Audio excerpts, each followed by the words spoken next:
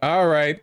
Yep, it's a big one. It's a big one today. Sorry I didn't stream yesterday. I meant to, but as a rentoid, I had to wait for some, landlord mandated contracting work to come by. When were they supposed to come by? Noon, middle of my quote unquote workday, but all right. When did they actually come by? 4.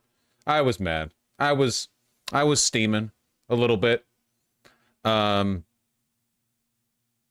it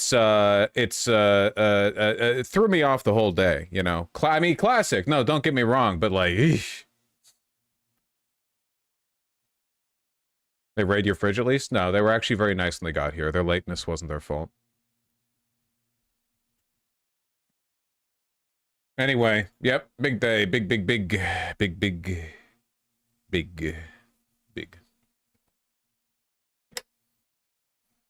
How bad is this news? I guess we'll just have to like and subscribe to find out.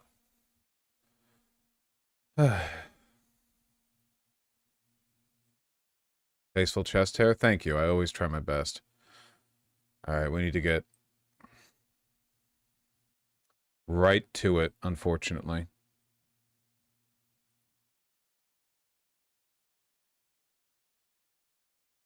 So yeah, the Constitution's irrelevant now. Sorry, in case any of you were big fans of it.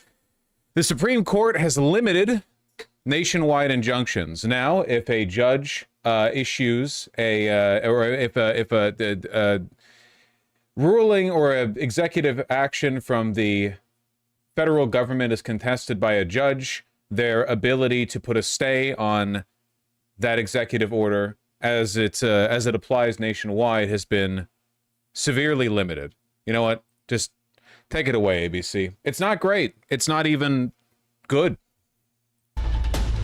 This is an ABC News special report. Good morning. I'm Wade Johnson in New York. We're coming on the air because the Supreme Court has just released a potential landmark decision impacting the future of birthright citizenship in the U.S. The justices were asked to roll back nationwide injunctions against the president's attempt to redefine the 14th Amendment, which states that anyone born in the U.S. is automatically a U.S. citizen, regardless of their parents' citizenship status. It's been in place for more than 150 years. But now, in a 6-3 split, the conservative majority ruled that President Trump can move forward with implementing his birthright citizenship change, except for those who brought the case, the 22 states and a group of pregnant immigrant women who brought that case. So it's not directly getting at the 14th Amendment. We've talked about this before, but the basic gist of it is that if the idea of a nationwide injunction is that if the president orders something that is illegal and a judge finds it to be illegal, the judge can then put a stop to that behavior nationwide. But now what it looks like we're going to have to deal with, I mean, we'll see, is if it's found to be illegal, then only the plaintiffs or the representatives of the plaintiffs are protected from the illegal behavior. Essentially, like the federal government now gets treated like an individual actor. If you want to stop them from doing something to you, you have to sue them, or a state has to sue on your behalf, or something to that effect. So I hope you live in a blue state. Here, but this will have a nationwide impact. Let's go ahead and bring in our Devin Dwyer, ABC's senior Washington reporter, who's been following the Supreme Court on this. Devin, it's not as straightforward as I think a lot of people were perhaps. Hold on a second. I hear a cat scratching at a door, and I want to make sure I didn't lock Ruben in the bathroom.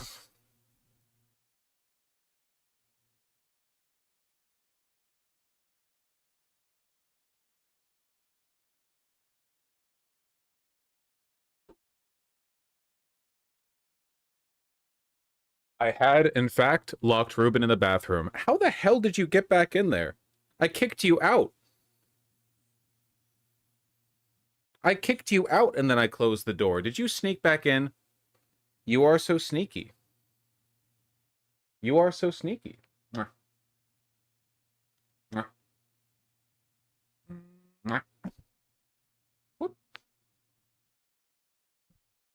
Yeah, he served his sentence.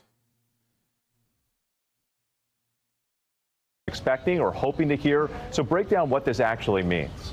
Well, this was a big surprise, Whit, and this is coming from the youngest conservative justice on the Supreme Court, Justice Amy Coney Barrett, 6-3, as you said, in a big win for Donald Trump, saying he can move forward with that executive order that he issued on day one, changing the definition of citizenship in this country. That's great. Practically speaking, it means the president can, in the next 30 days, begin to develop guidelines for how he would implement that.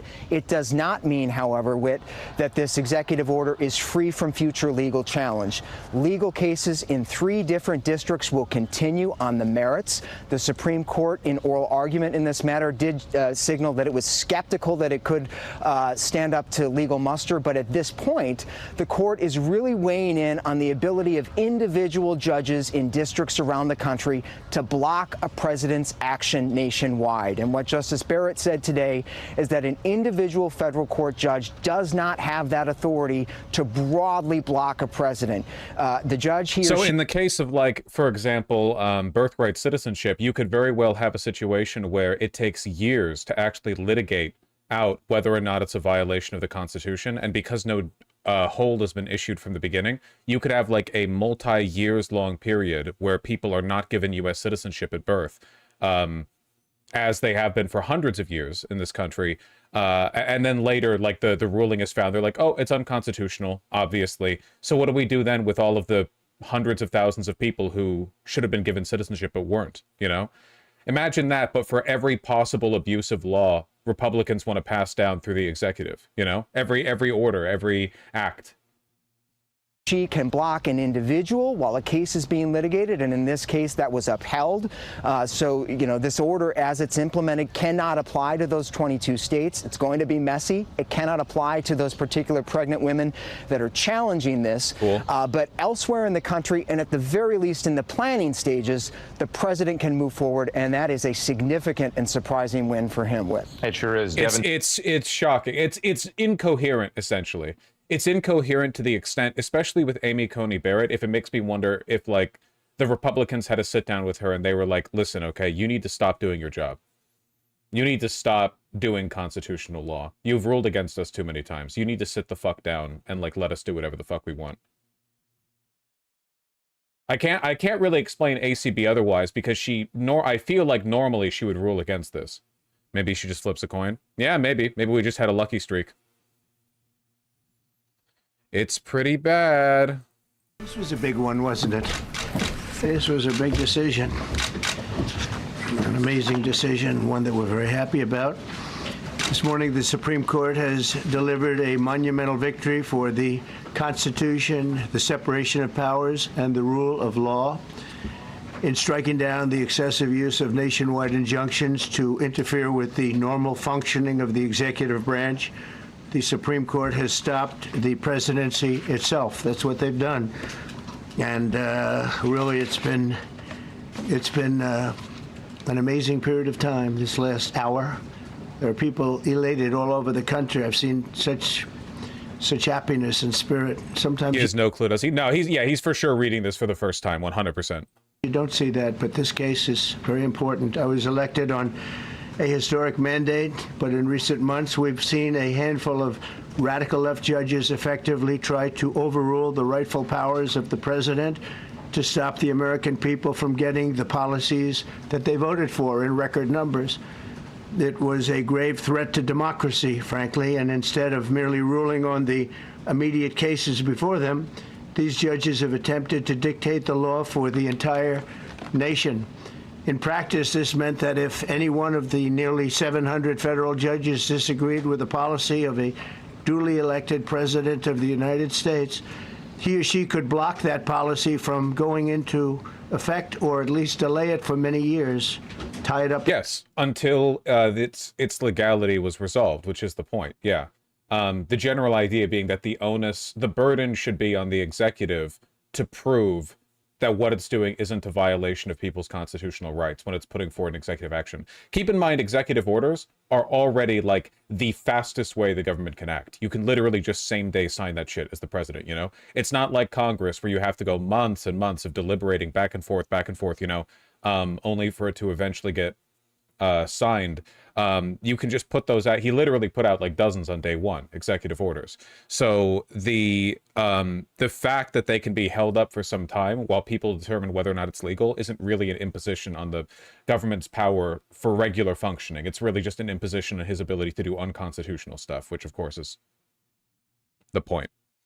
In the court system, this was a colossal abuse of power which never occurred in American history prior to recent decades. And we've been hit with more nationwide injunctions than were issued in the entire 20th century together. Think of it, more than the entire 20th century, me. I'm grateful to the Supreme Court for stepping in and solving this very, very big and complex problem, and they've made it very simple.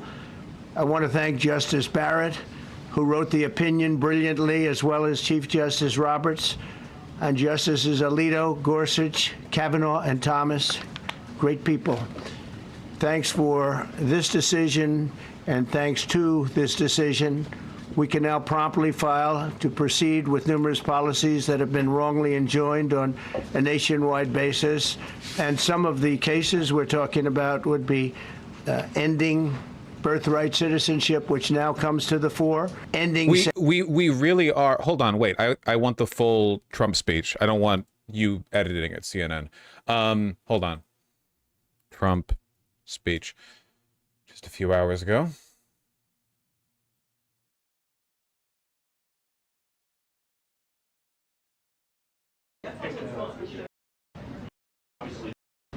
It's a very important decision. Delivered a monumental victory for the numbers. It was a grave threat to democracy, frankly, and instead of merely ruling on the immediate cases before them, these judges were wrongly enjoined on a nationwide basis. Thereabouts. And some of the cases we're talking about would be ending birthright citizenship, which now comes to the fore. That was meant for the babies of slaves. It wasn't meant for people trying to scam the system and come into the country on a vacation. This was, in fact, it was the same date, the exact same date, the end of the Civil War. It was meant for the babies of slaves, and it's so clean and so obvious. But this lets us go there and finally win that case, because hundreds of thousands of people are pouring into our country under birthright citizenship, and it wasn't meant for that reason. It was meant for the babies of slaves. Is this true? They probably would have said birthright citizenship is for the children of slaves, if that was true, rather than like writing it into the Constitution as a clear, concrete rule for all people. So thanks to this decision, we can now promptly file to proceed with these numerous policies, and those that have been wrongly enjoined on a nationwide basis, including birthright citizenship, ending sanctuary city funding, suspending refugee resettlement, freezing unnecessary funding, stopping federal taxpayers from paying for transgender surgeries, and numerous other priorities of the American people. We have so many of them. I have a whole list. I'm not going to bore you, and I'm going to have Pam get up and say a few words, but there's really, she can talk as long as she wants, because this is a very important decision. This is a decision that covers a tremendous amount of territory. But I want to just thank again the Supreme Court for this ruling. It's a giant. It's a giant, and they should be very proud. And this is legitimately like grounds for the balkanization of the United States. You guys understand this functionally means the Constitution works different in different states, right? If you're in a blue state that has filed a lawsuit against the federal government as a plaintiff representing the constituents of that state, the judge can order a hold on the application of that executive order in your state because you're suing on behalf of it. Like we don't have a coherent legal system anymore. This breaks it. This completely breaks it.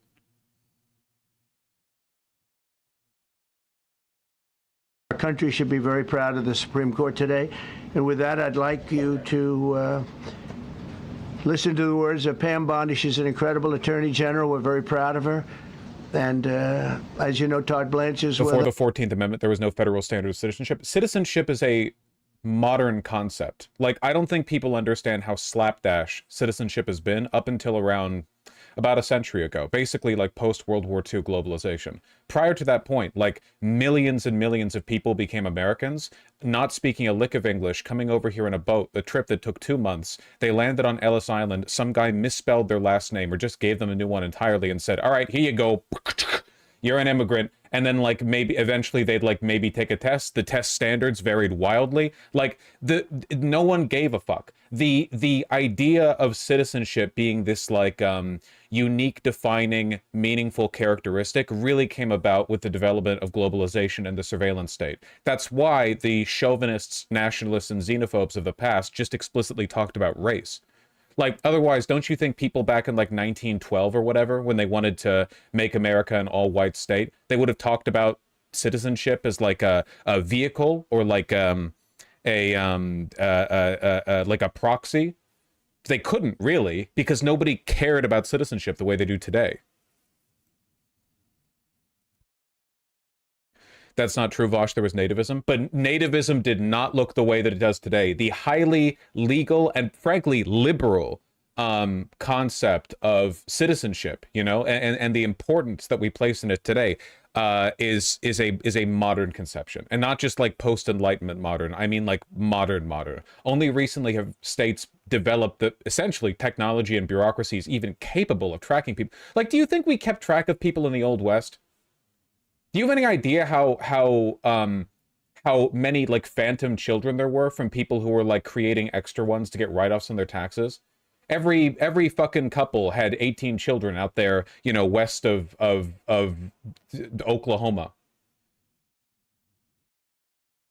Like, it's just not, it works so differently. The idea that like American citizenship is this enshrined ideal that goes back to the founding is completely ludicrous and ahistorical. People used to just talk about race. Not even race, ethnicity, right? Like, the race thing is also relatively modern, because it used to be fucking Ben Franklin was like, dude, these swarthy Germans with their dark complexions are going to pollute the Anglo-Saxon blood of this country. And it's like, Jesus Christ, man. Us, and we have so many others that worked on this case and other cases. What do you say to the conjecture that citizenship is a necessary element of a welfare state? Incoherent. Non-citizens pay taxes. In fact, they pay like disproportionately high taxes in some cases because they don't always benefit from all the welfare that you would get as a citizen, depending on the country. It doesn't make any sense. If you contribute, then you get. The question would be like, well, do immigrants leech off the system? To which the answer is objectively, provably, no. Not even close. They work quite hard, actually. And I think they're doing a great job. Pam, please say a few words. Thank you, President Trump. Wrong, Vosh. Roman citizenship was hard to get. Roman citizenship was not at all like what we consider citizenship today. Totally different concept. United only in a term and like a shared etymology. They're not even remotely the same concept. Thank you for fighting for all Americans. Americans are finally getting what they voted for. No longer will we have rogue judges striking down President Trump's policies across the entire nation. No longer. Today, in the 6-3 opinion, Justice Barrett correctly holds that the district court lacks authority to enter nationwide or universal injunctions. These lawless injunctions gave relief to everyone in the world instead of the parties before the court. As the Supreme Court held today, they turned district courts into the imperial judiciary. Active liberal judges have used these injunctions to block virtually all of President Trump's policies. To put this in perspective, there are 94. I can't listen to her and take her seriously. She sounds like, is it sexism? Like, when I see Carolyn Levitt, I think Carolyn Levitt like gives a lot of signifiers of being a dumb broad, but I don't think she's dumb. I just think those are signifiers. Pam Bondi, I think, provides both signifiers and substance. She always sounds like she's going to cry. I think it's the Botox addiction all of these people have. They always, especially the women, they always sound like they're trying to hold back tears because their faces don't move normally when they talk. Federal judicial districts. 5 of those districts throughout this country held 35 of the nationwide injunctions. Think about that. 94 districts. And 35 out of the 40 opinions with nationwide injunctions came from 5 liberal districts in this country. No longer. No longer. These injunctions have blocked our policies from tariffs to military readiness to immigration to foreign affairs, fraud, abuse, and many other issues. The judges have tried to seize the executive branch's power, and they cannot do that. No longer. I'm not going to lie, dude. I genuinely do not know where the country goes from here. I have no idea how any country can survive a system where constitutionally overriding executive orders apply in half the states in the country, but not the other half, while the rest of them filed like lawsuits. I have no idea. I genuinely have no clue. I do not know. This isn't like an abstract hypothetical. This isn't like a, well, maybe it's not going to work. This is happening. Like, what we are talking about is the outcome.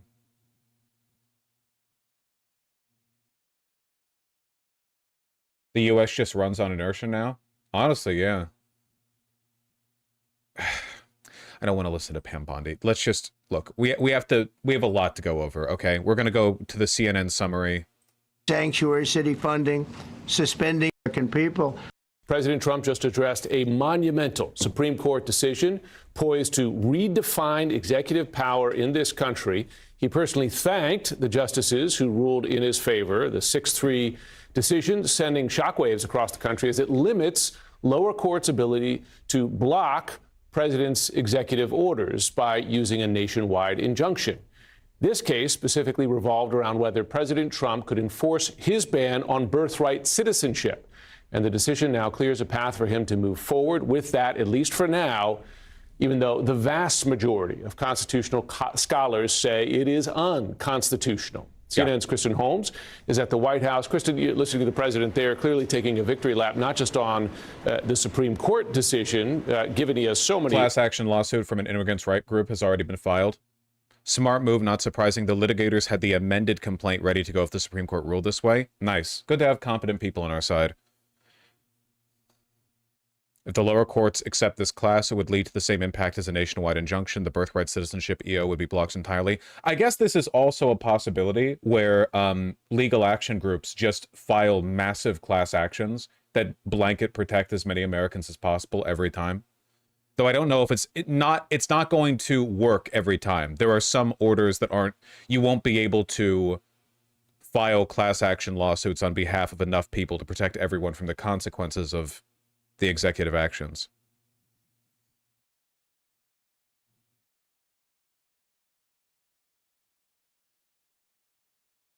Flood the zone with lawsuits.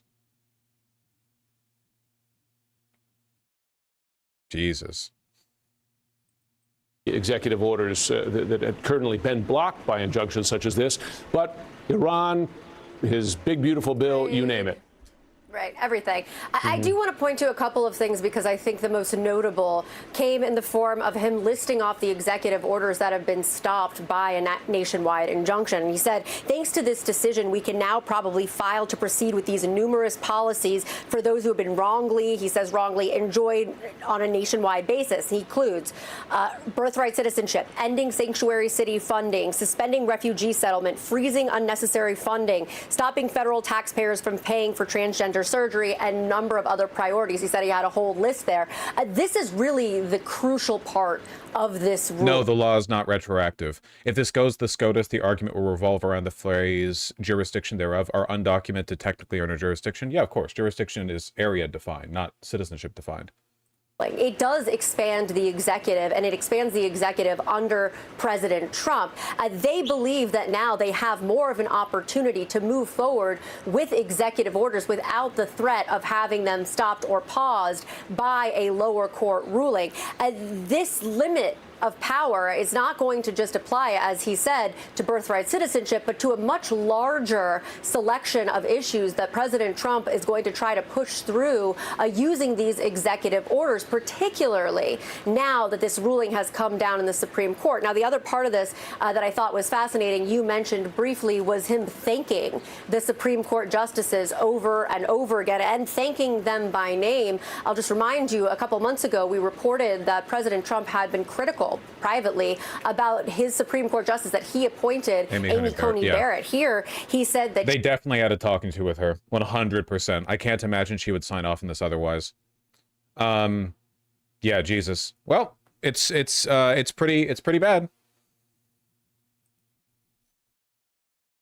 Hope you live in a blue state where your AG is willing to file like constant lawsuits against the federal government to try to stop them from doing like any of the shit they're trying to do, you know? Ooh. What of purple states? Depends on the purple state. Do you have a good AG? Florida frogs? Yeah, well, if you're in Florida, you're screwed from like 5 different directions anyway. Jurisdiction might apply only to legal residents, not just citizens? No? I don't know where you're getting this from. I promise you that undocumented residents of the United States are within the jurisdiction of our legal system. Otherwise, they could commit murder, and the cops would be like, well, no, it applies to them too.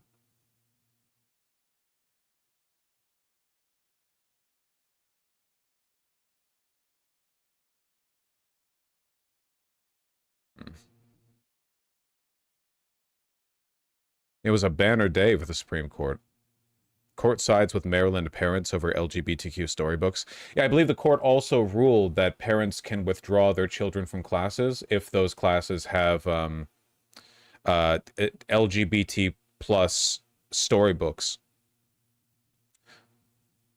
Justice ruled that Montgomery County school system in suburban Washington could not require elementary school children to sit through lessons involving the books if parents expressed religious objections to the material. The decision was not a final ruling in this case, but the justices strongly suggested the parents would win in the end. Nice.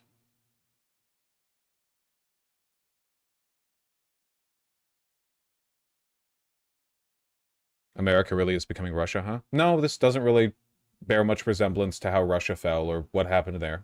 I know you're thinking of another authoritarian government, but it's not really the path we're taking.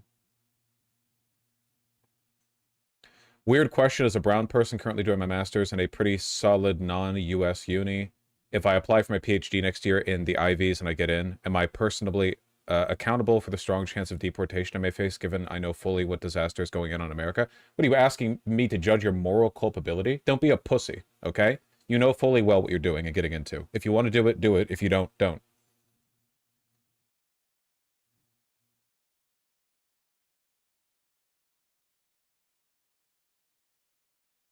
I was more so talking about the general LGBT ban in Russia. Yeah, in America, like the way the conservatives have always framed things has been under the guise of like religious liberty and parental rights. Usually the two overlap.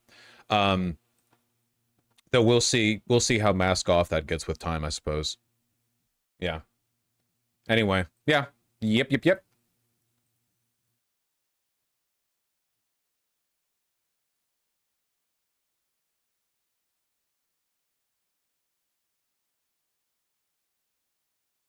Yerp. I don't really know what to say, to be honest.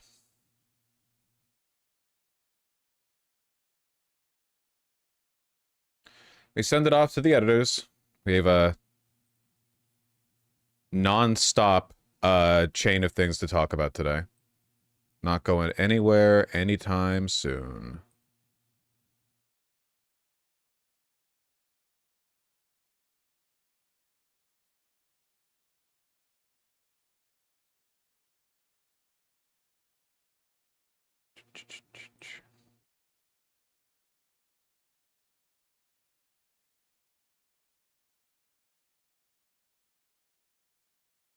How do you title something this big? I wonder if the fucking slop YouTube viewers would go for like an all caps, "This is really bad." And then the thumb just says Nationwide Injunctions Limited.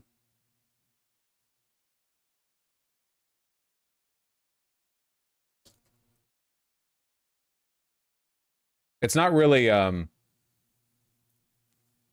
clickbait. It's true.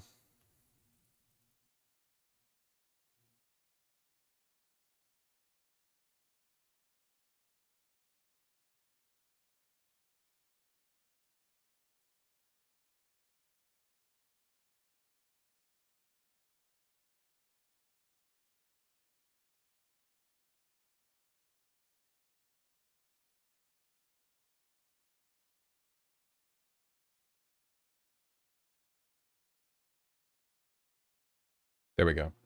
Actually over? Nothing's ever over. As a European, the whole idea of executive order seems dystopian. I know, you already said that in chat. I saw the first. Oh, wow. You've said it 4 times. Okay, that's fine. That's fine. That's fine. I'm not mad. It's okay. I know, you think your opinions are very special. As a Euroid, you think that your insight on our legal system is valuable to me. Well, I have to remind you, it's... I shouldn't be too mean. Don't spam.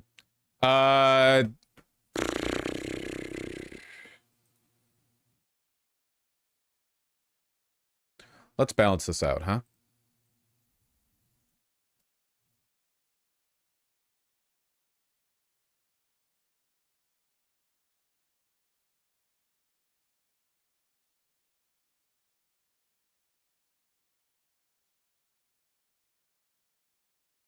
Hey, the Joy Reid show isn't, they don't copyright that shit, right? It's on YouTube, like in full, I think.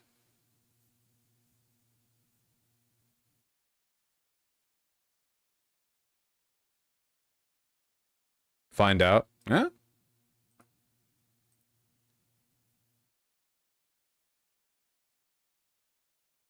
They do? They do what? Zohran Mamdani, candidate for New York City mayor with one of your potential constituents. You're here with Teray. Mr. Mamdani, thank you so much for being here. I'm so glad to be here. I'm so sorry for the delay in getting on. This is such a pleasure. I'm gonna let her do the interview, sir, but I already voted. I voted for you. My wife voted for you. We're really excited to see what you do with the city. Thank you. We want to take a look. I want to take a look at the victory lap that Mamdani has been enjoying. I want to take a look at his CNN appearance, especially because there are some really interesting snippets from it that I've seen. So much. That means the world. And by the way, I'm glad that I have Teray on with you because I understand my wonderful producing staff here has told me that you might have bars, Mr. Mamdani, that you might have been a rapper back in the day. Maybe I do just want to watch the CNN is a hip hop journalist interview. And that you might have been, you might be the same person that was young Cardamom. Okay, you know what? I'm just going to skip ahead a little bit. Mayor, I would proudly stand up for those laws, and I would also start to provide legal representation for immigrants in detention proceedings, because that's the kind of city intervention that actually keeps families together. It has an 11-fold increase in success of keeping a family together than if we were to just leave those immigrants to face those court hearings alone. The other thing that's happening, of course, is that New York City, and I would say Columbia University specifically, but the city in itself has not been open to something that's also a tradition in New York City, and that is protest. I mean, if y'all lived in New York City, and Teray, I think, can back me up on this, there's a protest every day. There's somebody marching somewhere, they're closing the streets because these people are marching against Venezuela, they're marching here, they're marching there. There's lots of protests in New York City. It's part of the cultural life of the city. But Columbia University activist Mahmoud Khalil was arrested for protesting. And protesting for Palestinians has become all but illegal in the United States. And they're coming down on universities that allow people to protest for Palestinians. He was locked up for 104 days. Joy Reid has shifted over to the left quite a bit in the past couple of years, right? I remember Joy Reid being, at least on some issues, a little bit more of a lib dead ender. I don't know. Didn't she get, remind me, okay? Didn't she get, like, axed from a show? And since then she's been, yeah, she was fired from MSNBC, but what was the thing she was fired for? She was super anti-Bernie too, which is, it's just interesting to me because, like, Mamdani is to the left of Bernie. There was the whole body language analyst against Bernie Sanders. Oh my God, I forgot about that. The body language analysis where she brought somebody on and they were like, you can tell by the way Bernie Sanders moves his hands that he's very sexist. Very, very sexist. Yeah, I remember that. I wonder what the move is towards Mom. Dude, I have no faith in mainstream media. I wonder if she was just told to do that, you know? It's possible she's shifted over, like, legitimately or gotten blackpilled on mainstream media because of MSNBC. It's possible that, like, she was just flat out told, like, you need to be anti-Bernie because the deep state demands it. I don't know. You very clearly said you would never, ever forgive her. It was pretty bad, dude. Go back and watch that body language bit. It was pretty fucking bad, okay? I'm like, what am I supposed to do when you have like an ostensibly nominally respectable anchor essentially go like, we're gonna do horoscopes. Oh, it turns out prediction for Bernie Sanders, he's gonna do a sexism. Not a good look, fellas. Like, what am I supposed to do with this? You know?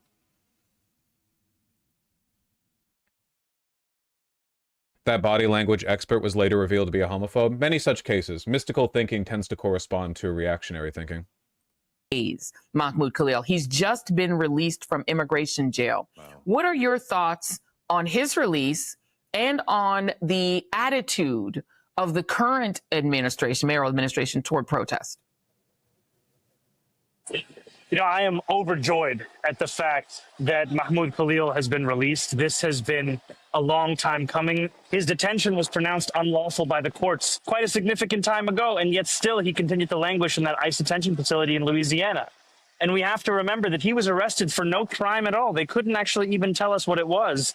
And they arrested him in his apartment building lobby. They took him from his pregnant wife, Noor, and he wasn't able to witness the birth of his firstborn child. And the first Father's Day that either of them had was one where they were separated. And what has pained me has been the weaponization of the very real crisis of anti-Semitism as a justification to target the First Amendment rights of Americans across this country.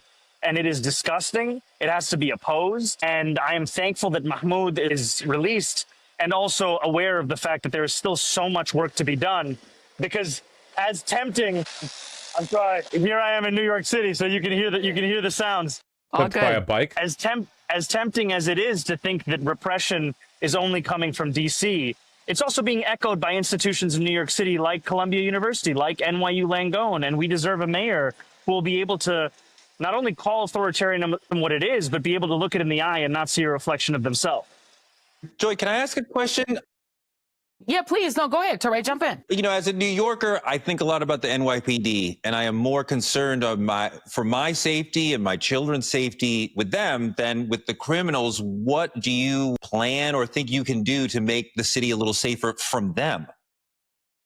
You know, right now, that's a really tough one to answer, because Mamdani, along with all like reasonable people, know that the average cop is a fascist thug who would crack somebody's head in for looking at them wrong. But you cannot be a mayor in New York City without the support of the NYPD. At the very least, like the begrudging support, because they are literally essentially like a private army. It's insane how much political influence they have. DC is an NYPD that too often is assisting ICE agents in their enforcement of the Trump administration's orders.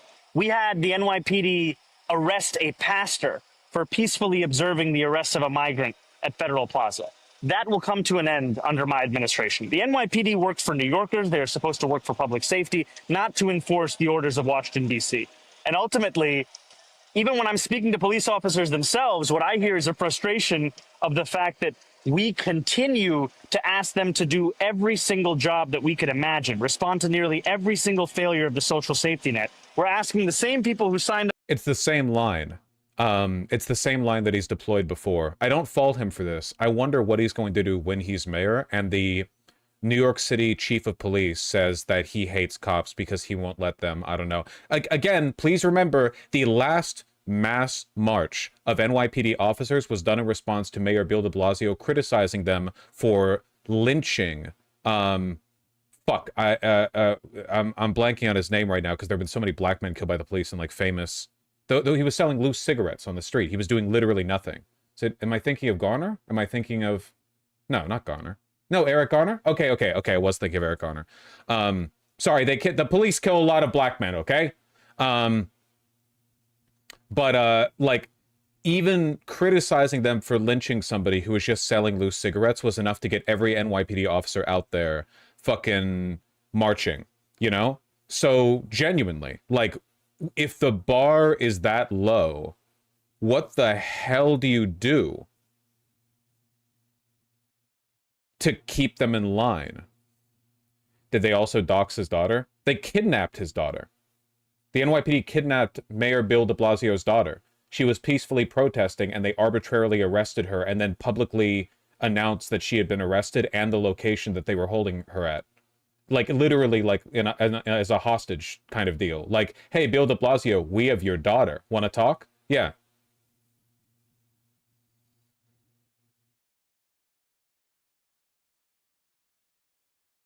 It's essentially just the mob. I have no idea how he's going to deal with them once he's actually, like, in power. I hate this so much. That was not this administration. Well, I mean, I guess that was under Trump the first time, but that's just the NYPD, you know? They've been like that for a long time. Up to tackle serious crimes to also be mental health professionals and social workers. And when you bring these things up, oftentimes you're framed as if you're critical of policing, when in fact, you're actually listening to police officers who will tell you that they're leaving the force because they can't handle the forced overtime because they don't know when they're going to go home. And the reason they have that overtime is because they're being asked to work triples, doing all kinds of shifts, including patrolling the subways, when really the stated reason for that is to respond to the mental health crisis. And I think it's that awareness of moving backwards from public safety.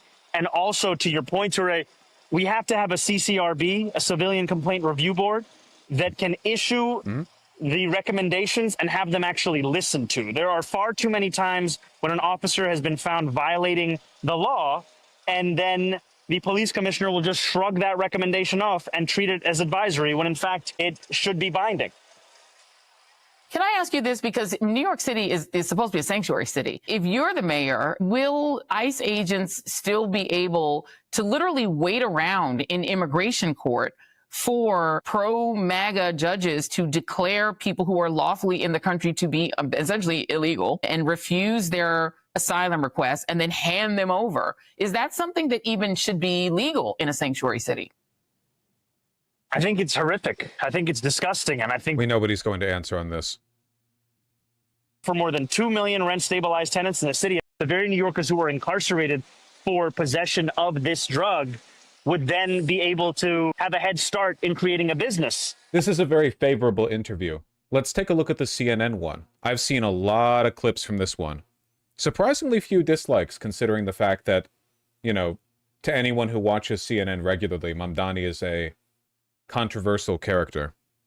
Announcing tonight that he's going to go head-to-head with the Democrats' new rising star, Zohran Mamdani, as an independent candidate in the mayor's race in the biggest city in America. Now, we're going to speak to Mamdani live in just a moment.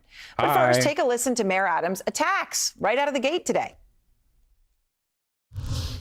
This election is a choice between a candidate with a blue collar and one with a silver spoon. A choice between dirty fingernails and manicured nails. This is not a city where you use idealism to yeah, one of the attitudes he's taking, or the approaches that he's going with, is like Mamdani is privileged and I'm a hard worker, or something like that. I think the reason he's going for this angle is because Adams' biggest bases of support are going to be either very wealthy people who just like Adams because he's not a socialist, or poor black people who will resonate heavily with this rhetoric, partly for racial reasons and partly because it appeals to like a bias they already have. Will it be enough? In my opinion, not even close. You're giving everything to everyone for free. There's no dignity in someone giving you everything for free. There's dignity in giving you a job so you can provide for your family. All right, Unc. This is the most boomer fucking... Dude, wouldn't it be like gay if the government gave you things? You should have to work hard for everything for like moral reasons. Yeah, that's definitely where the moment we're at right now. Thank you. Opportunities that you deserve. So this is not a city of handouts. This is a city of hands up. It's not a coincidence that he's completely surrounded by black people. The racialized, we need to have a broader conversation about this, and you can't talk about it only a little because people are like, people handle the topic irresponsibly. But there is a lot of implicit race baiting in Democratic primaries on the national and local level that rely very, very, very heavily on the implicit assumption that older black voters are going to vote very conservatively in primaries, which they do. And there's a lot of coding that goes into that. Eric Adams is really good at weaponizing that. I don't think it's going to be enough.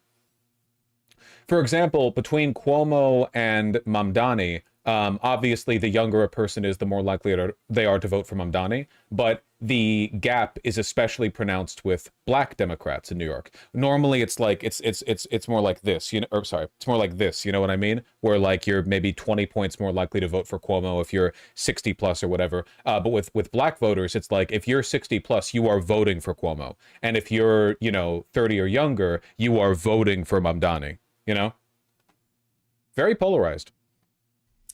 Adams taking direct aim at the core of Mamdani's campaign. Mamdani has made economics the heart of it, right? Things like freezing rent on nearly half of the city's apartments, free bus service, free childcare for children under 5, and city-run grocery stores. Okay, well, the Adams news comes as our Isaac Dover is just reporting that former Governor Andrew Cuomo, who, of course, was crushed in that primary, who conceded it to Mamdani, will not drop out of the race before tomorrow's deadline. So now this raises crucial questions about whether he will also be running in the general election as an independent. But Mamdani's likely and seismic win over Cuomo in the primary is generating national headlines about him being a new political star, creating a movement. And from the left-leaning Nation magazine, they write the Democratic Party establishment should follow Zohran Mamdani's example. Out front now, New York State Assemblyman and presumptive Democratic nominee for mayor of New York, Zohran Mamdani. And so much appreciate your time. A whirlwind week for you. I think to put it lightly. Okay, so, everyone else is putting their view on this, of what this means, okay? Your victory. What do you think it means? I think it means that we are ready in the most expensive city in the United States to have 5 boroughs that New Yorkers can actually afford. And this entire race was about the question of affordability. And ultimately, I have run a campaign that speaks about the tools that city government actually has to deliver that affordability in the wealthiest city in the wealthiest Rate the suit. Mamdani has always dressed well.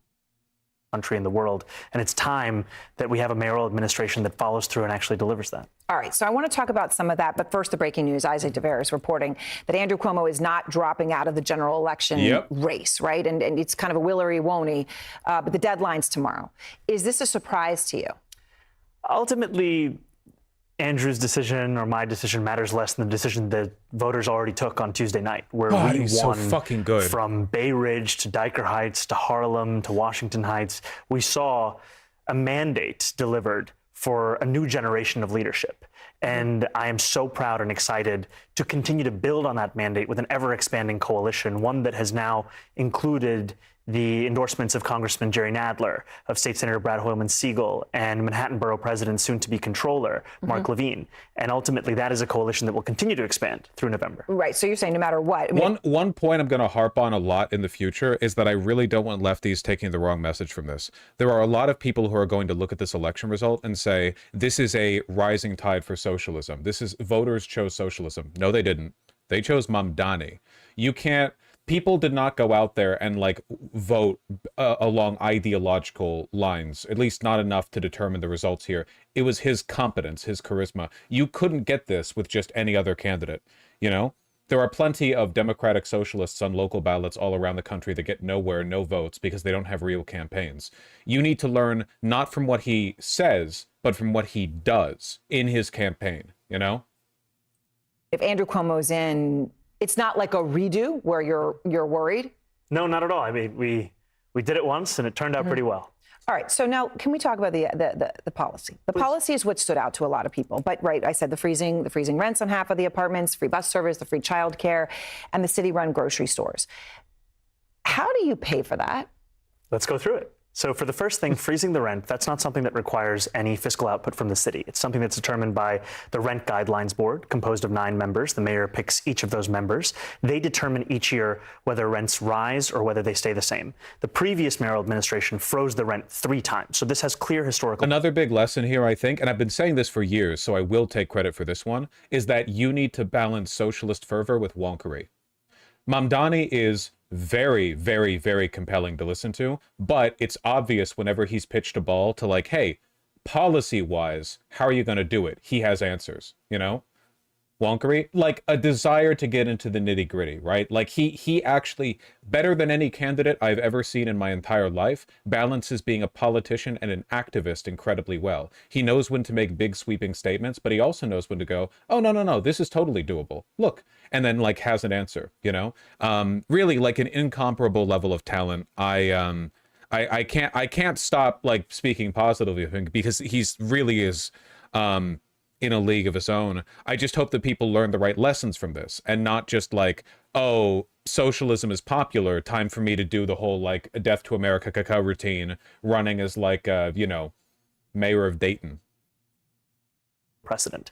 When it comes to city-run grocery... Even Adams. You're saying Adams. No, this is prior. Okay, to Adams. He's the current one who is raised at 9% on those same New Yorkers, pushing them out of their homes. City-run grocery stores, I've proposed a pilot program of 1 store in each borough. These are 5 stores in total. The total cost of this is $60 million. This is less than half the cost of what the city is already set to spend on a subsidy program for corporate supermarkets that has no guarantee of cheaper prices or collective bargaining agreements or even accepting So SNAP you're not or WIC. looking at some like Soviet Union grocery stores on every corner that are going to be run by the government. No, what I'm looking at is how to solve the very clear twin crises of affordability when you go to the grocery store and food deserts, which disproportionately impact Black and brown New Yorkers across the 5 boroughs, where I've heard directly from... It is crazy, but I actually appreciate the framing from her here because it contrasts. Basically, she's saying what every retard is thinking. You know what I mean? New Yorkers who say, why is it that I can find 6 fast food restaurants in a 5-block radius, but I can't find a place to buy groceries? But five boroughs, 5 grocery stores. But that can't be the goal. Well, I mean, the idea is the goal you want them on every. I mean, but in New York, things do go. There's a nail salon on every corner. There's a grocery store on almost every other corner. I think ultimately I'm guided by outcomes. If this pilot succeeds in guaranteeing cheaper groceries, as I think it will be, then yes, it should scale up. If it doesn't succeed, then no, it shouldn't, because what New Yorkers want are results. And then it comes to... I love to hear that. I love to see like ideology weighted by that consequentialist. Well, like, you know, life's complicated. We'll try our best and we'll adjust things if we need to. I love that. I love that. Making buses free and universal childcare. Right. These are things that cost around $700 million and let's say about $5 or $6 billion. Significant amounts of money. Huge amounts of money. But have to be understood in the context of a $113 billion municipal budget, a $252 billion state budget. And we put forward a plan to pay for these and more to start Trump-proofing our city through 2 major revenue streams. Increasing the top corporate tax rate of New York to match that of New Jersey, that raises $5 billion, and increasing income taxes on the top 1% of New Yorkers who make $1 million or more a year by 2%. Both of these things, after they come to fruition, you're still paying less than you did before Trump. Okay. On the city tax, though, and I know that takes effect with people right now, that top rate of people of 50,000 or more. So if you're going to be adding 2% to people at $1 million, I just did the math, right? Well, but that's going to be an increase of 51% of what they pay now. I'm not saying cry for them. I'm saying if they leave, you're not going to get that money. And when you increase someone's taxes by 51%, aren't a lot of people going to leave?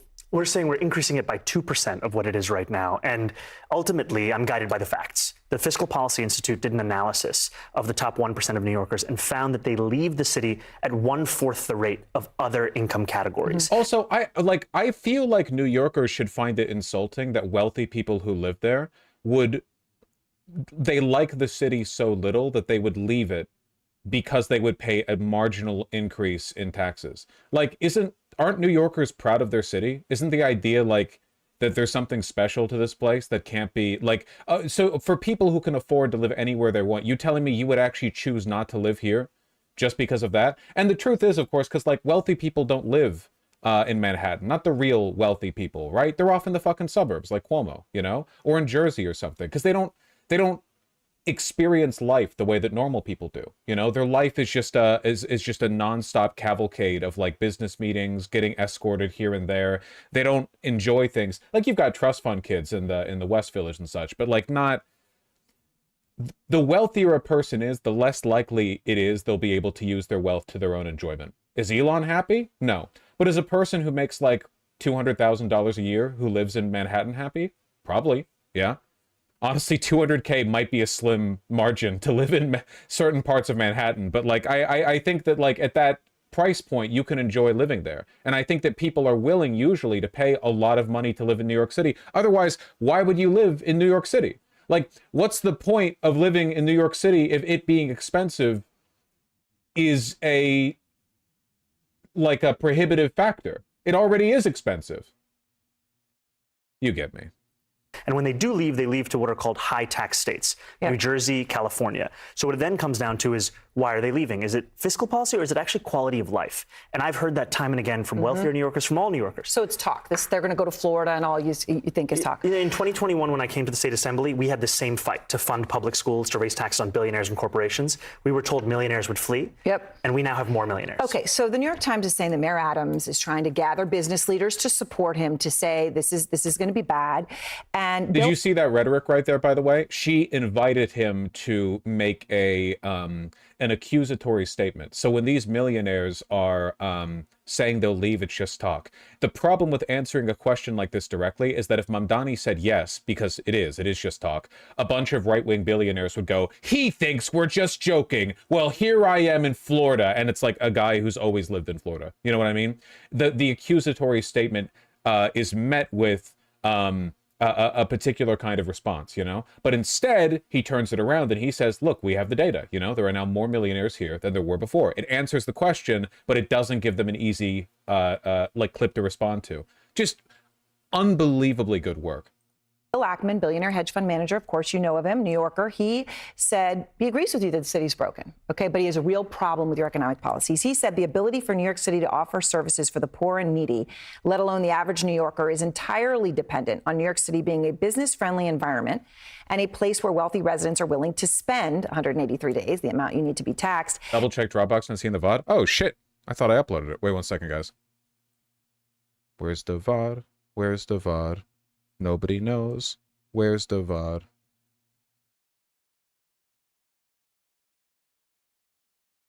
Logged out of Dropbox. Life is cruel. Relogging into Dropbox. Stay in school.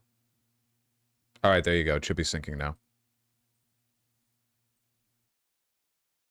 And assume the associated tax burden. Unfortunately, both have already started making arrangements for the exits. So you just think that that isn't going to add up. And by the way, that corporate tax rate that you're talking about, that's a big increase. That's matching 7.25% going to 11.5%. And the point of it is that if it works for our regional neighbor, why can't it work for us? And with Bill Ackman, this is someone who put $500,000 into Andrew Cuomo's super PAC, someone to whom clearly money is not an issue. And ultimately, even for him, life would get better. Because what I'm looking to use this money for is to make the quality of life across the city better. Okay, so when people say democratic socialist, right? And I'm curious what you think this means. I mean, do you like capitalism? No, I have many critiques of capitalism. And I think ultimately... This is the one thing that I saw that I thought was really, really exciting. Directly answering no. I understand that, like, the ideology itself is not the propelling factor here. It's the charisma, it's the strategy. But the fact that he can do this and in all likelihood not experience any consequences for it. Like right now, the only thing people are going after him for meaningfully is that he's Muslim. Seriously, like take a look at the broader reaction to his candidacy, and that's all they've got. I don't think he's going to suffer for this. I don't think he's going to be punished for it, which is phenomenal. Ultimately, the definition for me of why I call myself a democratic socialist is the words of Dr. King decades ago. He said, call it democracy or call it democratic socialism. There must be a better distribution of wealth for all of God's children in this country. And that's what I'm focused on, is dignity and taking on income inequality. And for too long, politicians have pretended that we're spectators to that crisis of affordability. We're actually actors, and we have the choice to exacerbate it, like Mayor Adams has done, or to respond to it and resolve it, like I'm planning to do.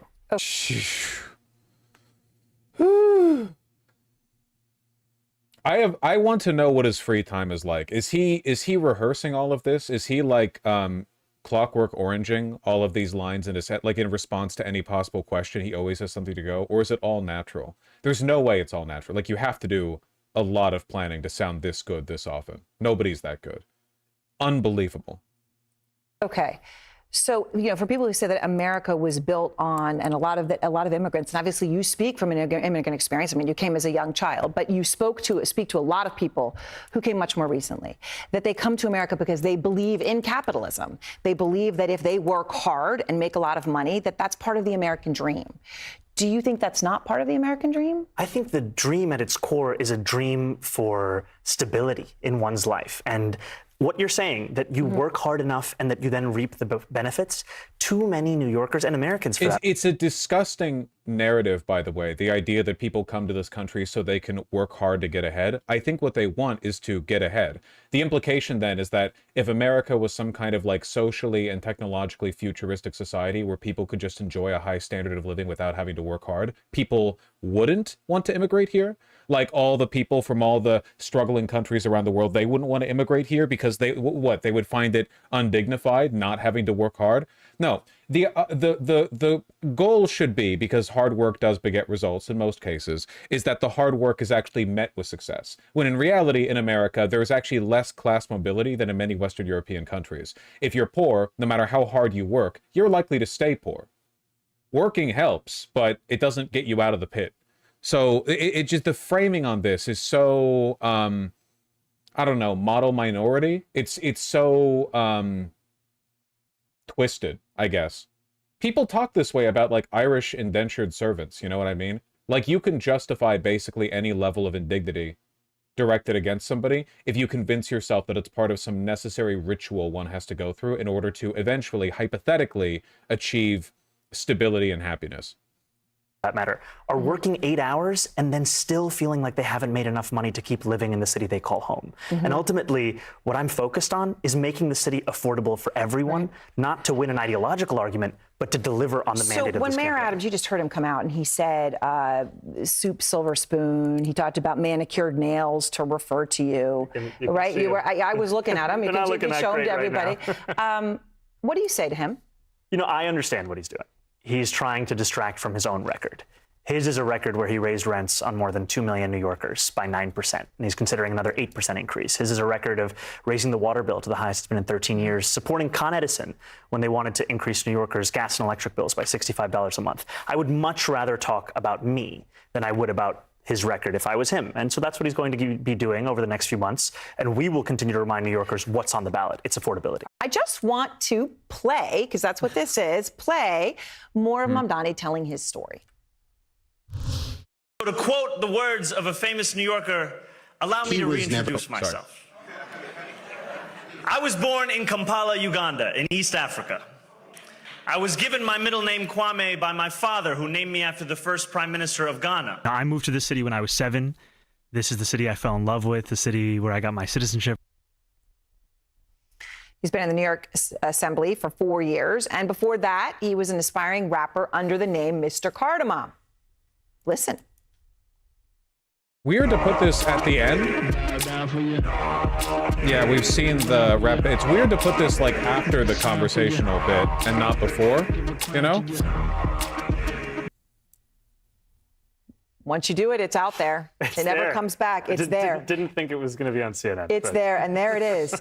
So what do you say to people who look at your background and they wonder? They say, okay, rising star you may be, but this is the largest city in America, $112 billion budget, 8 million people, and a hell of a lot of problems. And they say, okay, whatever the future may be, you're not ready now. I would say that a campaign offers a glimpse of what an administration would look like. And we built... Based on like campaigning skill alone, Mamdani is 20 billion times more qualified to be mayor than Adams or Cuomo. No, dude, nobody gives a shit about the do you have experience argument anymore, okay? We are so far past that. We are so far past that. A campaign the likes of which the city has not seen in a long time. We started with 2 full-time employees and now are managing 50,000 volunteers.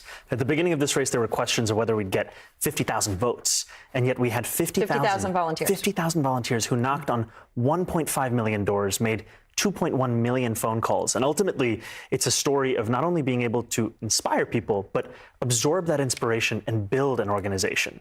And I think that's also the story of what it means to run a city, that you are ultimately responsible, but you're also determined by hiring the best and the brightest. And that's what I will be doing in City Hall. I'll be hiring those that have a clear track record of excellence, of results that come from a wide variety of mayoral administrations, and finally bring public excellence back into the public sector. All right, so you caught a lot of attention for confronting Tom Homan, Trump's border czar, about the deportation policies, which have a lot of impact here in New York. Here you are. Based.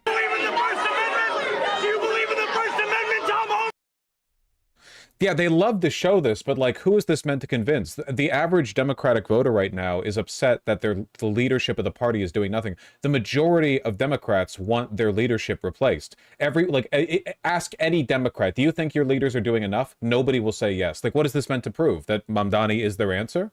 Keep posting the clip. So that moment went viral. All right. Then after the primary, Homan was asked about your plan, which is on your website. You said that you would end the city's cooperation with ICE agents that has been going on under Mayor Adams. And he has spoken out. Here's what he said. Good luck with that. Federal law trumps him every day, every hour, every minute. We're going to be. I love the incredible contrast between Mamdani's charisma and this fat, ugly, alcoholic retard. Who exists to sit in like boardrooms and yell at ICE officers who haven't deported enough, people who have been here for 30 years. New York City, game on. We're coming. Game on. He's coming. What do you say? That I'm going to be here to stand up and fight back. And unlike the current mayor, I'm not going to be working alongside the Trump administration to build the single largest deportation force in American history. I'm going to actually represent each and every New Yorker. And that includes immigrant New Yorkers. And that means standing up for the laws of this city, like our sanctuary city policies, which have kept New Yorkers safe for decades and were defended by Republicans and Democrats alike for years until we got this mayor who fear-mongered about them so extensively. Does that involve the NYPD? It means that the NYPD would actually serve New Yorkers and not assist ICE in their operations. We recently saw ICE agents. So they would not assist ICE? Not assisting ICE, because ultimately their job is public safety. And I know officers who are signing up to take on serious crimes, not to be a part of the force that is arresting a pastor who's peacefully observing the arrest of a migrant at Federal Plaza. All right. So a moment ago, you talked about how you didn't know if you'd get 50,000 votes, and you ended up with 50,000 volunteers. They knocked on doors. There are many in the country who might look at that and say, okay, that makes me think of somebody else. Somebody else who took on I'm trying to think of the right word to use, but somebody who expected to win and therefore didn't campaign that hard and lost. And the person who did that was Alexandria Ocasio-Cortez, right? Famously also here in New York. She endorsed you early. She helped you. She just spoke to Manu Raju, our Manu Raju, a few moments ago. She said the Democratic Party needs to pay attention to your success right now. Here's what she just told him. We have a choice to listen to that message that people are sending us. You're blocking Mamdani. This isn't just about Mr. Mamdani as an individual. This is about the message that the people of New York City are trying to send to our party. So there's now talk, that your victory puts her in a whole new light. Right? It puts her and Bernie Sanders, not that they were seen as fringe, but they were seen as a wing of the party. And that instead of being a wing, that becomes more of the center, and that you are part of that. Do you see it that way? And do you see those who say, look, your victory propels her to a presidential run in 2028? She's been an inspiration, and it's been an honor to be represented by her as an assembly member in Astoria. That's a weird question. For many years. And I think about a senior who works at a child care center that I met in Sunnyside, Queens, who told me that I'm not a progressive, but I realized when I looked at Alexandria Ocasio-Cortez and Bernie Sanders, they were the only ones who were willing to fight for me. Yeah. And that's what so many New Yorkers and Americans understand, is that these are the two individuals who have been willing to take on this oligarchy and actually stand up for dignity for Americans. Before you go, one last thing. Bill Ackman, I just mentioned him as right, he's the billionaire hedge fund manager, but he's not alone. There are a lot like him, whether it's Ken Griffin or CEOs of big banks. Would you meet with them? I'll meet with anyone. I will meet with them and I'll explain why I believe in the necessity of raising the top corporate tax rate. And I'd also tell Bill Ackman that I firmly disagree with his attempt to dismantle diversity, equity, and inclusion across the country, because it's not only against the morals of so many, it's also against the actual bottom line for so many businesses. And as a businessman, he should understand that. All right. Well, Assemblyman, thank you very much.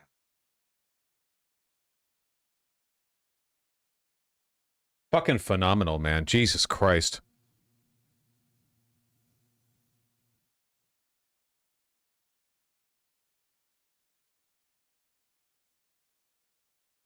NY Senator Kirsten Gillibrand with her full chest saying Mamdani. Yeah. I saw this. It really is. Why are you giving me a, what is this, a podcast episode? I don't know what this is. I can find the clip. Yeah, no, I saw this. Out there saying globalize the Intifada. He was asked about other people who used it. So just that's where the audio is from? Oh, I didn't actually know that. Be precise about what happened there, yes? Well, as a leader of a city as diverse as New York City, with 8 million people, as the largest Jewish population in the country, he should denounce it. And that's it, period. And you can't celebrate it, you can't value it, you can't lift it up. And that is the challenge that Jewish New Yorkers have had, certainly since October 6th. October 7th. It is exactly what they have. How the fuck do you mix that one up? Where does your brain short circuit to say, have you ever said 9/12 or 9/10 or 10/11 in reference to 9/11? That's a weird, like, mental disposition. Here's a better clip with more? Sure.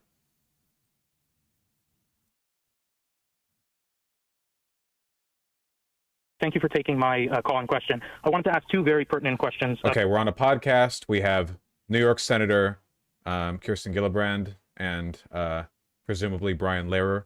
I'm not familiar with that person. Taking questions. About the threats facing the Jewish community, unfortunately, from Zohran Mamdani. There was a bill that I was reading about that, unfortunately, he wants to target synagogues and Jewish institutions which donate to nonprofits, which are medical institutions like United Hatzalah and Magan David Adam, which is like the Jewish Red Cross. So how do we make sure that Jewish institutions are protected? This is a lie. In the past, Mamdani has expressed support for a bill that would remove tax-exempt status for any religious organization that funnels money overseas. So you can guess, like, what's being talked about here, right? From his plans to punish and fine our institutions which fundraise these medical nonprofits, which do work both here in the United States and in Israel and other countries in the world. And also, how can we hold Mr. Mamdani accountable for his glorifying association of Hamas and other terror bombings of the Intifada in 1990s, where over 1,000 Jewish Israelis were killed, to his revisionist Holocaust? How many Palestinians were killed, out of curiosity? Do you know? Knowledge to the Warsaw Ghetto Uprising, where Jews were mass exterminated and faced threats. He compared when Jews were killed to when Jews fought back against Nazis. I'm sorry, wait, hold on. This guy's like this guy's hysterical. It's difficult to keep up with the pace at which this is being said. The bill specifically targeted 501c3s that sell stolen land in the West Bank, by the way. Ah, nice, okay. Violations of international law. Funneling money to West Bank settlements. Gotcha.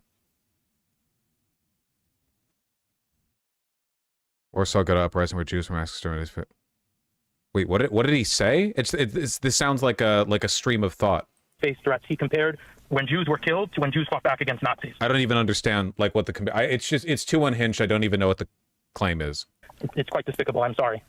Gabe, thank you for your call. There's a lot in there, Senator, some of which may be inaccurate. So I don't know. No, true. I can't fact check everything in real time, but do you know any of that to be inaccurate or accurate, including the original premise that he would somehow target synagogue? No, I appreciate that. I appreciate him hearing that like unhinged, like deranged Zionist meltdown and going, that might be bullshit. That all came out like really quickly, you know? I appreciate that. If they were contributing to groups like Hatzalah, ambulance services, in a way that he could hurt the synagogues. I just don't want to give out information that's false, but I also don't want to shrink from information that's true. Well, the caller is exactly the New York constituents that I've spoken to that are alarmed. They are alarmed by past public statements. They are alarmed by past positions, particularly references to global jihad. What references? Is a very serious issue because people that glorify the slaughter of Jews create fear in our communities. Jesus Christ. You want to be more specific with your statements, or do you want to like vaguely gesture in Mamdani's direction with this one? The global intifada is a statement that means destroy Israel and kill all the Jews. No, not necessarily. I mean, in this, like, the term resistance means a million things to a million different people. Like, obviously, right? Like, that's always the case, right? Like, if you like resist your oppressors to a Nazi means anti-Semitism, and to like BLM protester means white supremacy. It's like it's a ridiculous conversation to be having, but obviously we're here. Zionists are, as always, like completely beyond parody. So these are the kinds of things that if Mr. Mamdani is elected our mayor, we'll need to assure all New Yorkers that he will protect all Jews and protect houses of worship and protect funding for not-for-profits that meet the needs of these communities. Those are the things he'll have to do as our mayor. She's just racist? Oh, absolutely. 100. Dude, literally, like, all the attacks against Mamdani right now are just like, he's a Muslim. AIPAC donated nearly $1 million to Gillibrand. Yeah, I assume that of basically all Democrats. You know, as a just as a default, you know? He would certainly say that he has committed to protecting all Jews in New York as mayor of New York. Do you dispute? Do you doubt that? Well, one of the issues I did talk to him yesterday was exactly this issue, and he has agreed to work with me on this and to protect all residents. So this is something I care deeply about, and so I will be an advocate on these issues. These are things that I think are important to New Yorkers, and I will work with him when he gets elected, if he gets elected, to make sure everyone is protected. Are people even still believing this narrative? Every time a Zionist, especially a non-Jewish Zionist, because sometimes it's like pathetic how desperately they try to keep in the good graces of the people who give them money, make these whining, deranged arguments, more and more people forever turn against Israel. You know? Remember the State Department spokesman under Trump who was saying like she wishes she was Jewish? She was just like glowing about, you know, like shit like that. You know what I mean? It's insane. Absolutely insane. That woman wasn't even like a Christian radical, you know? It's literally just like, can we compete to earn the favor of the you know, the zeitgeist that's been used to promote these business interests? It's absolutely insane.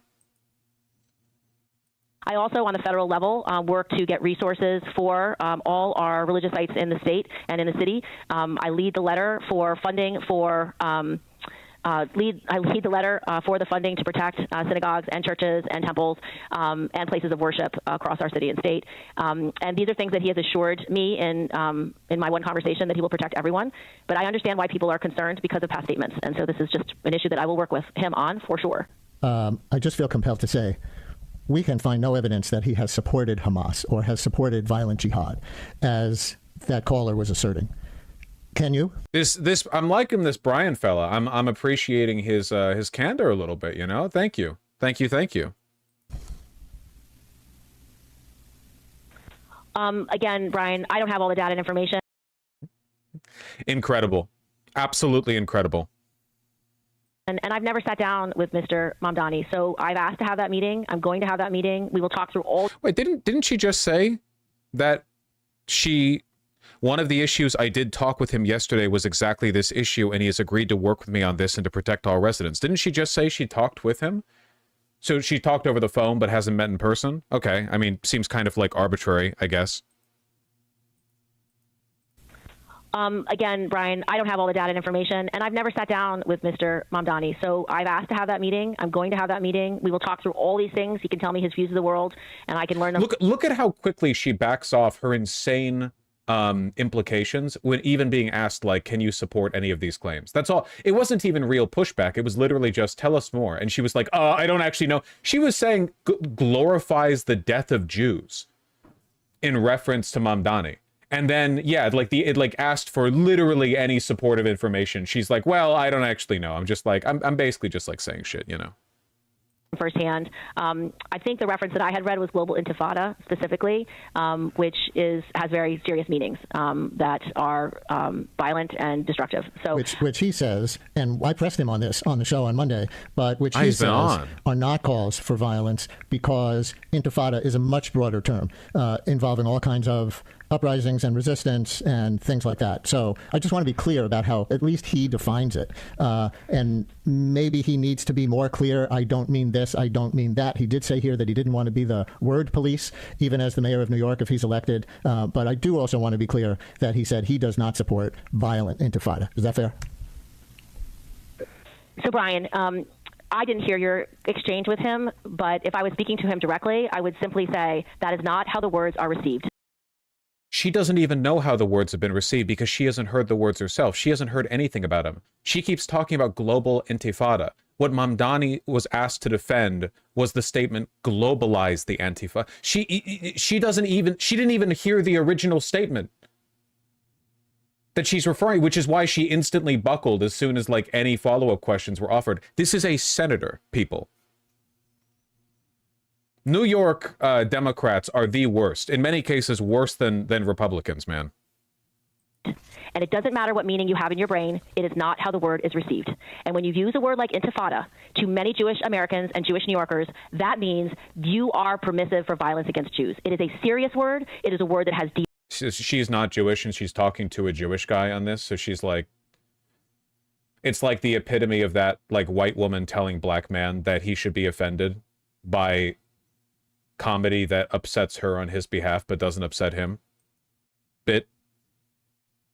Deep meaning. It has been used for wars across time and violence and destruction and slaughter and murder against the Jews. It is a harmful, hurtful, inappropriate word. Remember what I said before about how IDPOL is a invention of Hillary Clinton's 2016 presidential campaign? Like, this rhetoric was invented to selectively tone police progressives. Because if you can't out progressive a progressive, you can pretend to by disingenuously weaponizing the language of progressives.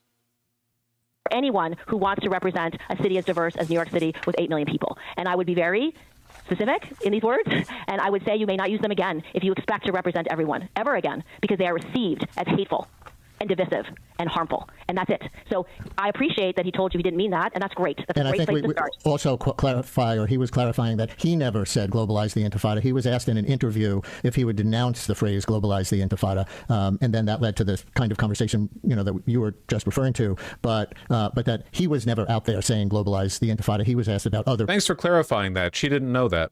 This is sped up, Peony. People who used it. So just to be precise about what happened there. Yes. Well, as a leader of a city as diverse as New York City, with 8 million people, as the largest Jewish population in the country, he should denounce it. And that's it. Period. See how far this conversation has come? It's come from he glorifies the death of Jews, to he praises jihad, to he said he wants global intifada, to he said globalize the Intifada, to he didn't even say globalize the Intifada. When he heard that term, he said he didn't want to police the words of others, but said this is how he understood its use. And now, and she's retreating back into this obstinate, like, you know? There's a broader point to be made on this, man, but I know there are a lot of people who vote for the right wing because they hate the idea of fun police keeping them from, like, you know, telling jokes or whatever. It was that big, like, first Trump administration wave of people who were like, well, the Democrats represent everything that is like, you know, namby-pamby police state. You can't say this, you can't say that. And the funny thing is that this one issue where there are legitimately people getting deported over this, okay? The Republicans are completely in line with it. It's the most whiny, most pathetic, most woke scoldy, most tone policey, most language policey, most thought crimey shit in America right now, and Republicans are backing it completely. And you can't celebrate it, you can't value it, you can't lift it up. And that is the challenge that Jewish New Yorkers have had, certainly since October 6th. October 7th. It is exactly what they have felt. It is why Jewish students in our universities have felt unsafe. It is why Jewish students have felt that their schools did not have their backs and cared about them or their learning, because the people doing these protests use words that have meanings that are far... She sounds fucking hysterical, dude. ...more violent and horrific. I know it's sped up a bit, but still. ...than they may have intended. But when you hear things like intifada, when you hear things like jihad, when you hear from the river to the sea, it is received as slaughter the Jews and destroy Israel, period. It's how it's received. And if you talk to any group, you talk to our LGBTQ community, you talk to our black community, you talk to our Hispanic community, there are words and there are imagery and there are things that are said that they will hear it. Like, she's literally, like, breathily, like, dude, I was about to say, how much do you have to pay a woman to get her to talk like this? But her APAC contributions are publicly known. Did you increase the video speed? No, the podcast episode is just sped up. Yeah, she sounds like she's on the verge of crying over things she never even heard. She's literally just, like, speaking of something she thinks she heard. And feel it as a dagger to their throat. And so if you want to be a leader, you have to recognize how these things are felt and received, and saying there should be no word police is irresponsible. Because as a leader, you have to protect everyone, period. One more thing before you go. For you as a member of... Oh, well, never mind. No more things before you go, it seems. It sounds like she's 2 seconds from crying. The only way we can move forward as a country is if this element of the Democratic Party gets just like annihilated electorally. They have to bend the knee. They have to completely betray the AIPAC masters that have been giving them the money to win these campaigns, or they have to be replaced. Because, like, there is literally no way past this. Hello, Benjamin. Sure, you've bought yourself a quick read on that one, if you'd like. What is she complaining about? She heard maybe that Zoran said something Muslim-y or something. Gillibrand forced Al Franken out of the Senate. She weaponized the height of Me Too anger to oust one of the most progressive senators, and importantly, the only progressive who was both beloved by establishment and able to fundraise for the party to avoid establishment ire. Disgusting, vile person. Yep. I mean, if it wasn't her, it would just be somebody like her, you know? Like, she doesn't have the political will to take power on her own. She's put in place. Most Democrats are placed, you know, where they are. They're not really... They only have so much agency. Anyway, funnily enough, somebody from her office has apologized on her behalf and said she misspoke when she said that Zoran called for global jihad.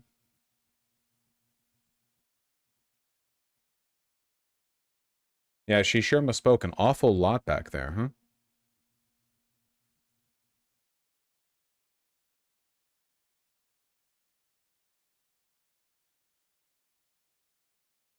Who was this again? You're looking at her.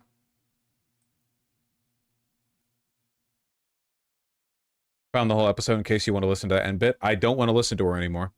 What's her approval rating, by the way?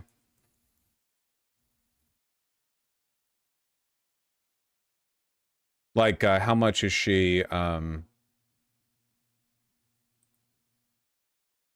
U.S. Senator approval tracking? Oh my god, the pop-up. What the hell?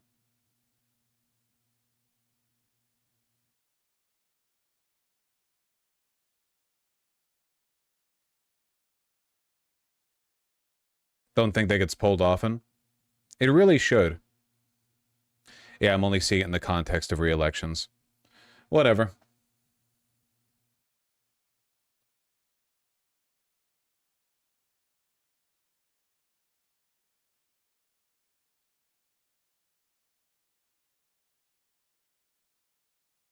You going to cover the new crash out by Trump on Canada? Stop saying crash out.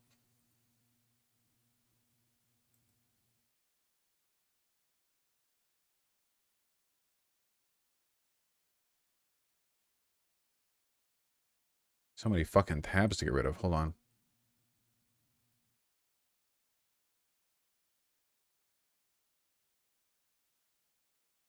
Closer to a mild tantrum anyway. Yeah, I would say so. All right. Now for the slightly less fun part. You've probably seen this. I don't know if it's going to go anywhere. It probably won't, but it's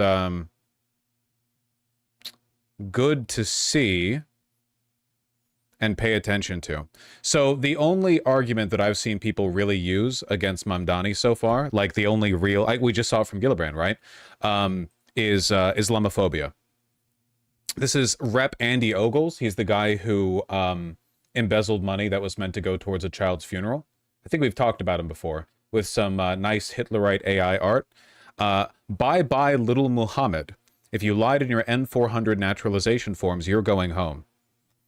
The argument that he is advancing, so this is sort of like the first shot fired. This is definitely something that you do when you're not like petrified of what a candidate represents, by the way. He's basically the Mike Lee of the House. Essentially, yes.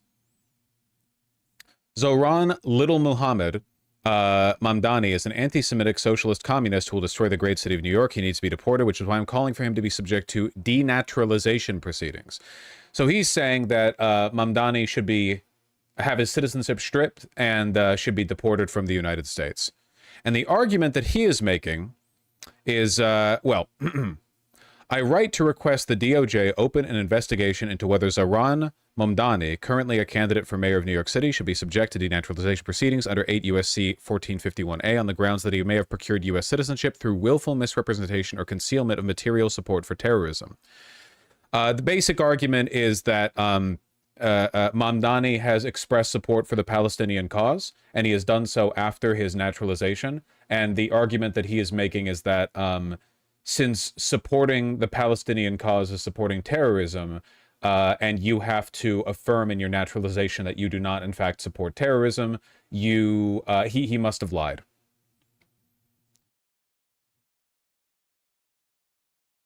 While I understand that some may raise First Amendment concerns about taking legal action based on expressive conduct such as rap lyrics, speech alone does not preclude accountability where it reasonably suggests underlying conduct relevant to eligibility for naturalization. If an individual publicly glorifies a group convicted of financing terrorism, it is entirely appropriate for federal authorities to inquire whether that individual engaged in non-public forms of support, such as organizational affiliation, fundraising, or advocacy that would have required disclosure on Form N-400 or during a naturalization interview. Yeah, there you go. Oh, here's the Gillibrand argument. Moreover, Mr. Mamdani has recently refused opportunities to reject the pro-terrorist rallying cry to globalize the Intifada, a call to expand violent attacks on civilians to the United States and around the world. While political speech in isolation is not dispositive, in light of earlier expressions of admiration for individuals convicted of supporting terrorism, a troubling pattern emerges that warrants formal scrutiny.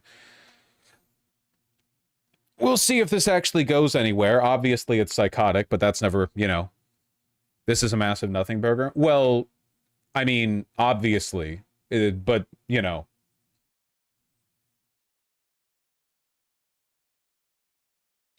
Lamau, the dumbass argument, Mamdani supported this when he was, what, 7 years old? No, it wouldn't have had to be while he's 7 years old. It could be more recently in the times outlined by this. Obviously, like, yeah, it happens or it doesn't. It's absolutely psychotic. But this has been, like, more or less the line that people have taken from the right, have taken in response to Mamdani's victory, which is just, like, open white nationalism. Charlie Kirk was tweeting about it, right? Even though the person most likely to have voted for Mamdani over Cuomo was a young white man, or young Asian man, I guess, either or. Both voted in spades for Mamdani. They're arguing that we should have no more immigration, period, denaturalization, and so on. White nationalism and also very much Islamophobia. Yeah, but like the Democrats seem to be leaning into it too. Should Mamdani engage with this vile rhetoric or just ignore it? I don't see what he could possibly stand to gain from directly engaging with shit like this, unless he's like actually charged. Can you imagine how embarrassing it must be to be a Nazi and like all of the things you want are happening, but all of them are being done in like in the name of Jewish people, ostensibly? That's got to be a really weird one, like really a Faustian bargain, you know? You can get your glorious Hibernian, you know, white ethno-state, but you can only do so if you plaster the Israeli flag all over every fucking building. Must suck to sleep at night. Yeah, I'm just saying, like, you know, at least they're not happy.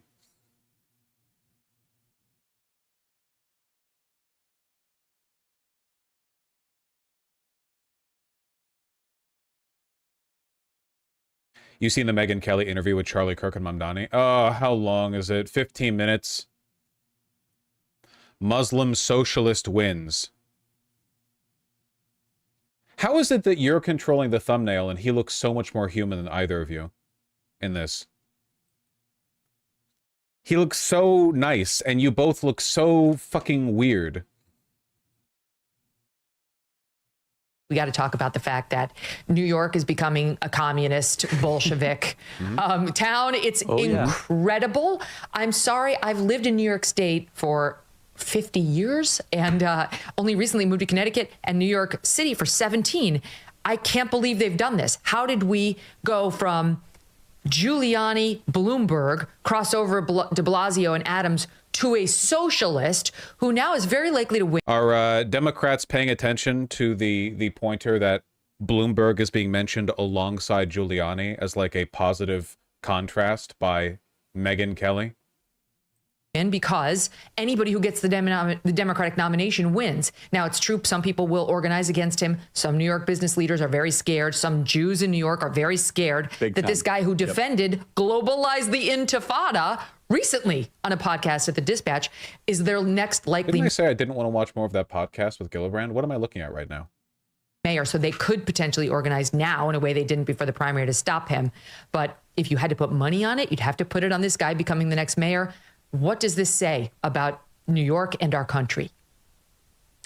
Well, a lot. And I'm going to push the envelope a little bit, Megan. So you have to give me, and you can push back at any time. Oh, so please. I think it's very you're in trouble. I important saw you're in trouble with Jessica Tarlov of Fox News on the internet. Well, yeah, I'm going to say it here on air because I just I don't hide from my opinions. But yes, and you can push back and disagree, and I'll give all the proper caveats, which of course I believe in. But yes, the socialism part is very important. I mean, he has like some of the dumbest ideas. Okay, I was literally going to make a joke off the thumbnail. They should have bolded it and put in red the Muslim part, not the socialism part, because it's clear what they're talking about here. But he's going to make that argument for me. Is imaginable, which we're going to have city-run grocery stores. Yeah, that works really well in Cuba. Bring back bread lines, right? Mamdani 2020 works pretty well in like Western Europe too. And obviously he wants to tax the rich. He wants to take more money away from people. All that's super bad. He wants to defund the police. He's on the record saying defund the police. He wants to send social workers instead of cops. But like, we need to also understand, and we have to be very delicate how we talk about this, and I'll give all the proper caveats. Right, not every Muslim is bad. A lot of Muslims are really decent and good people. My primary care doctor is actually Muslim. I've endorsed someone running for office as a Muslim, Zuhdi Jasser here in Arizona. So we all know individually good Muslims. But we also must kind of take pause and say, wait a second. The two financial power centers of the West are obviously London and New York. And are we really going to have two Muslim mayors of the major financial power centers of the West? Like, let's just take a pause and take a step back and like, what does that say and what does that mean? And people say, well, it's irrelevant that he's Muslim. Well, you said it best. He wants to globalize the intifada. And by the way, that just means global. Thank you, Senator. Terrorism. He is the first mayoral candidate of any significance to say that he supports sanctions. See, the split that I was talking about with like Nazis are getting what they want, but it all has to be done like waving the Israeli flag is really funny, because the big split for me in terms of right-wing thought has always been the Turning Point USA versus Groyper, the Nick Fuentes versus Charlie Kirk split, right? Where Nick Fuentes and Charlie Kirk are both Nazis. Nick Fuentes much more obviously so, but they both agree essentially on everything. The only difference is that Charlie Kirk is concerned with political effectiveness, and Nick Fuentes just like, you know, he gets his donations, he runs his live stream, but I think he's kind of like, he would much rather do funny streams with Kanye or like, you know, continue trying to convince people he's not in the closet than actually like run an apparatus of the Republican political machine. And it's funny because we're now arriving at a point where like Charlie Kirk can basically say the same shit as Fuentes, but he still has to do all of these gay liberal disqualifiers. You know what I mean? Like he still has to, it's still waving the Israeli flag. You have to say like, well, I know good Muslims. It's like, we know what you mean, man. It's just kind of funny that like, it would circle around like this, where even once they've arrived at the same prescriptive positions, the rhetoric Charlie Kirk has to use is still like cloaked in this, well, obviously I'm doing this because I'm so concerned for the well-being and safety of Jews around the world bullshit. And it's like, come on, man. I can't imagine it's very fun. You get what I mean, right? Of Israel. I want you to understand that. That is America's most Jewish city, New York. And he wants to sanction Israel. And we're not allowed to mention that he's also Muslim. Like, I'm sorry, like that actually matters a lot. And he should be put on the record and ask questions about not just his faith, but also, do you think that it's good that we're continually importing hundreds of thousands of people that don't import our values? And you look at Elon. Yeah, it'd be a great fucking, you bring that as a question in the mayoral debates being watched over by the overwhelmingly progressive New York City constituency. Hey, so we've talked about fiscal policy. Next question. Mamdani, do you think it's good that we're importing hordes of third worlders to replace our white children? Who wrote this? Like, what are you planning on introducing this one? Like, you see what I mean? He's a white nationalist, but he has to frame it in like a gay limp dick way. Like, somebody really needs to sit him down and make him answer these questions. Dude, you don't want to do that. You want like mass deportations and or mass graves. You want death camps. Like what? But like, you can't say it. Maybe give it 6 more months and like they will be saying it. But well, they're saying the mass deportations part. They're not saying the death camps part. But like, It's just funny. Omar, a good example of someone that has pride and patriotism and gratitude for our country. It's not a good track record so far. And from Mamdani, you're seeing someone that has resentment-driven politics, super bad economics, terrible economics. But dare I also say, a radical cultural orthodoxy that is going to be introduced into America's large... That's another big one. That's another big one for me too, which is that, and this is important to understand, okay? Nazis don't give a shit about capitalism. They only like capitalism as a bludgeon that they can use to elevate the people who are politically useful to them. They like it because it reifies inequality. They like the inequality. But like, if you said, hey, so in a glorious futuristic white ethno-state, would you have a problem with your glorious white government having subsidies for glorious white businesses? They'd be like, hell yeah, that sounds great, brother. They don't actually care about the economics. The economics is a means to an end. So it is fun, because I guarantee you, like, the average person who would agree with mass deportations, and maybe even like building the camps, you know, in America, is not a big fan of capitalism because they see it as a global Jewish institution, right? Like, you don't see a lot of capitalism praise in far-right social circles unless they're explicitly doing it to contrast themselves against people with left social or economic positions. And usually when they do that, what they're talking about is the idea of like the government forcing diversity. They don't have an issue with the government forcing ethnic or racial homogeneity, of course. They don't have an issue really with government involvement. They love government involvement. The Nazis were very, very involved in the everyday life of the German citizenry, you know? As Trump's governance is very involved in people's day-to-day life. ICE agents going door to door, you know? The constant revocation of people's civil rights, you know? They're not against government involvement. It's just like it's a means to an end for them. Largest city, one that will not make it a safe place for Jews, not a safe place increasingly, I think, for Western values and potentially Christians. And to say that you are in favor of boycotting, divesting, and sanctioning Israel in America's most Jewish city, and it's just a coincidence that right, it's literally it bullshit. And how dare you, Mamdani, in a city with so much Jewish diversity, even suggest that an America, like this is from an America First conservative perspective, that we not give money to Israeli companies. Fucking cocked. Guy happens to be Muslim. Yeah, I think that's complete rubbish. And final point I'll say is this, is that London is a captured city. I don't know if you've been there recently, Megan, but awful. It is a husk of its former self. It is terrible. And I don't like the fact that I go to Piccadilly Square and I see more Arabic than I see English, that I see more stores that are Yemen, Omani, Saudi Arabian. That is a conquered and a captured country. And Mamdani has to run on his own merits. He's his own individual person. We need to return to the New York of the 1930s. Where everyone spoke English. Dude, it's like, unironically, the racists of today could not survive in the world that they imagine their forefathers built, okay? Leaving aside the fact that, you know, I'm assuming Charlie Kirk's forefathers were like pederasts and incestuous, producing that. But if you imagine they were like industrious, racist white men of New York City 100 years ago, dude, the world, especially New York City, has gotten so much easier if you just only want to interact with American citizens who were born here who speak English. Can you imagine what it must have been like to like work a construction job back in 1929 or something? Do you have any idea how many people there are there who would only speak Polish?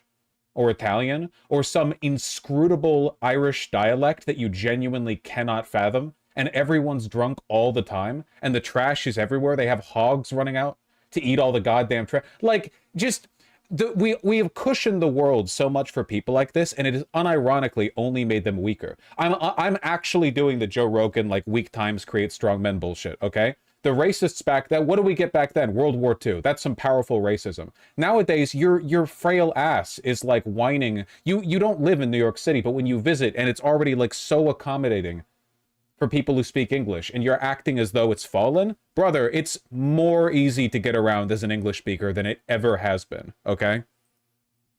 But he has not given any indication that he is anything but a radical socialist and someone that is trying to continue the Mohammedan march in the West. Individual Muslims can be great members of American society. We all know them. But in the macro, in the big picture, are we really benefiting the more that we are importing Islamists into the West? I say no, and I think we should have a lot of caution. It's JQing with Muslims. It's like it's JQing with Muslims, but in a like liberal way. He's doing it wokely. Fucking point of personal privilege, you know? I'd like to acknowledge there are many good Muslims in this country, but I personally feel uncomfortable. I experience microaggressions when I hear them talk about globalizing the Intifada. In a city as diverse as New York City, I just think it's inappropriate that we would trigger people by suggesting that we not buy fucking Sabra, you know, hummus or whatever. I don't know, dude. It's really funny. This is all like totally void of substance, though. It kind of reinforces my point that the right has no fucking idea what to do with Mamdani, though. A Muslim socialist, the mayor of America's largest nation of the West. You see it in Rotterdam, you see it in Paris, you see it in London, you see it across Germany, is that the Islamist world does not assimilate well to the Western world. In fact, they create their own pockets of no-go zones. They try to take over City Hall. Decade-old talking point, dude. Fucking ancient. Remember that Lauren Southern video of her walking around France, and she was like, "Look, France has fallen. I don't even see people wearing French braids."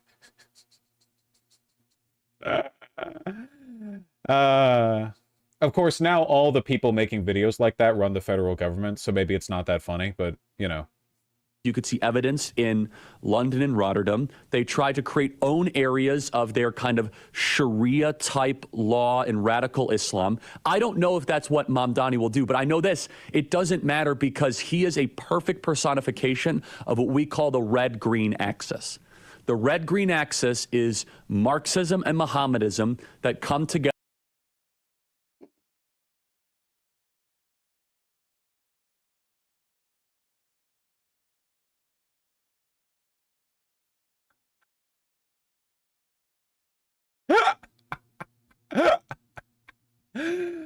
Holy shit, I had no idea how fucking retarded this would be. This is really, really good. I'm glad that Kelly's just letting him cook, you know? The red-green... This is what we call Mohammedist Marxist thought. No, I believe you. Yeah, I bet you... It's a lot of literature on that one. Together to destroy the West. And he is an agreeable spot for that. There's a lot of Muslims in New York, and there's Charlie Kirk reinventing the Ba'athist Party. Dude, you're fucking... Or the Ba'ath Party. You're fucking... Dude!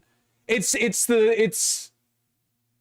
He's bringing Saddam Husseinism into the West. He's bringing Assadism into the West. It's insane. Oh my God. There's a lot of, also to your point, white upper East Side middle, you know, higher income earners that have luxury beliefs that want to, whatever reason, see the suicide of New York City. What is shocking is that the richer you are in New York City, the more likely you are to support Mamdani. The poorer you are... That's not true. Middle class people are most likely to support Mamdani. Uber wealthy people, like really wealthy people. By the way, middle class in New York City is a really broad net, okay? If you make $500,000 a year, I'm going to call you middle class because there's so much money in New York City. Like, it scales up, okay? If you have $1 billion, you're up there, okay? And you're supporting Cuomo. If you have anything even remotely resembling a working class lifestyle, as in you work and then you use the money from the work to go and like buy treats or whatever, then I'll say you're middle class. The reason poor people supported Cuomo is because generally speaking, they're kind of stupid.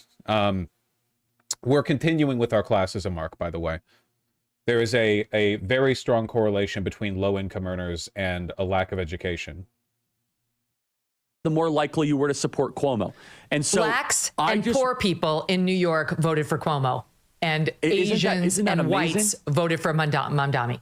It's amazing. So I think and it's just, the point is this, is that it's... What is the point, actually, that's being made right now, out of curiosity? Obviously, he hates the West. Where does that come from?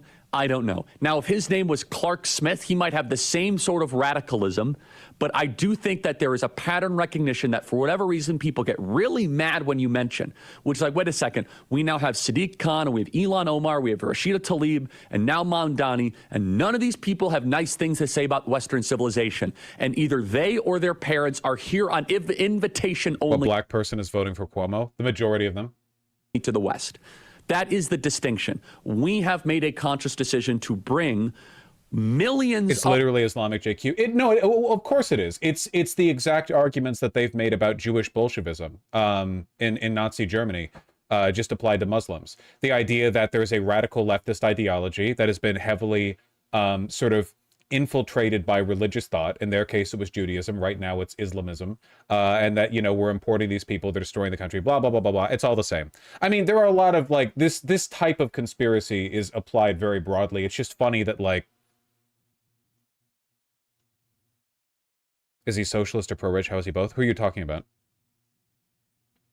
Oh, Mamdani? I think that Charlie Kirk was unironically making, like, rich white people be like type argument. You know what I mean? Which, again, overwhelming cultural victory to the left here, that Charlie Kirk has to be a gay pussy liberal when talking about Nazism. Do you think he watches Fuentes shows at the end of the day and he puts his hand up against the monitor and he's like, one day I'll be able to just say shit, but I have to be a fucking looser about it for a while? Of people from the Middle East or Muslims into America. Has that worked? Is it a good thing? Is it improving New York? Has this guy been a shining beacon of assimilation and adopting American values? Or is he an insurgent against New York City to try to... He's actually been like he's like unironically a fucking avatar of American ideals. Like why would you choose that phrasing? Like he is that. Yeah. He's like walked all up and down the 5 boroughs. Meeting with everyone, great melting pot shit. Like, yeah. Break it down, make it into a poor version of Gotham. And so I want to make sure everyone in the audience understands. So there are some good Muslims out there, obviously, but as Islam has crept its way into the power centers of the West, it has not materially improved our life. In fact, it's done the exact opposite. And that's being done intentionally. It's being done intentionally. That's the point. And that's why I think it's important that I push the envelope a little bit on this. I understand. So, yeah. I totally get it. It's MQ stuff. You get it. Totally get it. This video, I've done years in coverage of these radical jihadis and radical Islamists and who they are. And Ayan has been my best teacher on all of it. I mean, just read any book she's written, read any article she's written. She's lived it firsthand. Okay. But what their goal is not a secret. You actually don't have to spend much time looking at this to know what their goal is. This video is making the rounds on X. It's from 1990, and it's someone speaking on behalf of the Muslim Brotherhood. 35 years ago? Okay. A woman talking about the goals for infiltration in American cities. American melting Here is a video of a woman 35 years ago.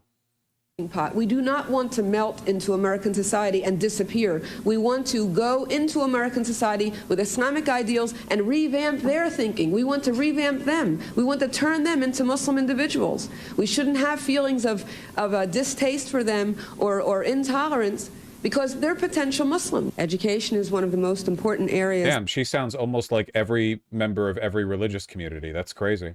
It's like the way Christians have talked about every community they've ever come into. That Muslims have to address. And while our objective, our final objective, is not just to become part of the system that we experience now and that we see, our objective, our final objective, is to create our own Islamic systems, and not only create Islamic systems for Muslims, but to look at all the other people who are sharing this country with us as potential Muslims. And in that long-range process of making America Muslim, all of America Muslim. Terrifying stuff. If that woman is still alive, I hope I never encounter her on the street. She might fucking convert me. Yeah. So it's not a secret. It's not a secret. And the most important data point is that has this improved Could they really not find a more recent video? Like, you could probably find a video on TikTok from within the past 2 weeks of like Muslim convert 21-year-old who lives in Chicago, who's white, who like is enthusiastically talking about jihading America. So I don't know. I feel like you could have come up with something a lot more contemporary. Are we more united? Are we talking about things of prosperity and abundance and unity? Has this been about like a return to American values? Or does this feel kind of like an insurgency campaign that we have voluntarily invited into our society? And again, so people are going to attack me. My primary care doctor is Muslim. I've endorsed him for running for office, all that stuff. Why do you keep doing this, dude? What the hell? What the fuck is the point of being racist if you have to qualify all your racism with like, but I have black friends? Jesus fucking Christ. You can listen, you can build out a wide Republican base that seeks to a sort of like weaponize civic nationalism and gain a mandate that runs across racial lines, or you can double down on the white nationalism. You can't do both. Everything you do in one direction is a compromise in the other. You can't have both, okay? But when we look at our immigration policy, he's trying not to offend Andrew Tate and Sneeko. That continues to bring people in that don't assimilate, and they don't. I've said this before, and it drives people nuts, and I don't care. Islam is not compatible with Western civilization. Fundamentally, Islam is at war with freedom of speech, with freedom of worship, with freedom of assembly, freedom of religion, and separation of mosque and state. They don't. But you don't want any of those things. You're also at odds with every single one of those things. Like very materially right now, faster than any presidential administration in American history, the guy you support is undoing all of those things. It's not exactly a novel point from me, but like the Islamists and Christian evangelicals are politically identical, more or less. It's just aesthetic differences. Don't believe in a separation of mosque and state. That's why so many of them are running for office, is that at its core, Islam is about power. The greatest man ever. Like literally, there are fucking evangelists in the White House right now who are praising God. They were speaking tongues outside the White House a couple days ago. Like, if he was honest, he would just say it's because he hates brown people. And I know that sounds like me trying to reduce his position, but it is what his position is. I'm not really reducing it. That's the position that he has. You know, it's just lame. Ever to live in the telling of Islam is a desert warlord. It's not a criticism, it's just a fact. And so as we're looking at this as Westerners, we should just, Jessica Tarlov calls me an Islamophobe. And my response was like, out comes the poisonous crop. The groundwork as they're sent the word MK. All right, I got bored at the end there, sorry. A lot of dislikes here too.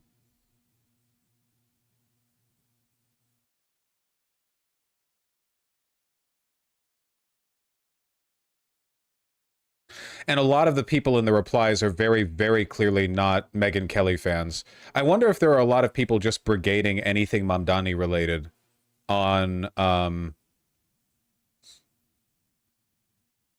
media, you know, just like taking a look at everything and replying, which is good, you know. I'm glad it's getting some attention. I still think the right has like no idea how to respond to Mamdani, because genuinely him being Muslim is not going to be enough. That's not enough of an angle against him. It's just not.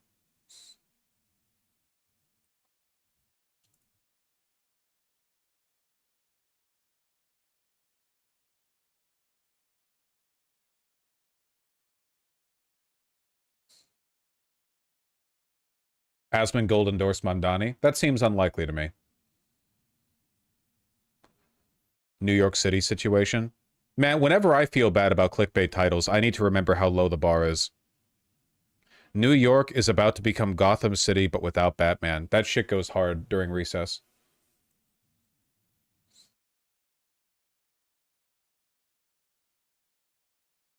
chills, brother.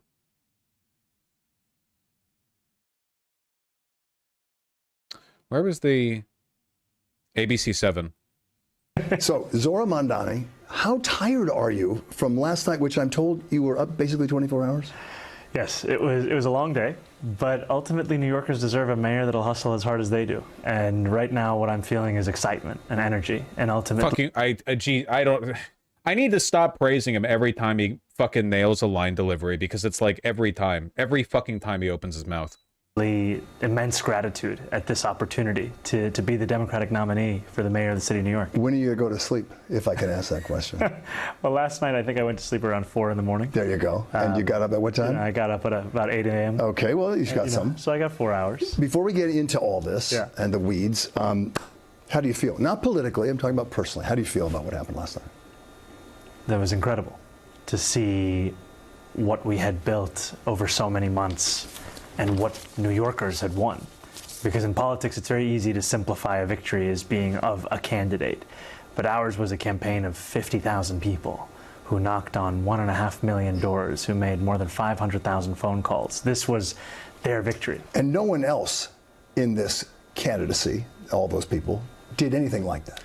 No, this was distinct, and I think for a long time we've been told that mayoral races are ones that are won or lost on the airwaves, on the amount of money you can raise for the ads that you can share with New Yorkers, and those are important, but ultimately we believe in a politics of no translation, and there's no better example of that than New Yorkers speaking directly to New Yorkers, where you knock on someone's door and you talk to them about why you've just walked up 5 floors of a 6th-floor walk-up for the 2nd hour in a row. Or across the entire place of Manhattan, right? Which you did all the way. How long did that take you? That took about 6 hours. There you go. How'd you do? It was lovely. And you stopped where? Food, I guess, right? Or elsewhere? I did get a slice from Cornet's. There you go. I grew up in Morningside Heights, and that was my favorite pizza place as a kid. Before I get into the weeds again, I'm dying to hear this. What did your wife say about the victory? What did your parents say? I know they were up there. He can't repeat what his wife said. We're just overjoyed and overcome. You know, there were many of us that had prepared for a long night of analysis, of tabulations, of calculations, and ultimately the night was quite short as it came to the result itself. Yeah. And that began with the phone call that I received from Governor Cuomo, where he spoke to me about conceding this nomination, and I spoke to him about the necessity of bringing our city together. And I appreciated his graciousness in speaking about what this campaign has achieved. And what did he say? What person brought that phone to you? What did he really say? He congratulated me and told me that it was my night, and that what we had built as a campaign was something that had connected with New Yorkers across the 5 boroughs, and many New Yorkers who had not seen themselves in our politics. Yeah. And I told him sincerely that my focus now is on moving beyond a historically contentious primary and leading a city. And now people are seeing you because of programs like this, and understanding where you have been through, where you've been, and where you're going, and who you are. Yeah. So let's get down to it, I think. You come from a successful family. Mom's a filmmaker. Yes. Very famous films, and I happen to love those films. Dad's a Benjamin Cuomo did concede in the context of the Democratic primary, but that's not a concession to the general. I think there are some states that have sore losers laws, where if you lose a primary, you can't then run as an independent in that election, and go on to the general. But New York is not one of those states. Professor at Columbia, you have a sort of upper middle class. It's rarely an issue, because if you lose the primary, you're probably not going to win the general against the person who just beat you in the primary. Like, that's pretty unlikely. And yet your politics seem deeply set to the plight of so many struggling New Yorkers who are supporting you. Kind of a throwback, I was thinking, to the anti-war. Yeah, that's true. You can be a spoiler. And I think it's so much of my politics is built on the precedents we've seen in this country of what's possible when we fight for working people. And every I think state has those laws up in New Jersey, in a New York. mayor's race, I've often looked back at Fiorello LaGuardia as an example of someone who was able to not only combat the anti-immigrant animus of his time, but also deliver dignity to working class New Yorkers who are being denied that. And I was so lucky to be raised by two parents who have inspired me over the course of my life, and also with whom I moved to the city at the age of 7, where I grew up. That's the same mayor that Giuliani says he liked too, right? Do you remember that? One of the very few things. Do you have in common? Yes, maybe that might be true. Yes. You call yourself a democratic socialist. The word socialist, of course, has been vilified and used to attack you specifically. How do you define being a democratic socialist? What if Cuomo and Adams join forces around one candidate take on Zoran? I don't think Zoran is going to lose the general. I don't think anyone is seriously considering Zoran losing the general. The Democratic nominee usually wins the New York City general election by with 66-70% of the vote. So you're telling me that with 3 high-profile candidates in the race that aren't Zoran, Silwa, Adams, and Cuomo, even if they consolidated all of their votes behind one person, which is incredibly unlikely, they would have to drop and endorse. But dropping and endorse doesn't just double the votes of the person you endorse, you know? No, I do not think... No. Cuomo lost. Nobody likes Adams. Silwa has never broken 33%. Often quite less than that. I just don't think it's going to happen. Think of the words of Dr. King, who decades ago said, call it democracy or call it democratic socialism, there must be a better distribution of wealth for all of God's children in this country. And it gets to the heart of the matter, which is inequality. And my belief that every New Yorker should have what they need to live a dignified life. It shouldn't be something that they can be priced out of. And that's why at the heart of our campaign is this focus on freezing the rent for more than 2 million rent-stabilized tenants, making the slowest buses in the country fast and free. There are in the country about 1,200 people who are just wealthy beyond anything, right? And in 25 years ago, there were only about 40 of them. Now there are 1,200 people who are worth more than $1 billion and much more than that. That has to be addressed at some point because they're not paying the taxes that the rest of us are paying. Absolutely, and I think it gets to the heart. I like the framing in this interview. Hello, hello.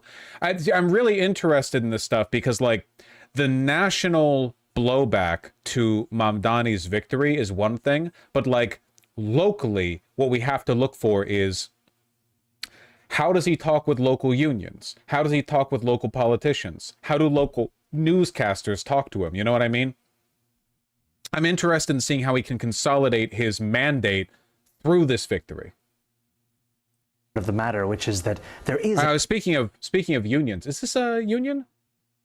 NYHTC?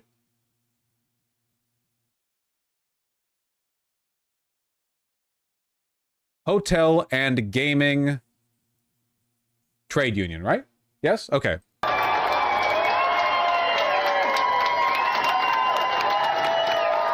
That's what I like to see.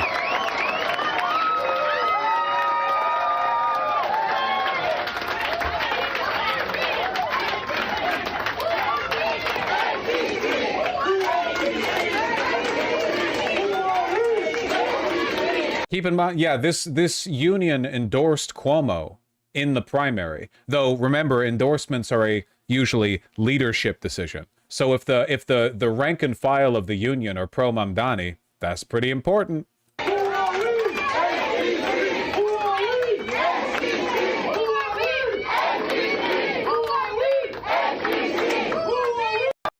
Is there a full video of this? Because he only posted this to Twitter 2 hours ago. Is there, does anyone have a full video of that? Because if so, I would love to see it. Enough money for a life of dignity for all people. It's just a question of whether we have the political will to ensure that that money is being spent on delivering that dignity. Let's move on to the ambitious agenda, and I think that's what you would call it. Your supporters call it that. 2 of your biggest proposals: free buses in New York and $30 an hour minimum wage. If I'm not mistaken, that's really controlled not by the mayor, but by the state. The ambassadors, and all that, the assemblies that you're a member of. You could have been doing that there. You don't have much control of that, but that's what you're running on. We've seen that any mayor that has a vision for the city that matches the scale of the crisis understands that it will require Albany's partnership. One of the most celebrated examples of what local government can do is universal pre-K. That was only possible because we had a mayor who championed it and went to Albany to get the funding necessary for it. And I think even when we're thinking about congestion pricing in this moment, that's an idea that, again, needed the partnership of Albany. So what I'm proposing is firmly in line with that precedent. And I've also seen firsthand there's a lot of interest in delivering the transformation of the slowest buses in the country into ones that are fast and free. And we're talking about $700 million in the context of a state budget of more than $250 billion and a city budget of about $113 billion. Do you worry that you're not going to be able to pay for all that? That's a lot of money happening, right? I'm confident that we'll be able to pay for it because it's, as you said, that the money is there. You know, we're speaking about... Just got to tax it back, man. Like my whole monetary policy crash out. It's crazy, especially in a place like New York City. You could have $40 an hour, $50 an hour minimum wage. You could afford basically anything. You just have to tax people. You tax the money, you bring it in, you spend it, and it circulates around the boroughs. The problem, of course, is that international finance siphons money out whenever it gets any, right? Like you give money to a mom and pop store, that money stays, at least for a time, in the city, circulating, enriching people. You give it to some financiers, some banks, you give it to some international corporations, and it gets whoosh, gets sent off. You're not going to see it again. It's not going to circulate. They're not spending that shit back to you. Walmart doesn't spend the money that you spend at Walmart on its employees, at least not a significant fraction of it. The money that you give to them gets siphoned off into some ungodly financial scheme. You end up paying for the subsidies of the subsidization of their workforce anyway, because all of them are on fucking welfare. A city where we have some of the wealthiest people in the world, we have some of those most profitable corporations, and we've put forward a plan that we would raise $10 billion in additional revenue, $9 billion from two major taxes. The first, matching the state's top corporate tax rate to that of New Jersey, 11.5%. That raises about $5 billion. And the second is increasing personal income taxes on the top 1% of New Yorkers. These are New Yorkers who make $1 million or more a year, and only doing so by 2%. But here's the other reality that we've seen, and you've seen since you've been here for a while. You want to raise taxes on people as they're fleeing the city because it's too expensive. So many people who are an upper middle class, like your family was, are saying, I just can't afford this anymore. We can't afford this. I can't afford it if I want my kids to go to college. You know, what I have been speaking about, however, is not the upper middle class. It's the top 1% of New Yorkers, someone who makes $1 million a year or more. And what we found in analysis from the Fiscal Policy Institute is that those New Yorkers leave at 1/4 the rate of others. And when they do leave, they leave to other states that are considered high tax, New Jersey or California. And what it comes back to is what motivates their departure isn't fiscal policy, it's quality of life. And that's something that unites many New Yorkers, a feeling that we pay too much and we don't receive the quality that's necessary. And ultimately, what we need in this city is a city government that is functioning effectively and is using every single dollar efficiently. So much of the money that they're spending come from Donald Trump raising taxes in his first go-around on property owners in New York and so many other blue states. New York isn't benefiting from that at all. Some people would say, hey, I'm not sure I would have bought a house if I knew I wasn't going to have a tax deduction on some of those salt expenses. And I think it's an example of the fact that Donald Trump is looking to attack not just New York City, but blue cities across the country. And what we've seen is that his single hallmark achievement of his first term were tax cuts for those corporations and those billionaires. And in the proposal I've put forward over the course of this campaign, at the end of it, those 1% and the most profitable corporations would still pay less in taxes than they had before Donald Trump. And you're getting cheers from that, I think, from a lot of people who are watching this. I asked you about how you paid for them. There was one thing we read recently, Politico, saying it's going to cost up to tens of billions of dollars, what you're saying. It's going to cost us. So that's not accurate as it pertains to free buses and universal child care. That's talking about a long-term vision for the construction of housing. And that gets back to the most important issue in this city, which is housing and affordability of housing. Okay. We have said that we need to make it easier to build housing. We've also said that the public sector has a role to play in constructing immediately affordable housing. And that's where we believe we need to invest further so that we can build 200,000 homes across New York City. Good you've educated yourself about all this. You're not coming in blindly, that's clear. But you're 33 years old. I remember when I was 33. It's a good part of your life, there's no question. You spent 4 years in the Assembly. You've never run a big organization, much less a big city. New York City's budget for the next year is more than $114 billion. That's roughly a third of it is in New York City schools. And there are some who wonder, directly at you, not menacingly. No, but they would say, do you have the skills to run this city? What have you done to give you the skills? A campaign gives a glimpse of how one would... I wonder when Zoran is first going to do an interview with oppositional media, I doubt he would go on Fox National and Fox Local, Fox 5? Or is that LA? I always forget. Fox 9? It wouldn't be like super explicitly oppositional. But I wonder when the first time he's going to go up against an interview who clearly really doesn't like him. Fox 13? Yeah. He did Fox 5 when he was running? Yeah. But I mean like a proper... I don't know who it would be. I guess we'll get the lead up to the general. There will be debates between him, Cuomo, Adams, and Silwa. For all that's worth. Would run the city. And the campaign that I've run has been the most competent and innovative of any in this cycle.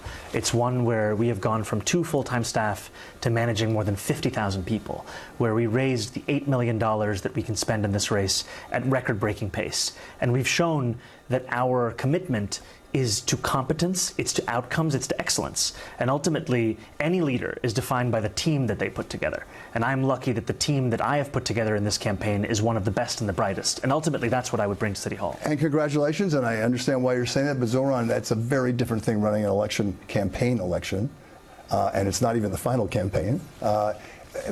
Different than running a city. It is different. I think there is nothing that can truly prepare you for running the city of New York. What can prepare you, however, are moments that you have to meet time and time again, ones that increase in scale and challenge. And one of the most meaningful things to me over the course of this race has been meetings that I've had with deputy mayors and commissioners from a wide variety of mayoral administrations in understanding just what this team could look like. Have you thought, given this thing you're thinking about maybe becoming mayor, and it looks like you have a better chance than you did 24 hours ago, do you think about who you want to come to work for you? I think about it all the time, and I think that's at the heart of delivering on this mandate we've been given about making the most expensive city in the United States affordable, is who you bring around yourself. And it has to be in stark contrast to what we've seen under Eric Adams, where so much of those decisions was driven by a politics of patronage. We have to deliver on a politics of principle. You could very well run against Mr. Adams, and it looks like you're going to, and a Republican too. What do you think about this? What goes through your head when you say, I'm going to go against these two guys? When I started this race, I thought I was running against Eric Adams. And in many ways, I was prepared for it. And things changed. You know what's weird to think about? I feel like if Mamdani ran for mayorship last cycle, back in 2021, I think he would have lost. Because he had a long shot to begin with. And I think that a lot of what has legitimized him is the contrast between him and the overwhelming weakness of the National Democrats, I feel like he was teed up essentially, Trump effect also. Yeah, but historically the Trump effect has pushed people towards more moderate Democrats, I think that it's not Trump necessarily. It's disillusionment with the Democratic establishment that's doing the real work here. Things changed, they did. But ultimately, the race is the same. It's about making the city affordable. And my critique of Eric Adams then is the critique I have of him now. He has exacerbated a cost of living crisis. He raised the rent on more than 2 million New Yorkers by 9%. He increased water bills to the highest they've been in 13 years. And he sided with Con Edison when they wanted to increase gas and electric bills by $65 a month. This is someone who has put his thumb on the scale against working and middle-class New Yorkers. We need someone who will actually use every tool to provide relief to those same New Yorkers. And what has been his role with Mr. Trump? It has been one of collaboration.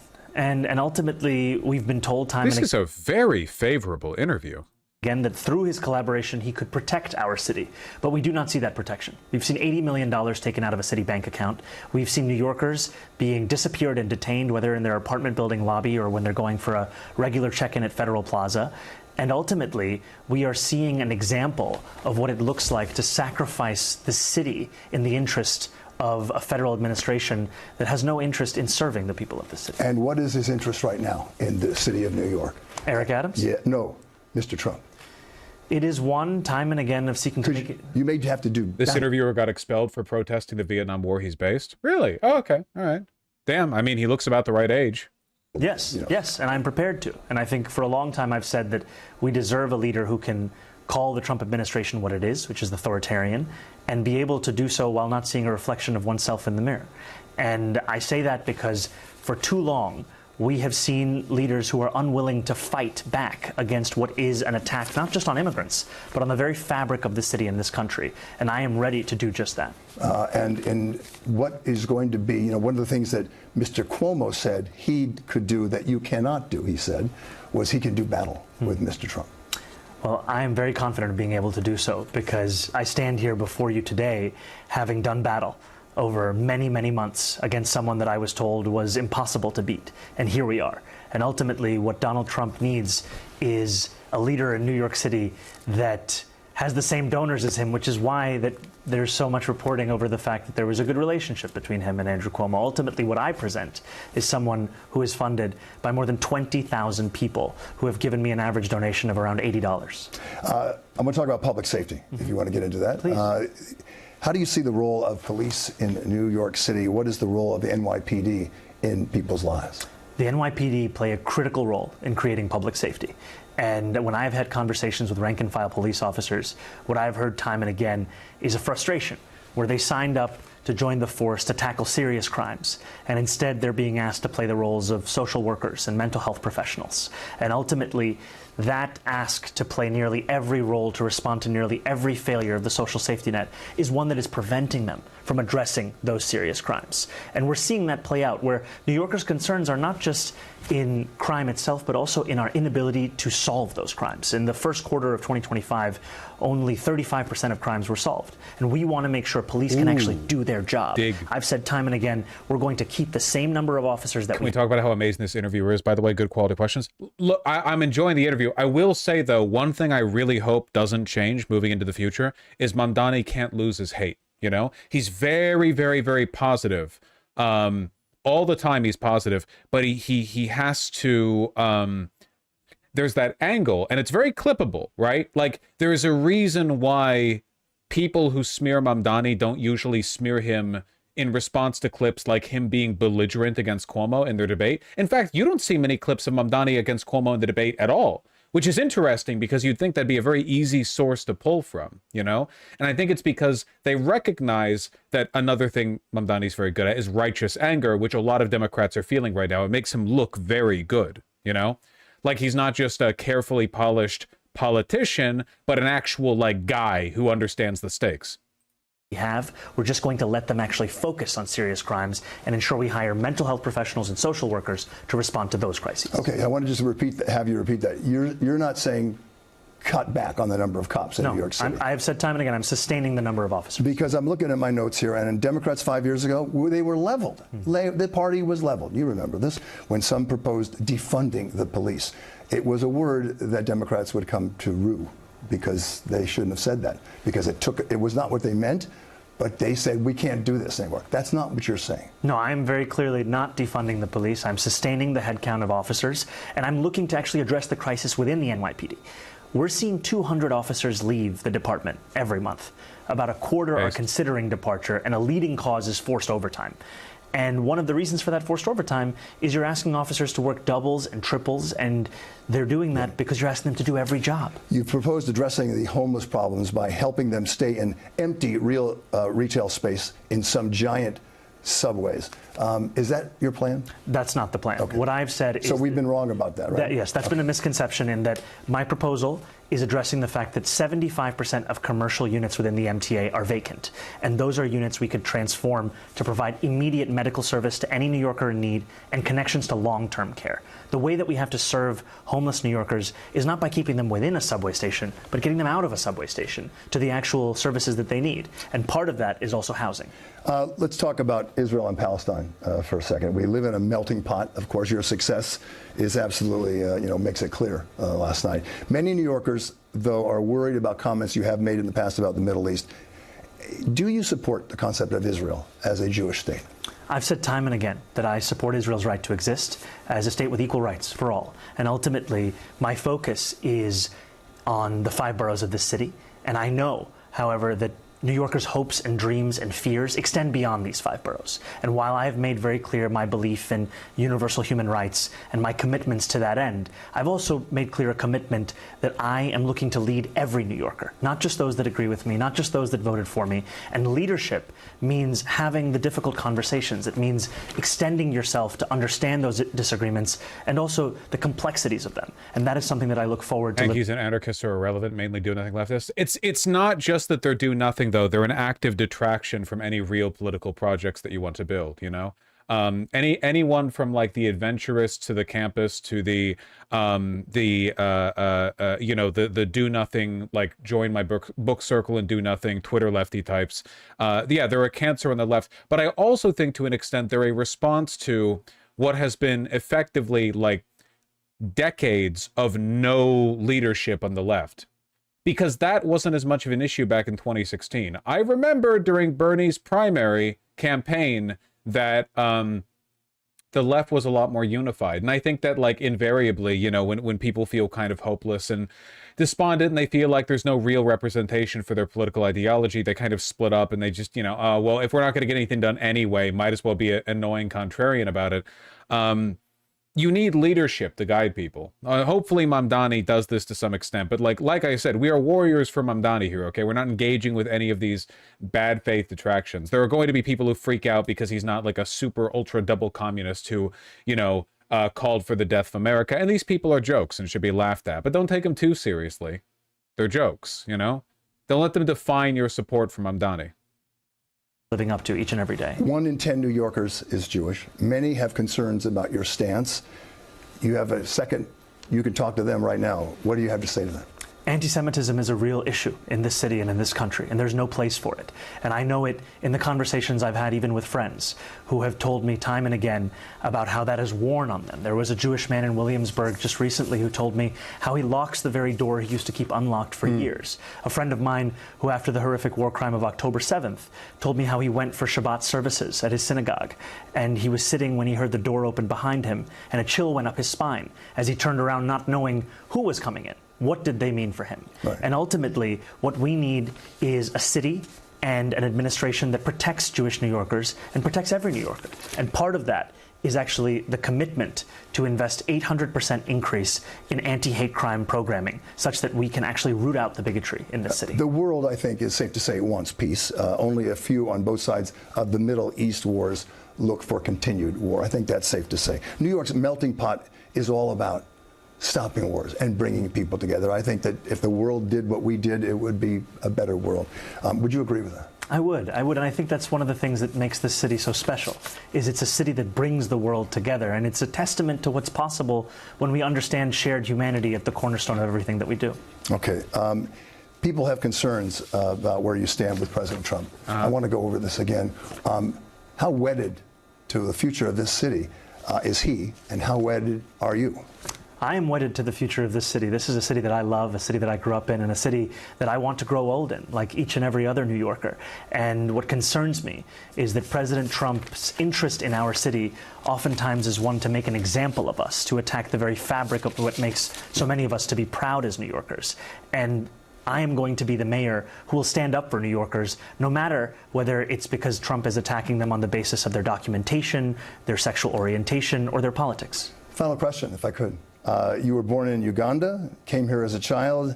You're an immigrant success story, no question, at a time when immigration is such a lightning rod issue. Beyond that, really, what does your success represent to New Yorkers, and what message to immigrants who have come here from around the world, just like your parents did, to get to this great city? You know, I am like 40% of New Yorkers in that I was born elsewhere, and I came to this city at the age of 7. And my favorite blocks in this city for quite some time were the blocks around Federal Plaza. It's where I got my citizenship, where I was sworn in as someone belonging to this country, and it was one of the greatest days of my life. And it's also where I got married to my wife at the city clerk's office. And yet I know that those same blocks today represent something very different. They represent a fear that New Yorkers have that they will not see their loved ones again. And that is a fear that is going against what makes so many of us love this city. And I am going to be not only the first immigrant mayor in generations, I'm going to be someone that stands up for each and every New Yorker to ensure that this possibility that in some ways I represent is one that every single person in the city can live out. There are people who are going to come against you very strongly. I expect that. And you say to them what? I say to them that I will not wither, I will not relent. I am committed, as I was on that first day, to a city for every New Yorker where all of us belong, where all of us can afford. And I know that these threats will not be easy to navigate. I have faced many a death threat. I continue to see threats against myself and my family.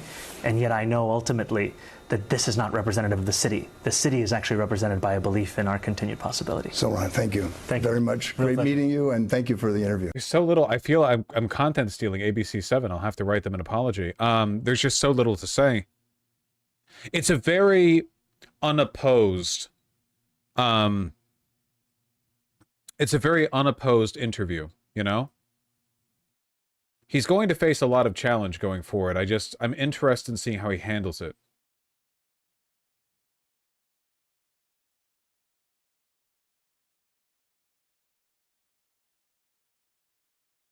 Another union endorsement. Workers will never be defeated. Workers unite will never be defeated. I see. Man, he's really walking all up and down. This is also from 3 hours ago. He's doing a fucking union tour.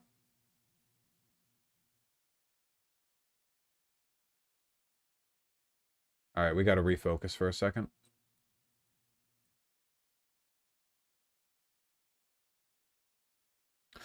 The glasses on the left are so pog. Yeah, they're pretty neat. Dude, he has to be on some stimulants, right? How does he do all this? He's for sure doing a lot of coke, but we support him on that. There's simply no way, okay? There's no way that he's not.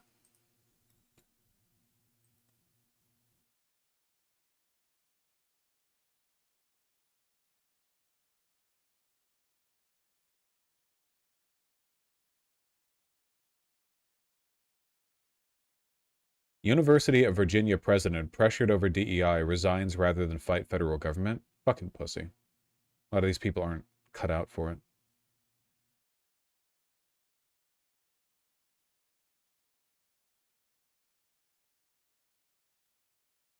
Gotta piss real quick. Then it's back to negative stuff.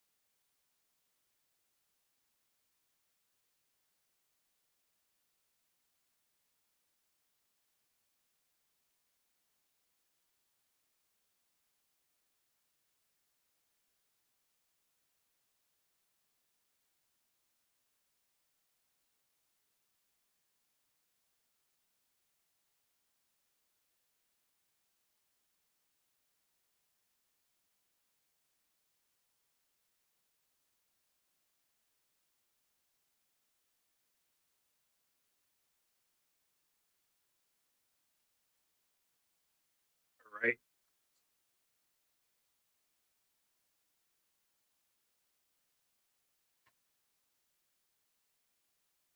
Would I consider listening to a part of Anand Giri Harris's interview with Brad Landers yesterday in his podcast? The Ink was pretty interesting to see your thoughts on all that went down. We need a break from the interviews for a bit, but definitely on the list. I want to see more from Lander going forward.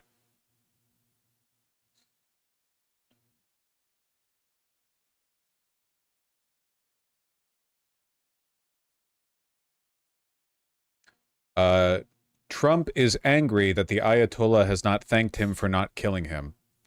Why would the so-called supreme leader, Ayatollah Ali Khamenei, of the war-torn country of Iran say so blatantly and foolishly that he won the war with Israel when he knows his statement is a lie? It is not so. As a man of great faith, he is not supposed to lie. His country was decimated, his 3 evil nuclear sites were obliterated, and I knew exactly where he was sheltered and would not let Israel or the U.S. Armed Forces, by far the greatest and most powerful in the world, terminate his life.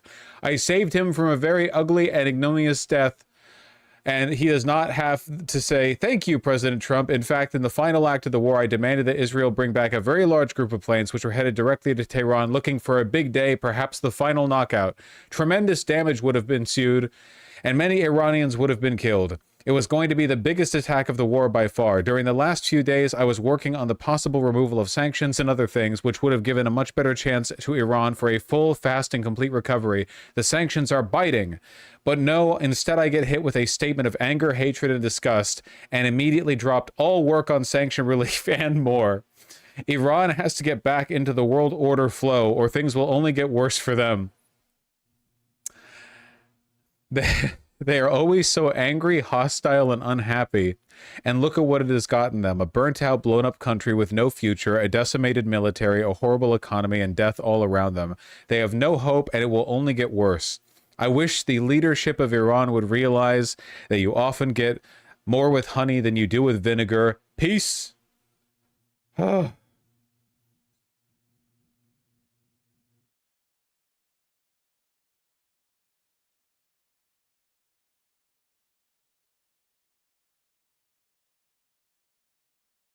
That's crazy.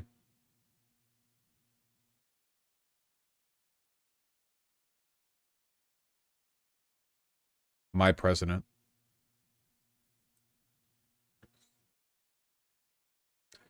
We have just been informed that Canada, a very difficult country to trade with, including the fact that they have charged our farmers as much as 400% tariffs for years on dairy products, has just announced they are putting a digital services tax on our American technology companies, which is a direct and blatant attack on our country. They are obviously copying the European Union, which has done the same thing and is currently under discussion with us also. Based on this egregious tax, we are hereby terminating all discussions on trade with Canada effective immediately.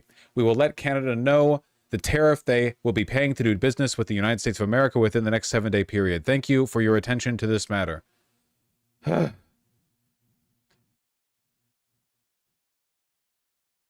It's difficult to read these out loud, I'll have you know.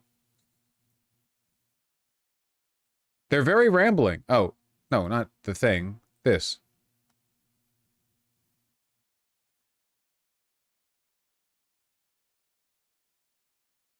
Ooh, he's been essay posting a lot today.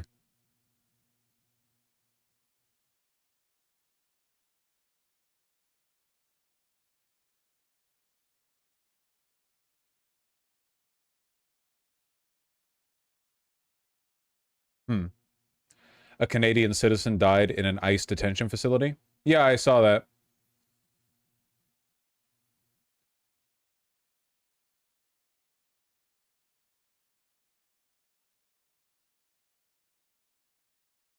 He had been in the U.S. for nearly 40 years.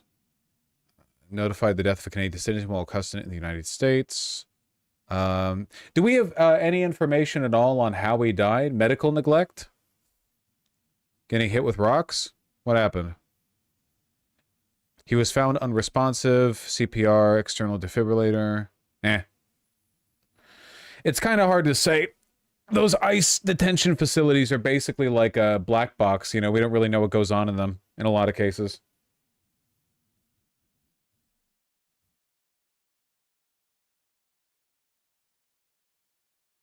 He was a massive MAGA guy too, ironic. Oh, good. Good, good, good.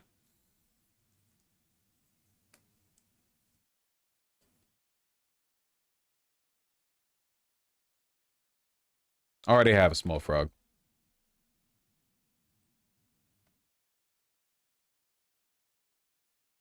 Yeah, I've seen this. This is actually making really big big waves right now. New study. Sorry guys, the vapes are bad for you, as it turns out. Like very bad for you? Getting lead brain all over again. It was the paint, it was the gasoline, now it's the vapes. They just can't keep lead out of people's brains. But I was born after leaded gasoline reform. I don't lick paint, and I don't use vapes. So I think maybe that's why I'm here and you're in chat. How about it, folks? Doing any vaping? Licking any paint?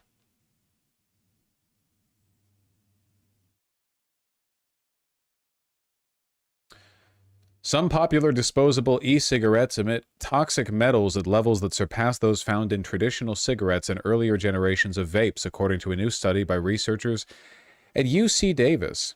A single day's use of one disposable device released more lead than nearly 20 packs of conventional cigarettes. Oh.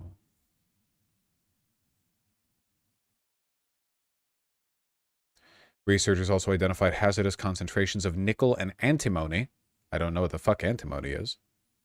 Metals linked to cancer, nerve damage, and respiratory illness in the aerosol emitted by 7 devices from the 3 widely used disposable vape brands. They burn the shit out of them in those studies. They do not use them the way an actual user does.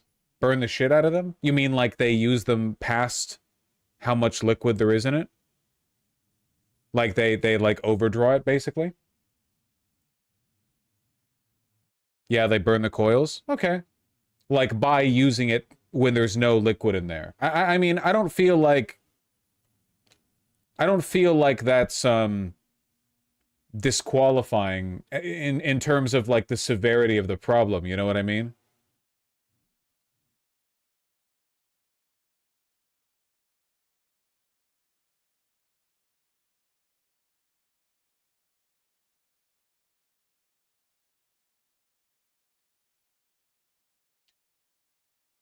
E-cigarettes are battery-powered devices that heat a liquid or e-liquid, right, into an aerosol that uses inhalants, larger tanks, customizable features.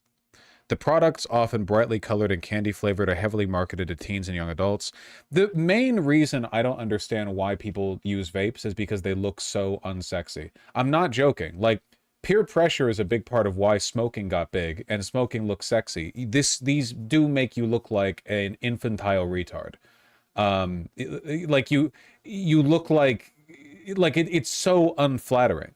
Addiction is addiction. Yeah, but why get into the addiction if to look like this, you know?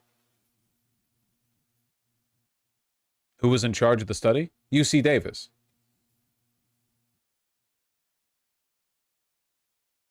Smoking still looks cool. Smoking does still look cool. It's bad for you, but we can at least acknowledge that it makes you look cool if you know how to do it.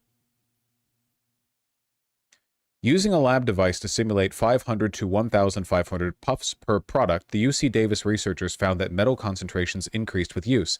Leaded bronze components and degrading heat coils were identified as major sources of contamination. When I first saw the lead concentrations, they were so high I thought our instrument was broken, lead author Mark Salazar said in a statement.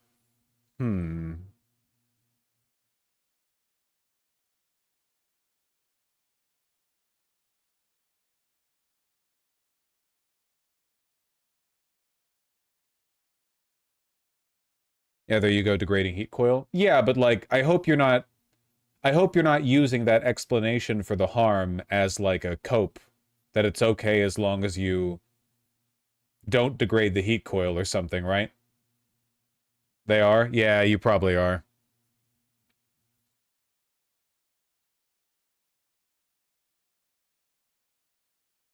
Four of the devices emitted nickel and lead at levels surpassing safety thresholds for neurological and respiratory damage. 2 exceeded cancer risk limits due to antimony content.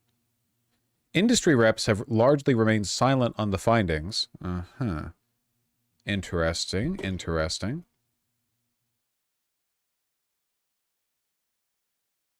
500 to 1,500 isn't that much, right?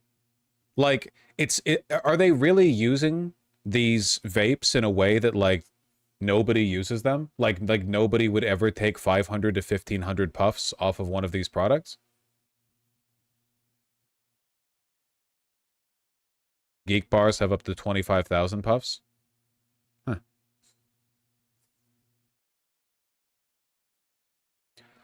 They banned the safer non-disposable vapes and juices, so the recent disposables are worse.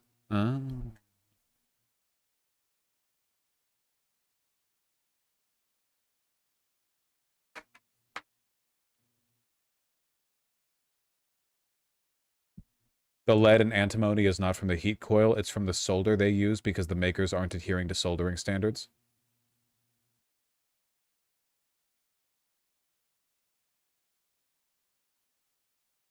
Leaded bronze component. Well, let's take a look at the study.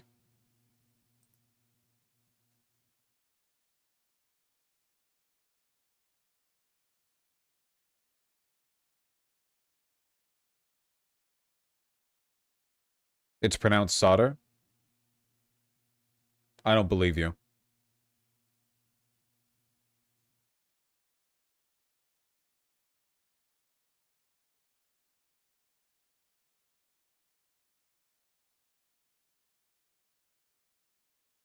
Quit being a linguistic prescriptivist, okay?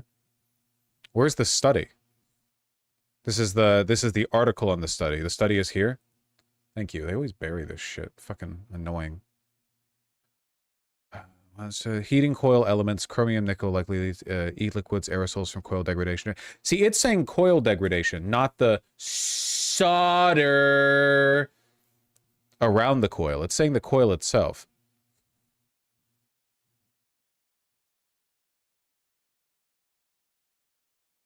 In the USA, it's so much worse than Europe. Well, that's the case for like a lot of things regarding health and safety regulations.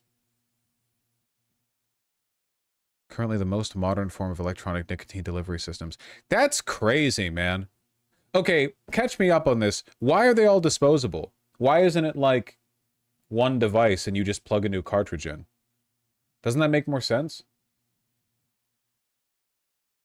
Cheap? Wouldn't it be cheaper to just have a reusable device and then you put another thingy in? Reusing is cringe. We love throwing batteries into the ocean. Okay, yeah. I'm also a big believer in throwing batteries into the ocean. I understand that.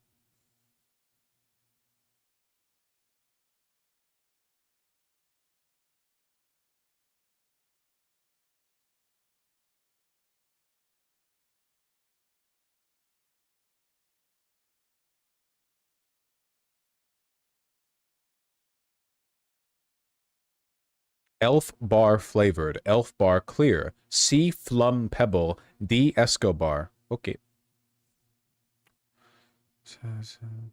The heating coils in all analyzed groups are made primarily of metal alloys. Nickel, iron.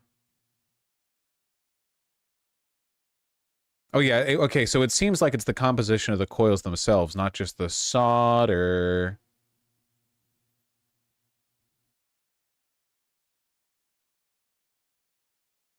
Solder. There's a big stink where flavored vape juices and pods were banned, so the cheap disposable market popped up. I think all this shit should be banned. I am so far... Listen, okay? If I can't have my anti-democratic authoritarian arc because Mamdani lost the primary, I can have it over shit like this, okay? You just shouldn't be able to get it.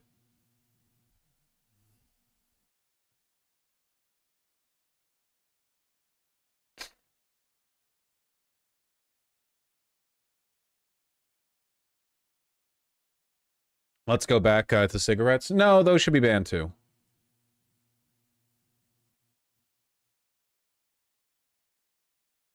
Sorry, they make you... You're gonna have to look cool without them.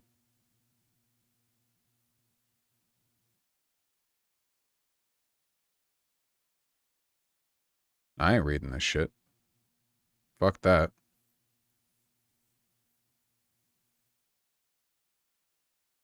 You know, considering the popularity of these disposable vapes, it's very possible that even if this particular consequence of heating coil degradation is only happening in a few models of disposable vapes, we might end up seeing an epidemic of lead damage to people's brains comparable to that like lead paint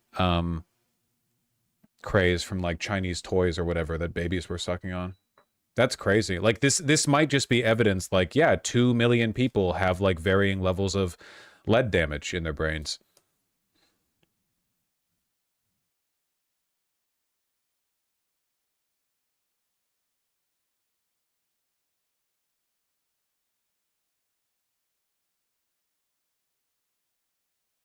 Would explain Zoomer voting habits. Fondness for AI. The way, you know, testing's going right now. Yeah, maybe. Maybe. And bans are easy to get around. We just banned them in the UK, and to get around them, they just added a charging port in the bottom you don't even have to use. Well, not if your bands aren't stupid. If your bands aren't dumb, then bands work fine. Like, yeah, if the bands are dumb.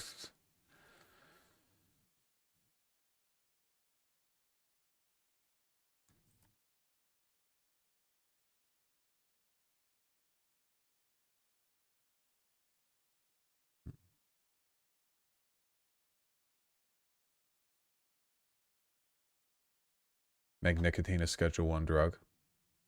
That'd be based. It would give the it would give fuck, why am I blanking on the organization that goes after drug use? Why am I blanking on this? Hank? DEA, thank you. Fuck. We've been talking so much about the DHS ICE lately. I had that in my head.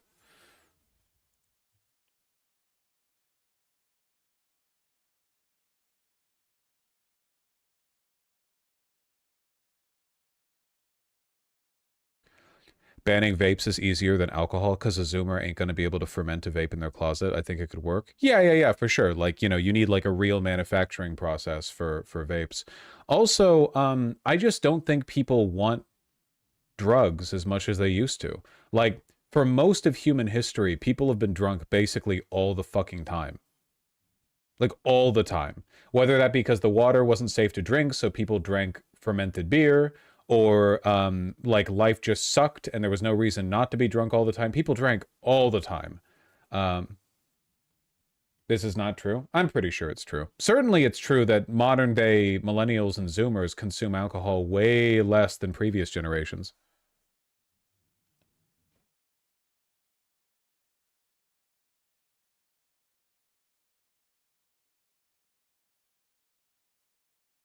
If we just banned all alcohol and all drugs, I feel like people would just be like, well, guess I'll go back to playing Genshin Impact, Honkai Star Rail.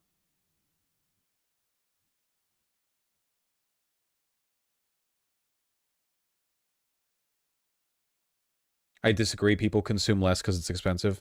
Alcohol is not that expensive. You can get a gigantic thing of vodka from the grocery store for like 45 bucks. That's like one DoorDash burrito, okay?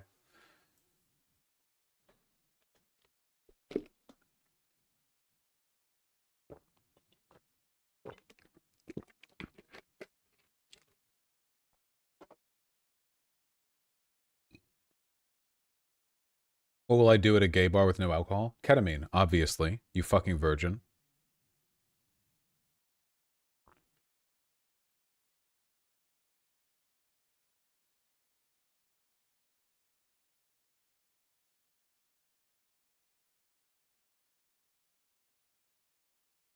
I think that has to do with alcohol being more of a social lubricant and less people having social encounters, though. I mean, yeah, probably to an extent.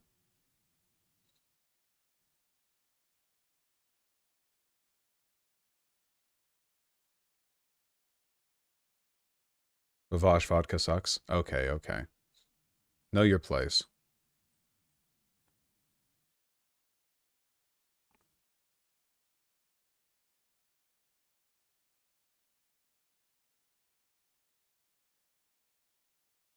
Doesn't doing ket make you cunty? Look at Elon. What do you think?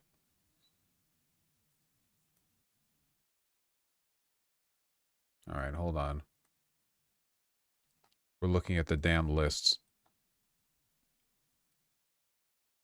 In Poland, 0.7 of vodka, I assume you mean 0.7 liters, costs like 11 or 12 bucks, and alcoholism here is a pretty big problem. Alcoholism is a larger problem across Europe in general, isn't it? Lower drinking age, more availability of alcohol, like more spots where you can drink alcohol.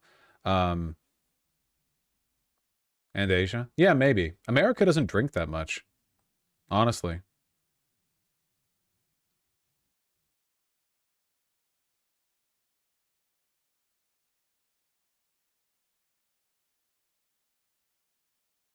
No, they meant 0.7% alcohol. What? 0.7%? What? That's not anything. That's not even alcohol. That's like deglazing a steak. They mean 3/4 of a liter? Okay. Sorry, I'm tired. I'm tired. No, I did not mean that. Okay. That's kombucha. That's not even kombucha. All right. What the fuck am I looking at? Iranian refugees got snatched up by immigration agents dressed like bounty hunters in West LA Sawtell neighborhood. I know where this is. I'm his pastor. He has a warrant, sir. All right. For what? He's being arrested for immigration. He's asylum seeker. It doesn't matter, sir. We're just following orders. He's got a warrant. Just following orders. Did you guys see Kristi Noem act indignant when she was asked why all her federal agents are wearing masks? Like, she said she was not aware of the fact that all of her ICE agents are wearing masks on the job. He came with CP1. Why you're doing this? It's no longer valid anymore. That's why. my friend. Hey, Why? What? Please. Can I have his stuff? No, yeah, phone. Yeah. No, he can't have it. Yeah, only my friend. Where you're taking? Can I follow you? No, only. Where's the friend? What are you taking? What? Hold on, give me just a second. This is all. Why you're taking him? Nah, Boro tu. Eshkana. Boro tu. Why are you doing this? Why are you doing this? Why are you doing this? Why are you doing this? Why are you doing this? Why are you doing this? You want to be arrested as well? You'll be under arrested. Yeah, I'm U.S. citizen. Arrest me. Don't get closer. Stay there. Stay there. Stay back. Let him go! It is fucking insane how little Democrats are doing about this. Like, you'd think this would be the easiest propagandizing in the world. You have a bunch of federal agents who all look like thugs. They literally look like armed goons that spawn in that you fucking fight in like a game. You know, like they do not look even like people, really. Acting like freaks. It's insanely easy to fearmonger over them, and no Democrat is doing it. Like, they're not showing up at court hearings. They're not showing up. They're not like following ICE. You know, the Black Panther Party would have cars full of their men follow cop cars around. And they were armed the whole time, and they were making sure the cops didn't do anything untoward in their neighborhoods. Which is not against the law, mind you. It's not against the law to follow cops and keep an eye on them. It's just like how far we've fucking fallen, dude. Stay there. Stay back. She's bad. Stay there. Let her go. Let her go. You don't stay there, you're gonna be arrested for She's interference. sick. She's sick. You're gonna be arrested for interference. She's sick. Jesus, man. What the fuck are they even doing back there?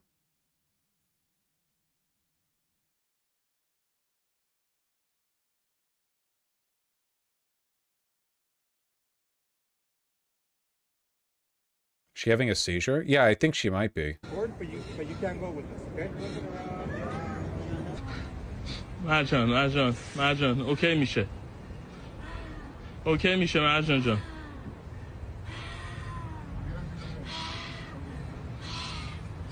Jesus Christ. I don't even know what the fuck is going on. She's probably having a panic attack? Yeah, she might be.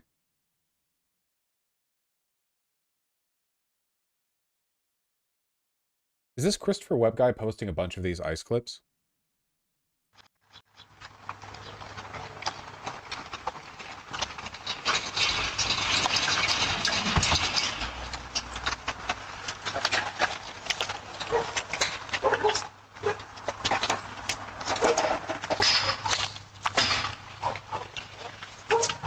Is that a breaching charge?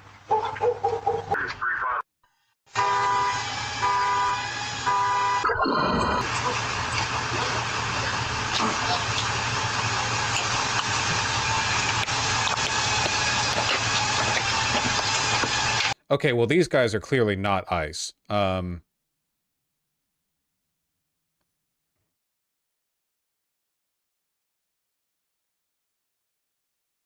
Federal agents? What agency?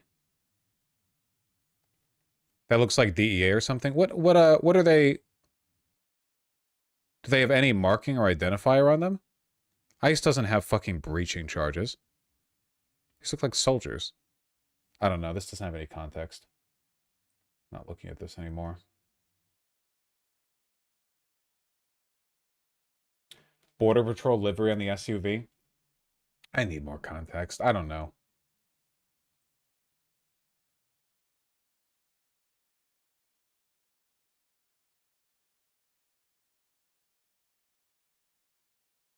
Why would ICE not have breaching charges? Because those retards would kill themselves with it. Are you kidding me?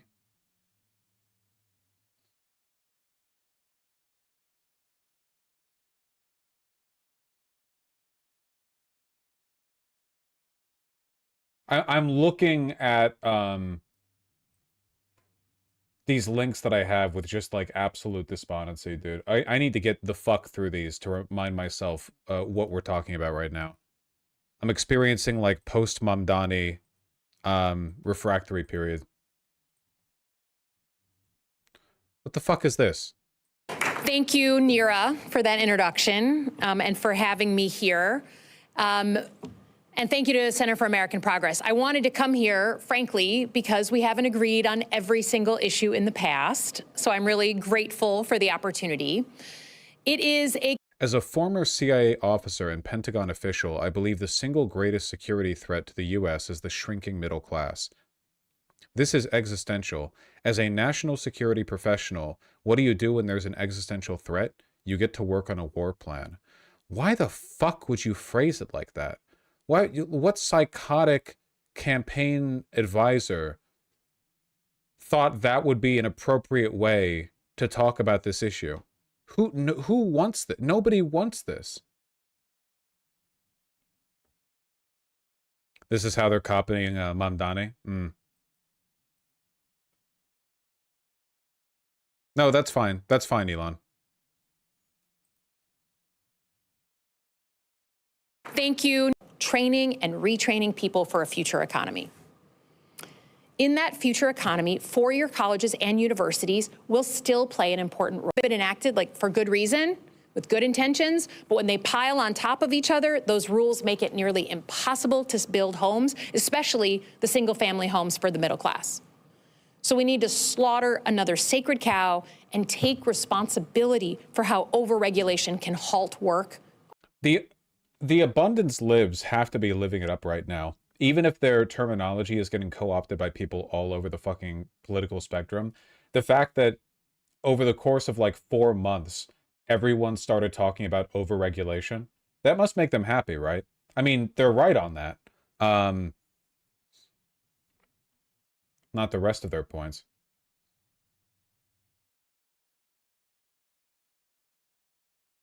Get me out of here. Happening now, new details emerging after top national security officials briefed House lawmakers on those U.S. strikes on Iranian nuclear sites.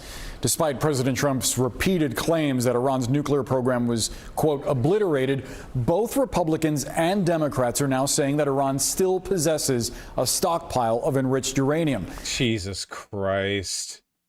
I really want to know how this is going to resolve because I can't understand. So, to catch everyone up on where we are right now,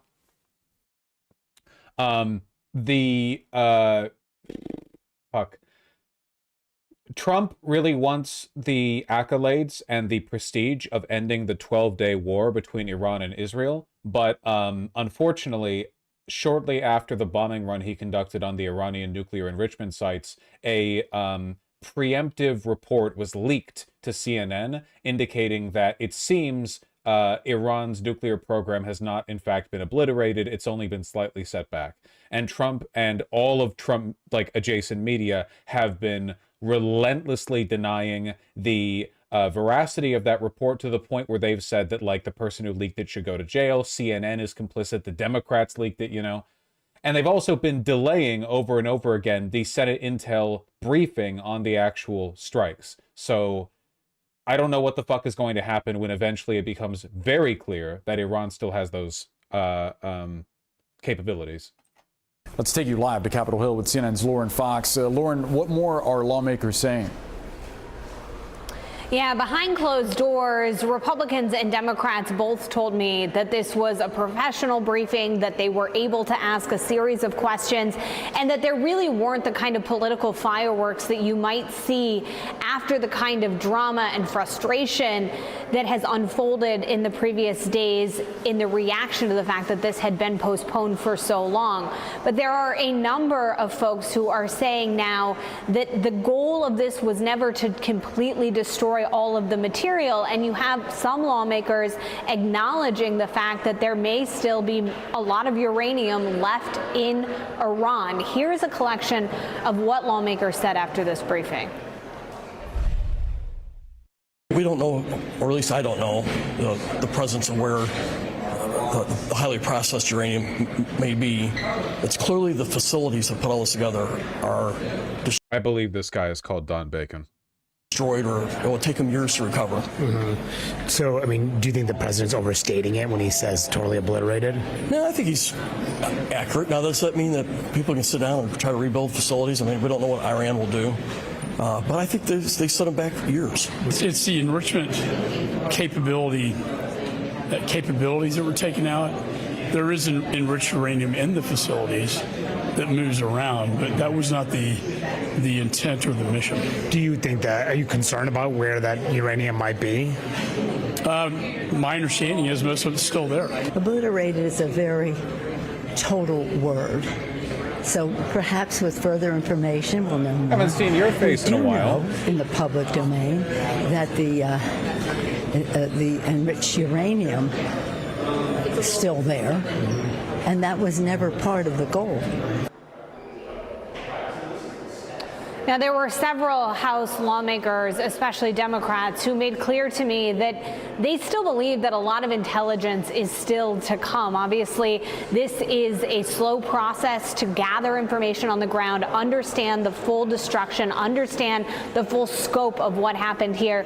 But that is certainly still in play, and lawmakers are going to continue to expect to be briefed up here on Capitol Hill.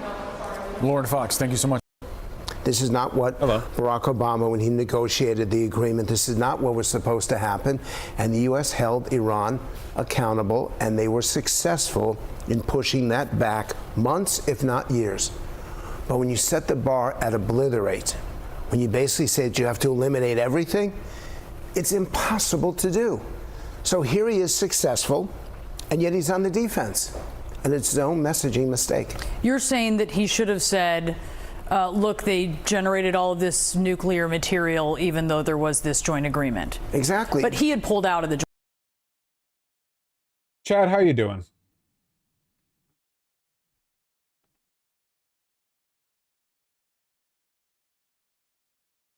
It's going? Tired, bad, I'm tired, boss.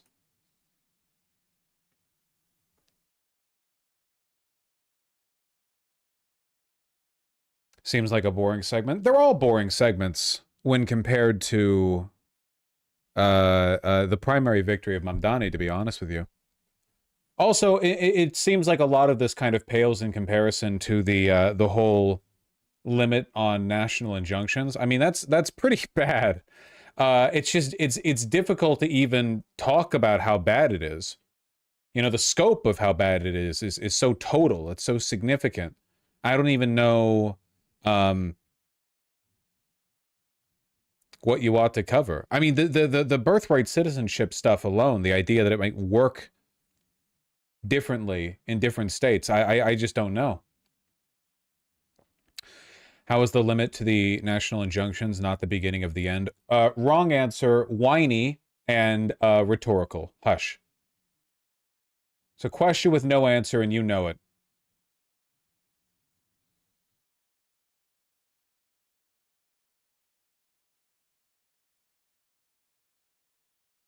As an elder millennial, I'm tired of the reruns of the War on Terror. Yeah, it's just that, like, again, there's not much actual consent manufacturing that's been going on, right? They haven't been very effective in pushing people over. Yeah, you have the partisanship gap, of course, where as soon as Trump says bombing Iran is based, actually, a bunch of Republicans agree. Very, very sharp divide there. But, you know, it's not as much as they need.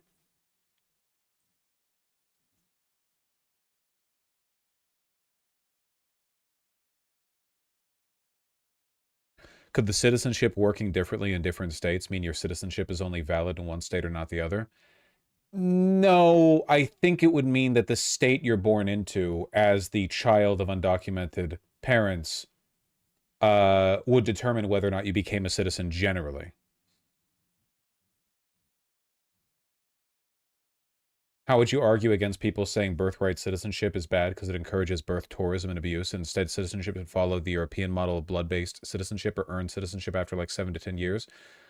I find this hard to discuss with fellow Europeans. Well, for one, I'd call you a Euroid. Get the fuck out of America. Or don't, but, you know, accept our ways. And for two, I would say, what's wrong with birthright citizenship incentivizing birth tourism? Who gives a fuck? Why should I care?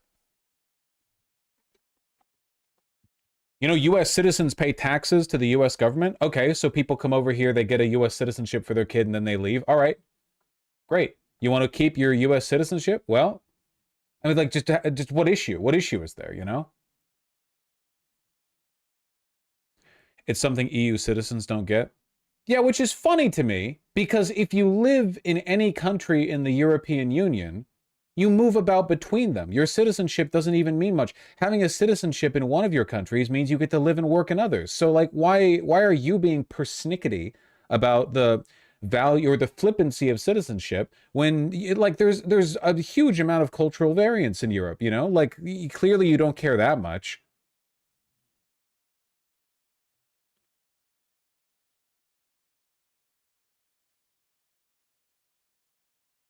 Euroids are racist as fuck? Well, we're not in the best position to be criticizing them for that right now, unfortunately.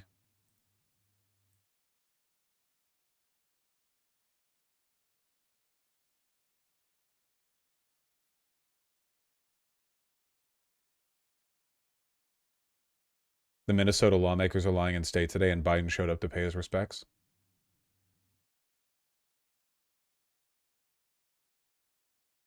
He's just reflecting on where he'll be soon.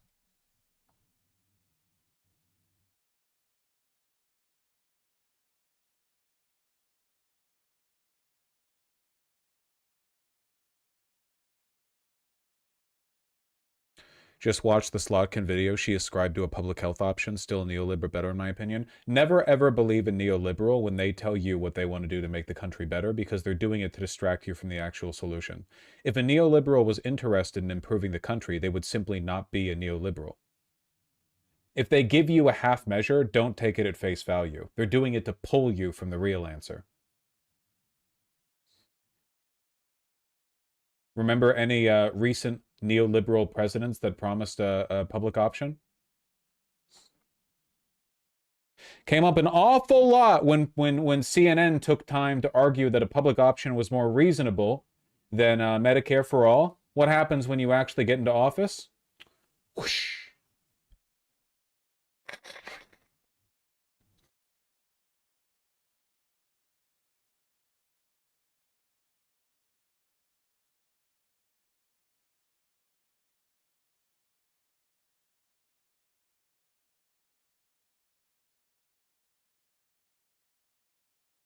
What is this?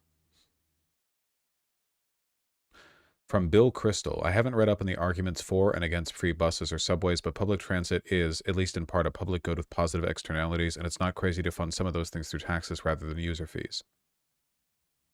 Okay, that's true, though. I mean, Bill Crystal sucks, but that is true.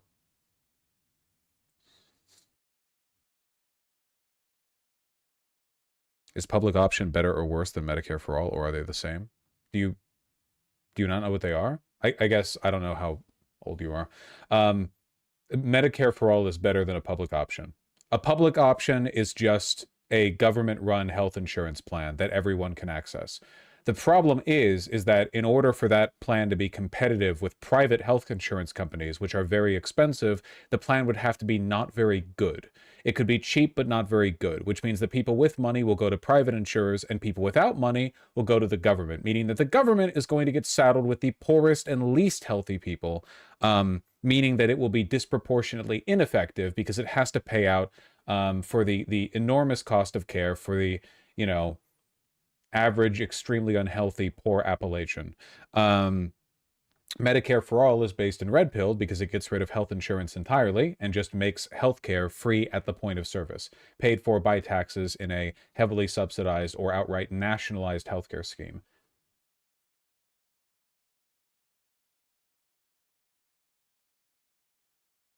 Not that we have either of these things, of course.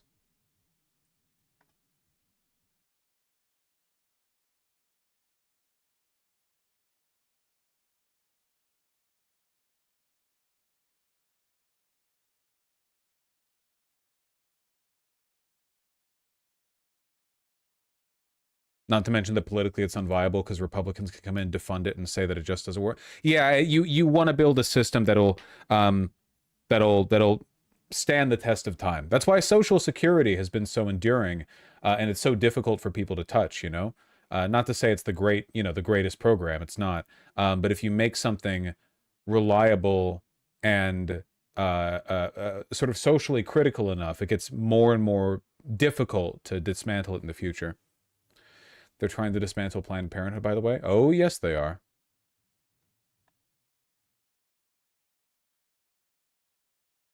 Of course, Joseph. Take Bill Kristol off the screen. Okay, okay. What if I replaced Bill Kristol with somebody even worse? This is my very specific question for you, right? Is that you're an investor in AI. You're deeply invested in Palantir, in military technology, in technologies of surveillance. Give us Bill Kristol back. You want Bill Kristol back? Yeah, that's what I thought. That's what I thought. There is good news though. It would be a funny bit for me to cut to somebody worse than Peter Thiel, but you kind of can't, can you? This is kind of the end game in terms of bringing wretched, inhuman pieces of shit on screen. I jumped right to the end. There's no more. Elon's worse than anyone. Nah, Peter Thiel's way worse than Elon. Because Elon's embarrassing. Elon's cringe. He's also too stupid to know what's going on. I mean, all these people are stupid, but Peter Thiel is a lot more. Also, like, Elon wishes he co-founded Palantir. Okay? Technologies of warfare and so on, right?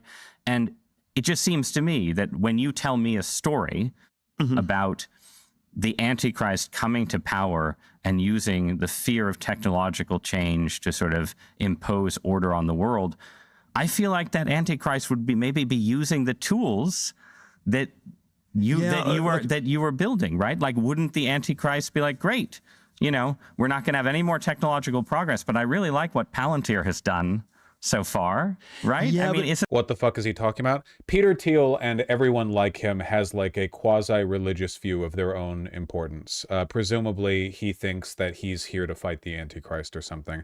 Part of this is because they're megalomaniacs. Part of it is because they're genuinely like very mentally ill. But a lot of it is also, it's like an expression of the juvenility of their mindset. The idea that the world is fucked up, but only they can fix it. It's not even fascism, not really. Fascism is to them just like a convenient step, something that they don't even like acknowledge it exists in itself, right? They just think of it as like a mobilizing mechanism they use to achieve power, after which everything will be fine. It's how a child thinks. You know what I mean? Like, if I was in charge, I could fix everything. Isn't that a concern? Wouldn't that be the irony of history would be that the man publicly worrying about the Antichrist accidentally hastens his or her arrival? Like, they're not actually religious. It's not actually religious belief. It's like Christian symbology used to tell a story, and it's the story of his like moral ascension. There are all these different scenarios. I obviously don't think that that's what I'm doing. I mean, to be clear, I don't think that's what you're doing either. What would happen to guys like this if they lost all their money? Suicide by cop, or they'd be like living under a bridge. People like this can't function in normal society, right? It's a wing of like sociopathy, or it's like it's a mental profile that is advantageous if you are, for one, lucky, because there's a bunch of people like this. Not all of them get to co-found Palantir. But also like venture capital, right? Silicon Valley. There are areas where stuff like this can thrive, where your like everyday megalomania comes across as genius to the interns that you bring on board to do the real work while you invest in, hey, get lucky. But in regular society, no, these people couldn't function. Just interested in how you get to a world willing to submit to permanent authoritarian rule. Well, but again, there are these different gradations of this we can describe. Worth noting also is that by and large, these people are not actually that bright. Alex Karp is not that bright. Peter Thiel is not that bright. Elon is profoundly stupid. Curtis Yarvin is not that bright. I really should have taken the time to listen to him talk more, because reading that article of his where he said he was politically radicalized by what was it? Was it John Kerry and the Purple Heart? What was the political nothing story that he was like radicalized against the right or sorry, against the Democrats about? I think it was something like that. Oh, the Swift boating thing. Yeah. Like nothing. Like to be mobilized by that. It's just, you're so shallow up here in your head. But that's how they all are, I guess. But is this so preposterous, what I've just told you, as a broad account of the stagnation that the entire world has submitted for 50 years to peace and safety? As you got to bring back Professor Vosh segments. What did I do, Professor Vosh? What do you mean? Like when I talked about the history of X or whatever? I mean, I feel like we talk a lot. We talk a lot these days. I don't usually boil it up like concept focused. You talk about the news and you bring the concept to the news. You got to meet people where they're at, which I want to do a lot with Mamdani, by the way. You know, I want to do a lot with Mamdani. Mamdani's victory has been like a frankly, I feel vindicated because Mamdani has been like a vindication of so many things I've been saying for years, right? For one, charisma and message discipline matter a lot more than ideological purity. Mamdani is very ideologically pure, but that's not what won him the election. For two, you need to learn to be a patriot, okay? Mamdani loves New York City, all right? If he was running around saying like New York City is a corrupt capitalist establishment that siphons wealth from the poor and doesn't like he wouldn't get any votes. Obviously, you need to love the area that you're trying to improve. Otherwise, why the fuck would anyone vote for you? That shit's off-putting, you know? I think, a big one being like understanding where real leftist mobilization comes from. Because if you look at Mamdani's support, along with the support for Bernie Sanders, along with the support for like every leftist movement ever, poor people are actually not your allies, not meaningfully. The people you're looking for usually are privileged, dispirited, middle-class people, or whatever the social equivalent is, right? You want to win over the poor, the proletariat, the peasantry, the people who are quite poor, but oftentimes they're very dangerous as a political mass because they often seek to use the machinery of revolution to simply embolden and privilege themselves within the next regime. That is, they don't want to build anything liberatory. Their dreams of liberation are to become the next generation's oppressors. Which happens unfortunately quite often. You have like Enlightenment style intellectuals, academics, educated people who have big highfalutin dreams of socialism, but I'm afraid that like liberation to the average dumb fuck rural hick does not look like communism. Liberation to them looks like the guy who owns the car dealership and has enough money to go to the strip club on the weekends. Everyone wants to be Stalin. Stalin was like that, wasn't he? Wasn't Stalin literally like a begrudging, a disprivileged, poor, like Lenin was an academic and an intellectual, and his writings were good. He was a monster, but his writings were good. And then Stalin is like actually grew up in poverty, like disprivileged, used the revolution as a way to personally better himself. He was a gangster. He was the muscle. Well, there you go, I guess. Yeah, many such cases.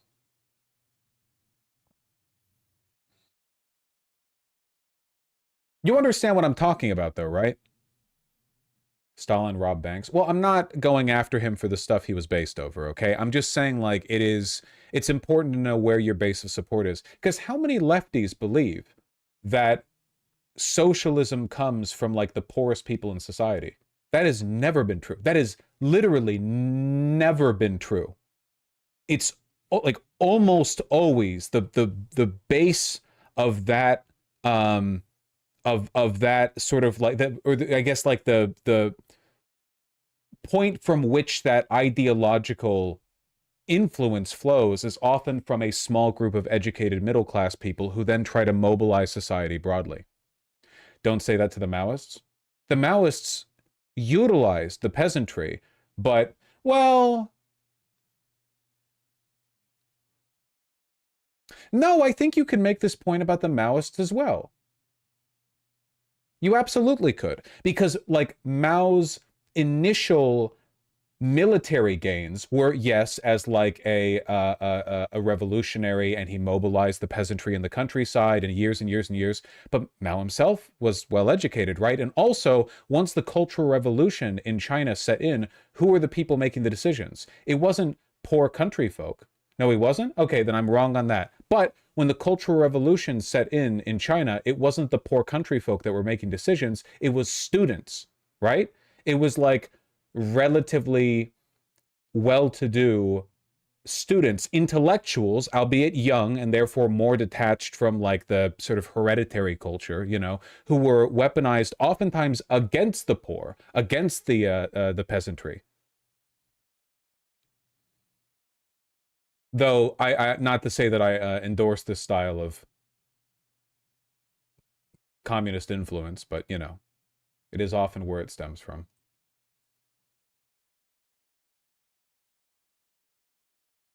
What's your issue with anarchists? I believe in bedtimes. I don't have an issue with anarchists. They're just like horrendously ineffective and often quite whiny. But like the underlying political influence or lens of analysis there, I think is good. It's defensible. So, you know, it's not like real. They're not like MLs or whatever. They're not like fucking fascists, basically.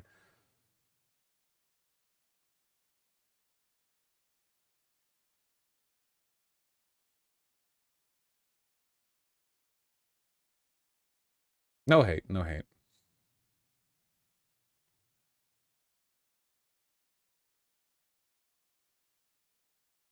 But are you pro supply chains? That's what Marx meant when he said we have nothing to lose but our chains. The poor are also the least likely to be educated. Yeah, fundamentally, like the ability to imagine the world being better than it is like an education gap, which is why Marxists historically have been very like pro emancipatory education, right? Universal education. Everybody has to be educated. Because if you're not educated, you might have good tendencies interpersonally, but your range of imagination for political change is pretty dumb. It's not really you're not going to just like arrive at socialism from first principles.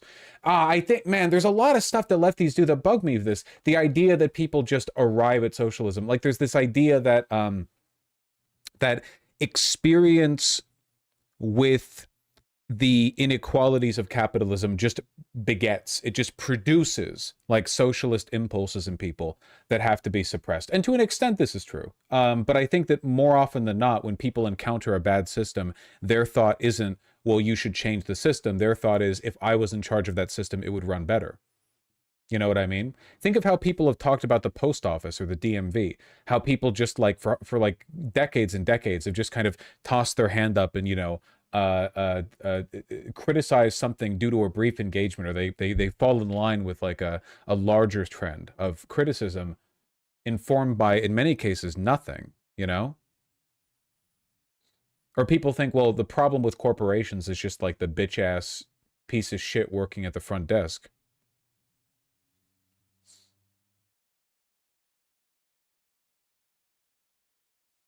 If you want a great example of the proletariat being detrimental to the revolution, look up Bolshevik interactions with the Russian peasants. All they were doing was killing landlords and fighting over the leftover land to be the next landlords. Yeah, we keep fucking up at the second step there, because it's like, does the average like peasant or whatever, do they want to kill their landlord? The answer to this, obviously, historically, is yes. But then like, they just want to be the next landlord. They don't like the thought in their mind is not, oh, well, let's emancipate society from landlords. Their thought is like, well, fuck that guy. Now it's my turn. That's just how people are. You have to bring people out of that. It takes effort, you know? Basically, what I'm saying is that it's okay to be very classist, and I think you should be. Marx would want you to. This is 1 Thessalonians 5:3. The slogan of the Antichrist is peace and safety, and we've submitted. You co-founded Palantir. Okay, I don't even know what the fuck we're looking at here. Peter Thiel is the Antichrist. Good. Good, solid, concise. Very good.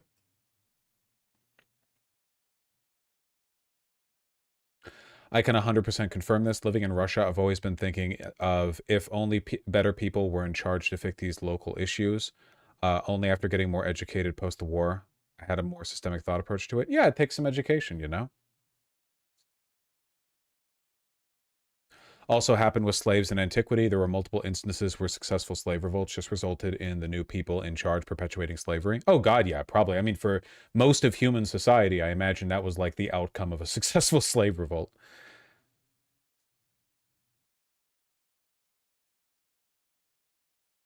The only reason the revolution at Rojava worked was because the movement had a massive underground education campaign for 20 years.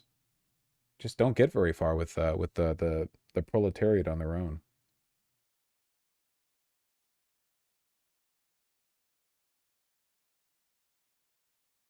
It's weird how humans gravitate towards authoritarianism, but also policies that help out their neighbors. Humans gravitate towards reconstructing tribal social structures because that is literally what we evolved to be in.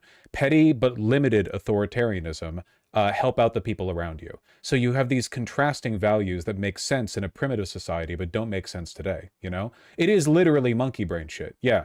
Like in a tribal society, you do often have a degree of authoritarian rule from like the elder or whatever. It would vary from the tribe. There were tons of tribes, I'm sure. But like it's not like tribes were run, you know, democratically in the way we today understand democracy, right? You might have input, but ultimately you still have like the big kahuna in charge, but you still have very pro-social tendencies. I think people gravitate back towards this, you know?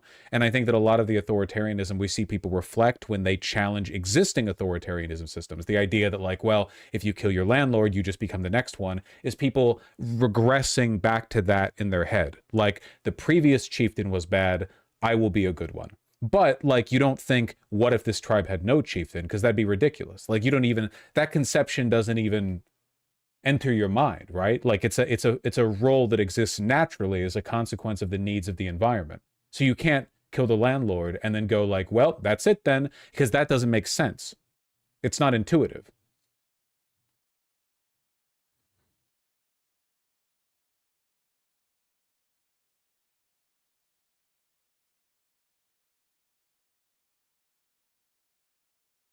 Was the kahuna of Trump, Musk, Cohen, Thiel? I'm talking about how regular people think in power structures in their day-to-day life. I'm not talking about like broader political systems. I'm saying that people, I think in their heads, they kind of model their immediate environment around an understanding of politics and social order that make the most sense tribally, but don't necessarily make sense in the modern complex world. It's like an impulse you have to get over. It is literally tribalism.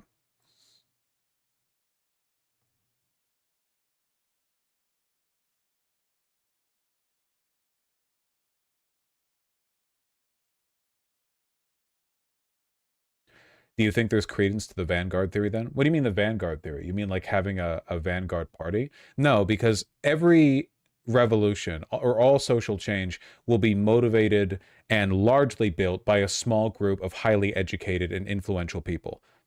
But there's a huge difference between that, which is just a fact of life, and building a vanguard party, which is meant to be like a political apparatus that represents the working class, but is itself a distinct class marker. And this, I think, is absolute nonsense. I think this is absolute nonsense. You know, vanguardism does not, the first thing you do, the whole point is to build a society that is equitable because you no longer have a class divide, and then you immediately make a class divide. you know? No, I don't believe in this. But you don't need to believe in vanguardism in order to acknowledge the fact that you will have some, like, major movers in any revolution. You know, like people like Mamdani, if you will. You know, people who are obviously, like, on the fucking ball when it comes to charisma and being thought leaders. But that doesn't necessarily mean they then go on to form, like, the, you know, exclusionary Mamdani party of which only selected insiders can join. That represents, and they occupy, like, a totally different class system, right? It's like how in America, being a member of a party doesn't really mean much, right? Like you join the Democrats or Republicans, you still vote, however, it doesn't really mean that much. Basically, just like who emails you to ask for money. Basically, it doesn't really change that much. Whereas being a member of the Communist Party in the Soviet Union, it was a huge deal, right? Depending on in what way you were a member, that could potentially, you know, I mean, you could be like set the fuck up in your life, right? It's a totally different class character to the way you engage with society and the economy.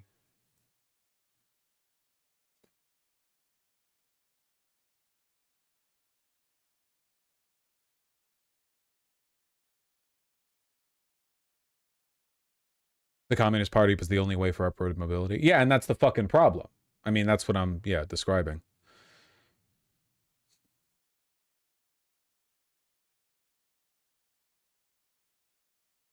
Anyway, rambling.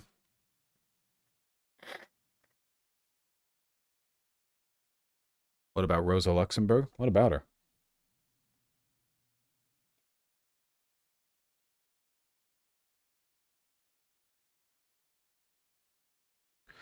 That isn't what a vanguard party is by definition. The role of a vanguard is to agitate and educate. Yeah, okay, but like if we took the dicks out of our mouth, sorry.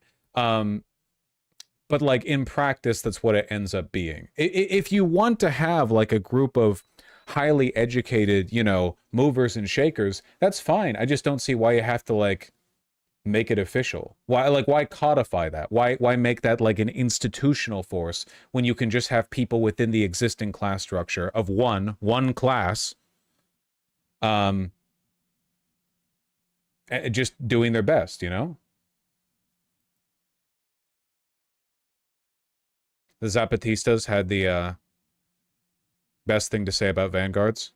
I shit on all the revolutionary vanguards of this planet. A letter to the Basque Liberation Movement, ETA. Excellent, excellent.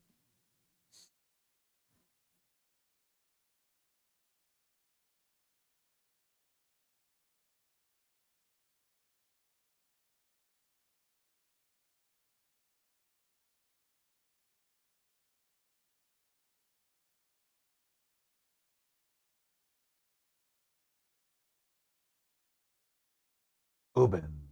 I saw him.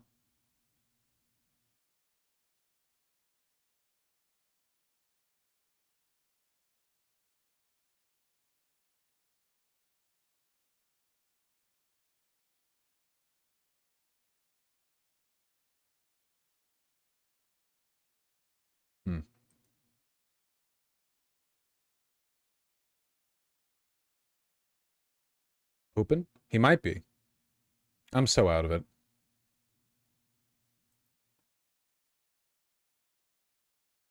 What the fuck is this?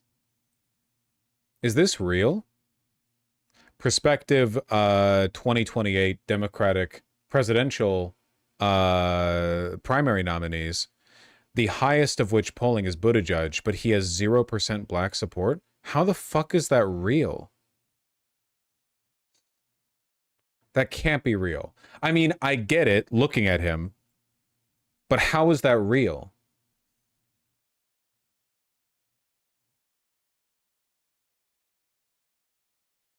Because black people hate gays. Well,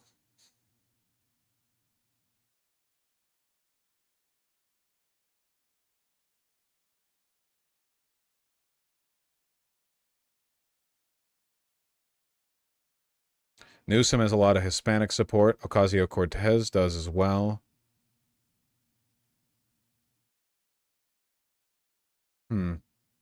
It's pretty bleak, huh? Would love to know the scruples for it. No, it's just funny. It's just funny. Why is Harris so high up? Because we still don't have a fucking response. We still, the national Democrats still have done nothing. Remember when I said Padilla getting tackled by ICE wasn't going to be a story the next day, and it wasn't? They genuinely, like, every possible opportunity on their part to make a campaign out of what's happening, they have not.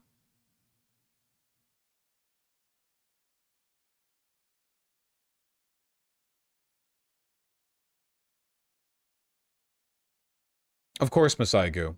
The 0% black support for Buttigieg is still pretty funny.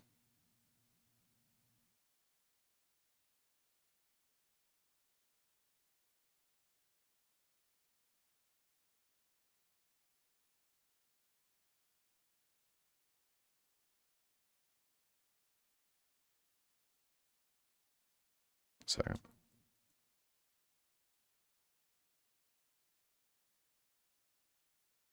Not beating the homophobia rumors. I used to think you were a bit harsh on Democrats until Trump 2 happened. Now I see what you mean. Yeah, I will admit, though, they have been worse than I expected. I know that's, well, actually, it's a pretty high bar because I already had a pretty low opinion of them. But I did not expect them to be this bad in response to Trump. Which is wild to imagine. Oh, yeah. It's a tall order.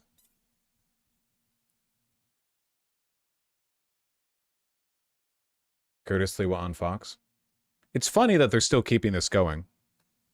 This is newsx.com. I don't think this is the link you were trying to provide.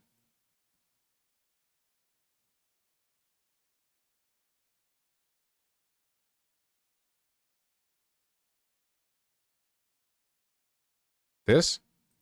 Oh, this is an old video. This is when they apprehended that migrant in Times Square, right?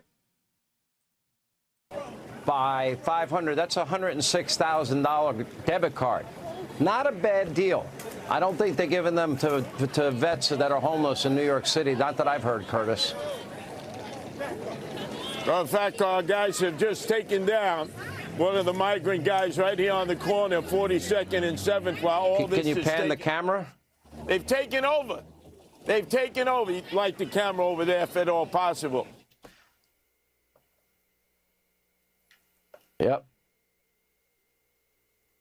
Oh, you got your key open, guys. And then the guy they apprehended, it just turned out to not even be a migrant. It was just a regular-ass person. He is out of control. Out of control.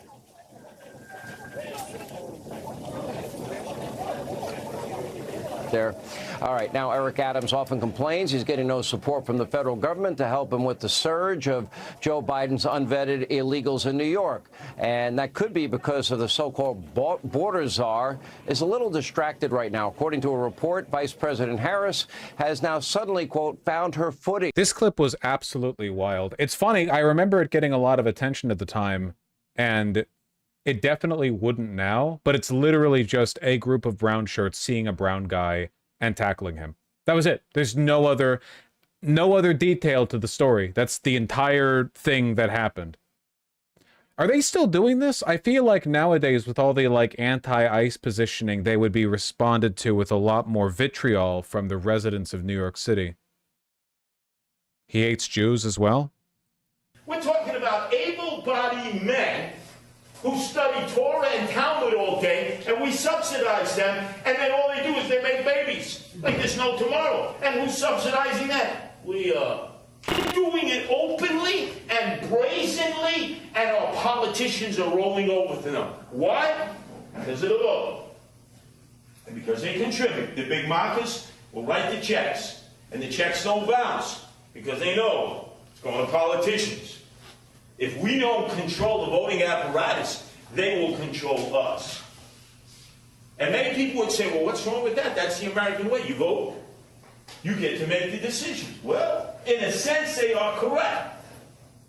But they don't vote the way normal Americans vote. We're talking about Huh. Pretty wild set of things to say if you're trying to run for mayor of New York City. Look at him without the beret. I've seen him. Yeah. He's got the fucking tan line. Because he's always wearing that shit.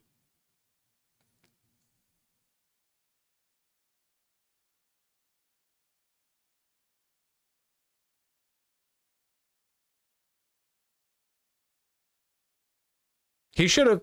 This looks awful. He should have kept that hat on and brought a second beret to hold in front of his chest. Not entirely wrong, though, Vosh. A lot of Hasidism just goes to religious study and take unemployment. Yeah, sure. Religious radicals are pieces of shit, usually, and often are drains on society. Same, you've got, like, the evangelical homeschoolers that just, like, take their kids out because they don't want to learn about the round earth, and then they, like, molest their kids or whatever. Yeah, it's pretty common, like, across the board. It's just funny in a political environment where, you know, Mamdani is being crucified for not saying that Israel has the right to mulch babies as it pleases. When you've, you know, said stuff like that in front of a camera.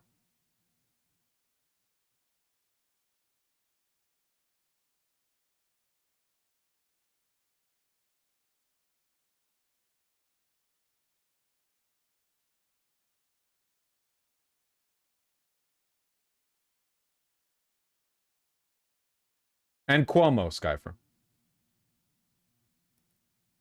Joining us now, the City's senior editor, Harry Siegel, co-host of the Prof G Markets Hi, Harry. podcast with Scott Galloway, Ed Elson, and back with me, Lydia Polgren. Lydia, I'm going to begin with you again.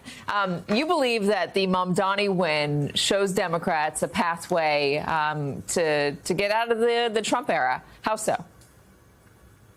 Well, I think that what was so impressive about the Mamdani campaign was just its relentless focus on the issues that voters told the campaign really mattered to them.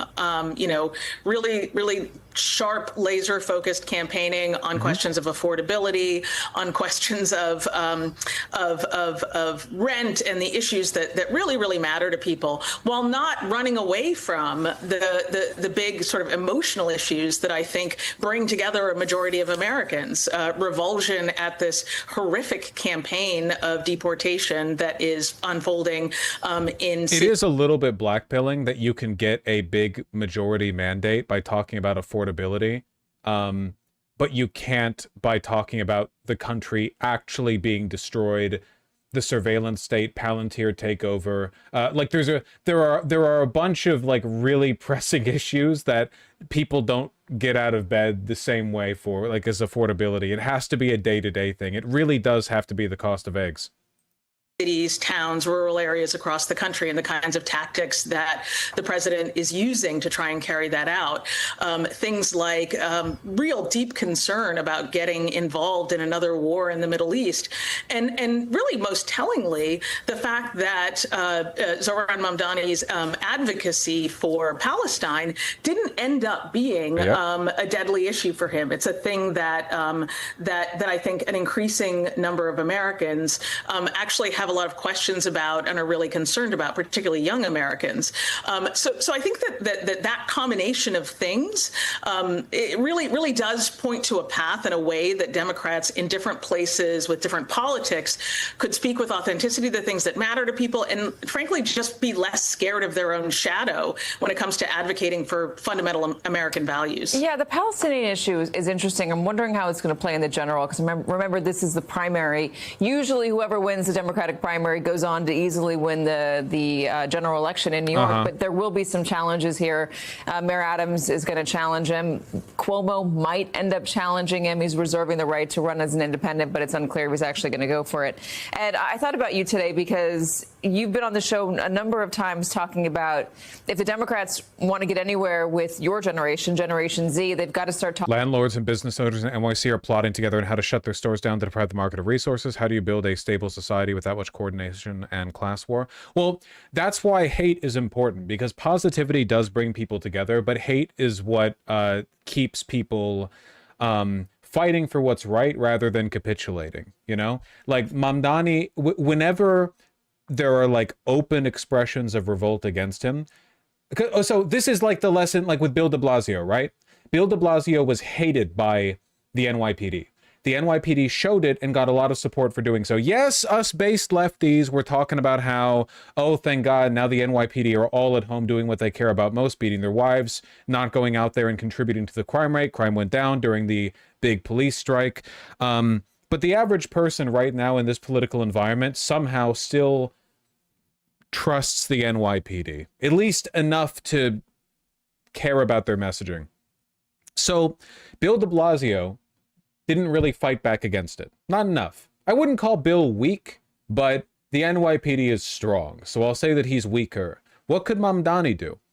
Like, because Mamdani really being effective as mayor is going to involve him. He'll need to do this. He is going to need to break the backs of the people who challenge him. All of these fucking billionaires on their talk shows, all of these petite bourgeois business owners who want to get like a Fox News spot by performatively closing their store like during 1 week, you know, and they'll say like, this is the Mamdani shutdown, you know? He will need to crack down on this swiftly. The cops, like, he'll have to quietly replace people. He'll have to make sure like every possible position that he can like appoint people to is filled with loyalists. Like, you need to match the antagonism from the powers that be with a comparable level of antagonism. Otherwise, they're going to overwhelm you. You know? That's why the community grocery store is important. Yeah, best case scenario in that run is that like local grocery stores increase their prices or shut down, and Mamdani uses that as an excuse to expand the power and reliability of his grocery stores, you know, the state-run ones. That would be ideal. I don't know if it would actually play out that way.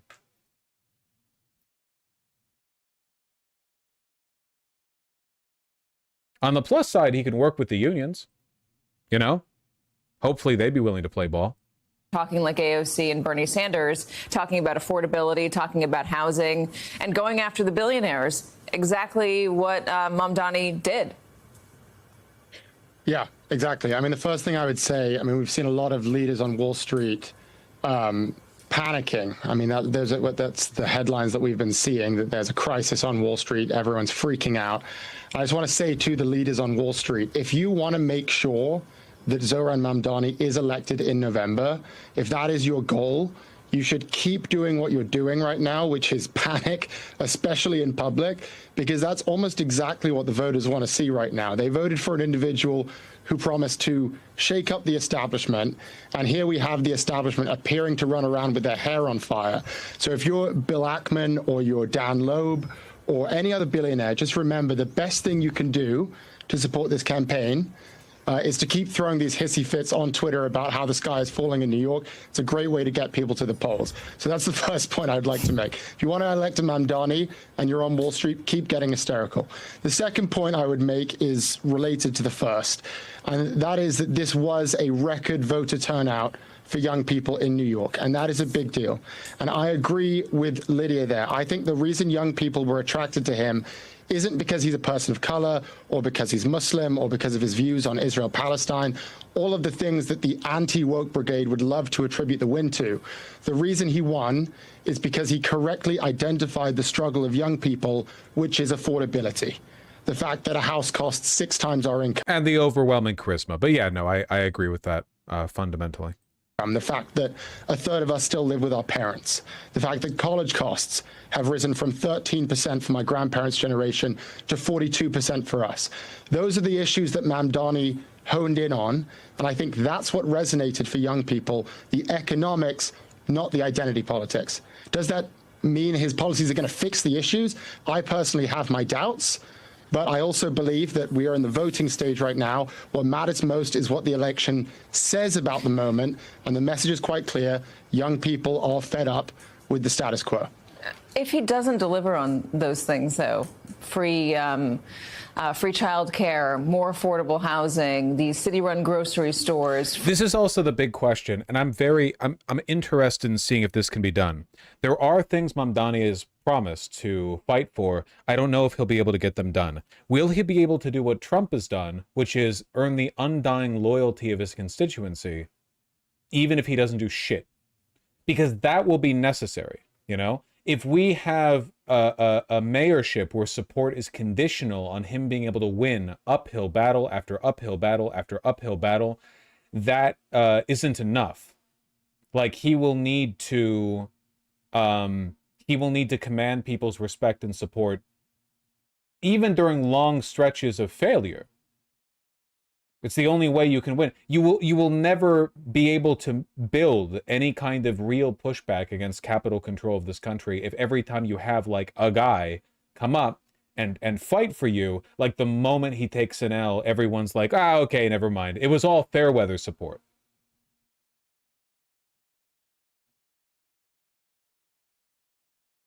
Man, the left has standards. Trump morons are just in it for the soap opera. Sure, but like, we should have moral standards. The question is, like, do our standards obligate us to stop being supportive of Mamdani if he tries to do the things that he wants to do and that we want him to do, but he's not able to because the fight is so difficult? Because if we give up just because the fight is difficult, that seems to me like we've set ourselves up for failure guaranteed. You know? Now, obviously, if he does nothing, not because it's hard, but because he just lied his way into office, I'm not suggesting we support him for that reason. I'm saying that, you know, we need to be there with him consistently. We still push for Bernie's policies? Yeah, because he never did the hard thing and win. But what would happen if he wasn't able to get Medicare for all out after becoming the president? Would people still like him?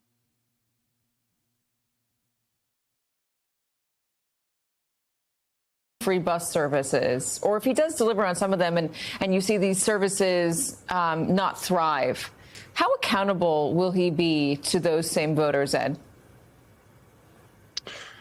Well, I think he'll be accountable as much as anyone else. And I think that we'll see what happens if his policies don't go through. I believe that many of them won't work. There are a few that I think are promising, but I think, you know, the main point, in my view, is the voter turnout that we've seen. And, you know, I love my generation. I love Gen Z. Many things I respect about my generation. But my biggest criticism is that we are, and this is what I often say to people, we're very active with our opinions, but very lazy with our actions. So we talk a big game about we're going to change the world, we're going to do all this stuff, but then when it comes to actually voting, we don't show up at all. And that is reflected in the fact that we have the lowest voter turnout of any generation, including when you look at the previous presidential election, where voter turnout was around 40% for young people. But this primary election has been the first major exception to that rule. 40% of people who voted early were under the age of 40. 25% of them had never voted in a Democratic primary before. That's up from 3% in 2021, meaning something happened here that activated young people. And regardless of your opinions on his policies or what you think of the politics or what might happen, the fact of the matter is young people finally showed up. And that I worry about its sustainability. I really, really do. I said this before, and I think a lot of people find this unpalatable, but like, for us to have any hope of pushback, we will need to find leaders for whom we can campaign for 24/7 the way that Trump does. You know, the way that Trump supporters will wear his campaign merch like everywhere to fucking Disneyland. You know, you need to be a Mamdani guy, as you would need to have been for like as a Bernie guy if he had won in 2016, because Trump has gotten away with a lot, but he's done so through the path of least resistance. He is a billionaire who does what billionaires want him to, right? Mamdani is not, and he does not. So the fight he has to make is a much more difficult one.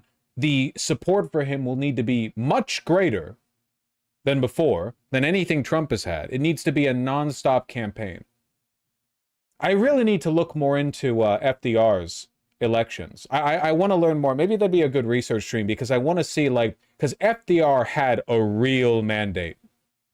A real mandate that's not even possible today. No politician could get the support today in this polarized world that FDR got back then. But it wasn't born of nothing, right? Like, he had shooters, you know, millions of them. They were GIs, but also he had metaphorically shooters who were carrying his water pretty much everywhere. Carrying him, which he needed because, of course, he had polio. This was the 1932 result. Yeah, yeah. Unthinkable today, of course.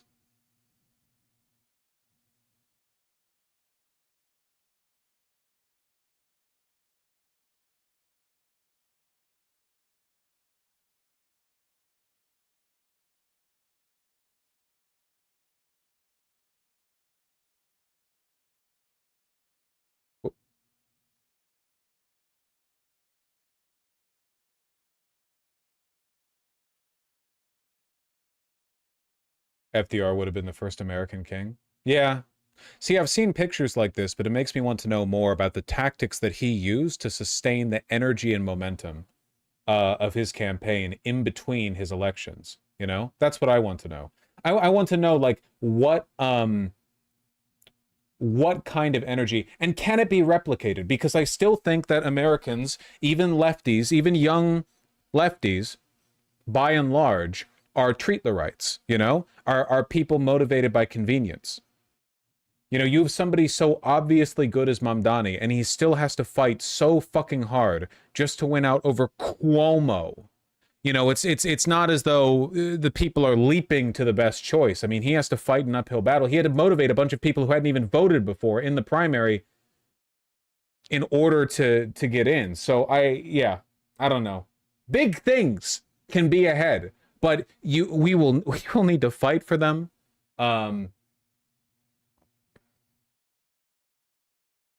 His 32 campaign was much more moderate than his 36 and 40 campaigns. Wade made more moderate promises, and in large part won based on backlash against Hoover in the Great Depression. Yeah, and then with his success, he was able to build up and sort of like win a much stronger mandate, of course.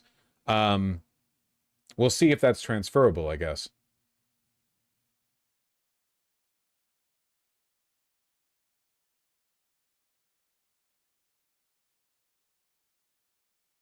Do you think it would take something as catastrophic as the Depression to receive this mandate? I do sometimes worry about that, yeah.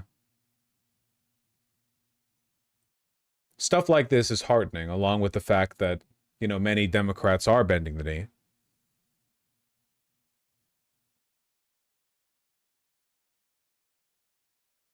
I mean, yeah, you've said it. The people must suffer. Yeah. Implying we aren't already in a depression. We're not in a depression, objectively. Unfortunately, America carries pretty well on momentum because we are so powerful and so wealthy, but goddamn are we comfortable, man. We are so fucking comfortable.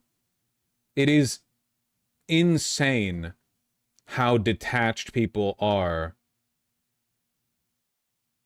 from the stuff that would objectively improve their lives.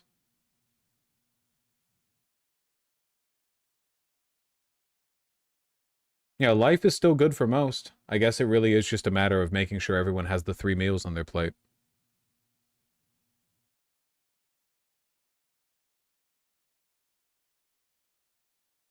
The hundreds of thousands of people homeless might disagree with you. They don't, actually, because you wanna go take a look at how many of those people vote. No, I mean it, man. That's exactly my point. The hundreds of thousands of people that are homeless, if there were that many people who were homeless back 100 years ago, they would probably be like a major political force. They would be talked about, but they're just silent and invisible in today's society, which is crazy.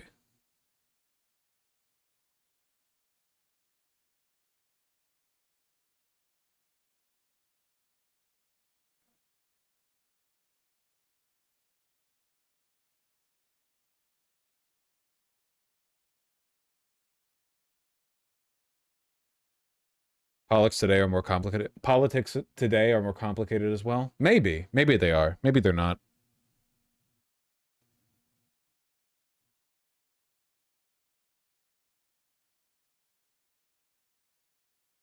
I'm scared Mamdani could have connections to Teal. What? Look, go clean out your ears.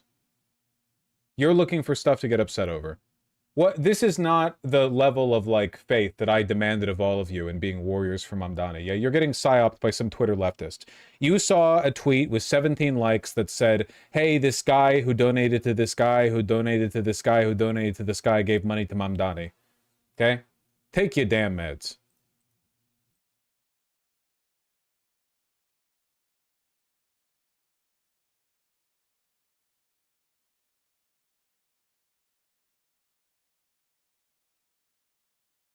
Oh, speaking of building the mandate,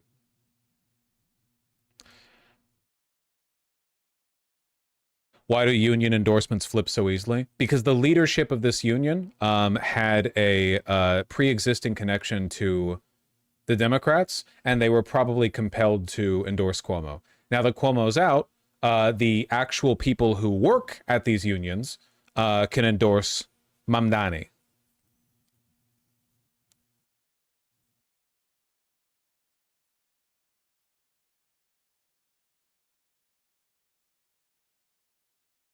Anyway,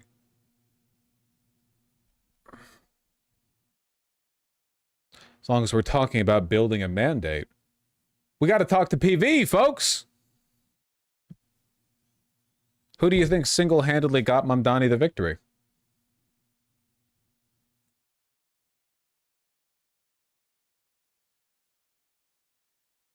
Hi.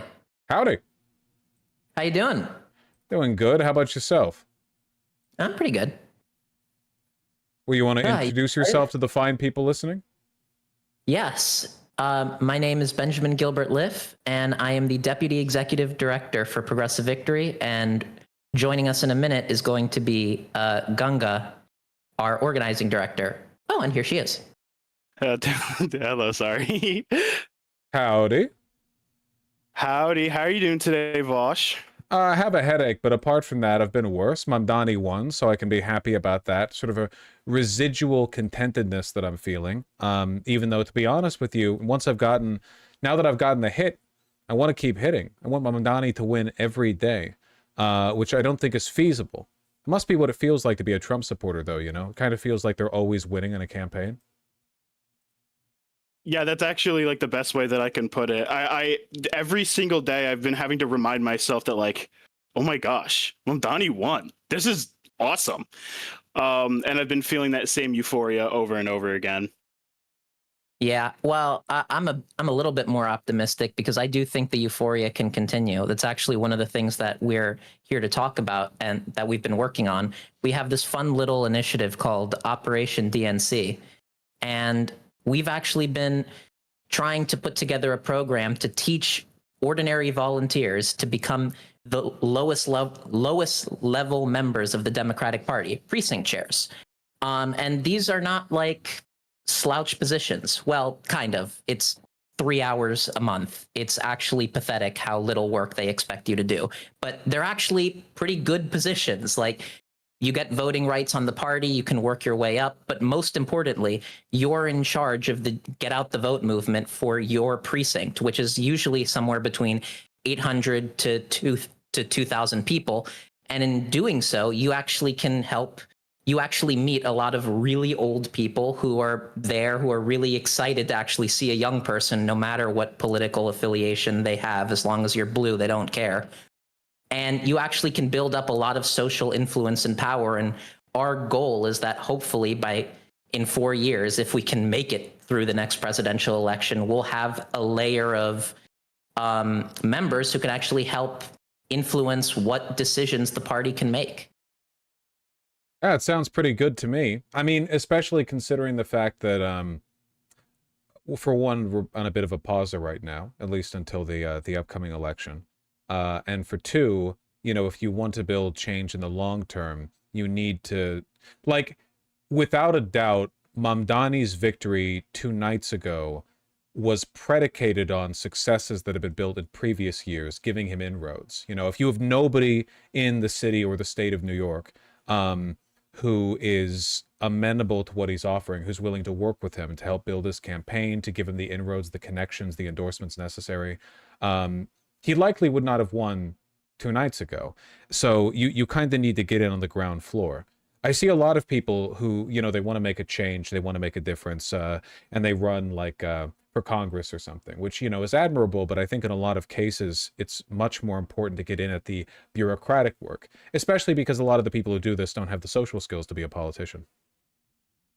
Yeah, I was definitely guilty of that. I kind of just had this like plucky attitude where I was just like, you know what? When I'm 26, I'm going to run for Congress. I'll pull an AOC, I'll lose, and you know what? I'll just do it again. And then I'll lose a second time, and I'll do it a third time. And if the third time doesn't work out, well, I'll just sell out or something. But I'll probably win by then. Who cares? And like, that's not how it actually works. You actually have to have like some knowledge and some groundwork that you've established. And I kind of got really lucky with PV, where I kind of just went in there and I kind of just met some amazing people who really taught me how some of this shit actually like fucking works. And it almost immediately puts things in perspective, like, oh, I'm actually stupid. Okay, that's good to know. We can move forward from here. I have this realization every day when I look in the mirror after getting out of the shower. Can you tell me a little bit about what exactly this position you're describing entails? The lowest member of the local democratic bureaucracy? Yeah, Gunga, do you want to take that one or should I? You can go ahead. You can go ahead. Okay. Well, it's a pretty simple position. It really just is you go to the precinct office and you basically meet up with the people there.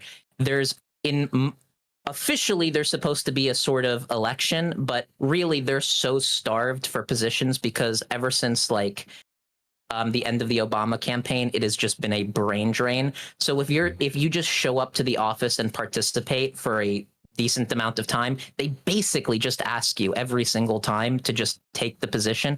It's actually rather pathetic.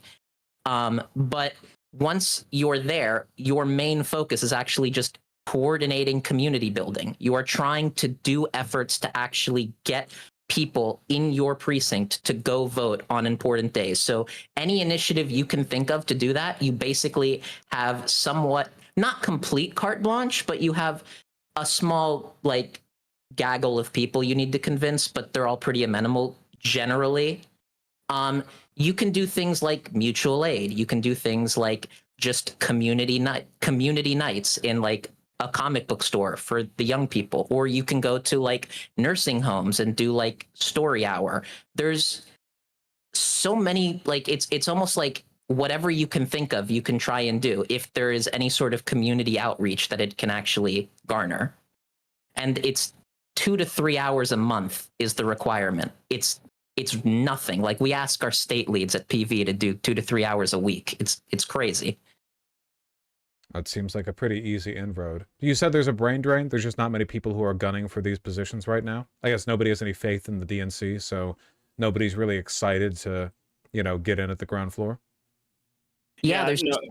Yeah, exactly. Yeah. So there are literally like there are no people who want to get involved at like the lowest ring of the party, because you know there's so many people who feel disenfranchised. They feel like you know, in order to make like a real difference, that you have to either run for Congress, you have to be like at the top of the party. And in a sense, that's kind of true. Like, you know, you do have to have power within the party to make like a real difference. But how do you build that power? Well, everybody has to start somewhere, right? You can't just immediately jump to like the top ring. And not only that, but if we have enough people who have real progressive values, who are truly in politics, not for the money, not for the power, but in it for the love of the people that they're representing, and you have enough people who are actually wanting to get involved, we can make the Democratic Party genuinely representative of its voters. Oh, blue MAGA. I mean, I think especially with regard to the national DNC, I think a lot of people were shocked, you know, that like Jake Tapper book, how much influence people like Jill Biden's staffers, for example, how much influence they had over shielding Biden from the people who wanted to talk to him to try to sort of preserve the image of his mental cohesion. And I think what a lot of people got from that, including me, was like staffers have a shocking amount of power. Politicians are usually so busy. They have these appearances they have to do. They have obligations. They have to meet with people. Their actual thinking is usually off, sort of like handed over to other people. They have their outfits chosen. They have their day planner managed. There's a lot of little bureaucratic fiddliness that, somebody like a president certainly doesn't want to be dealing with. But also, I think people on a local level, it's like how secretaries often have an enormous amount of power over the operation of a business, even a very large one, because they control the flow of information into the CEO's office. So onboarding people in that direction sounds like a pretty good idea to me.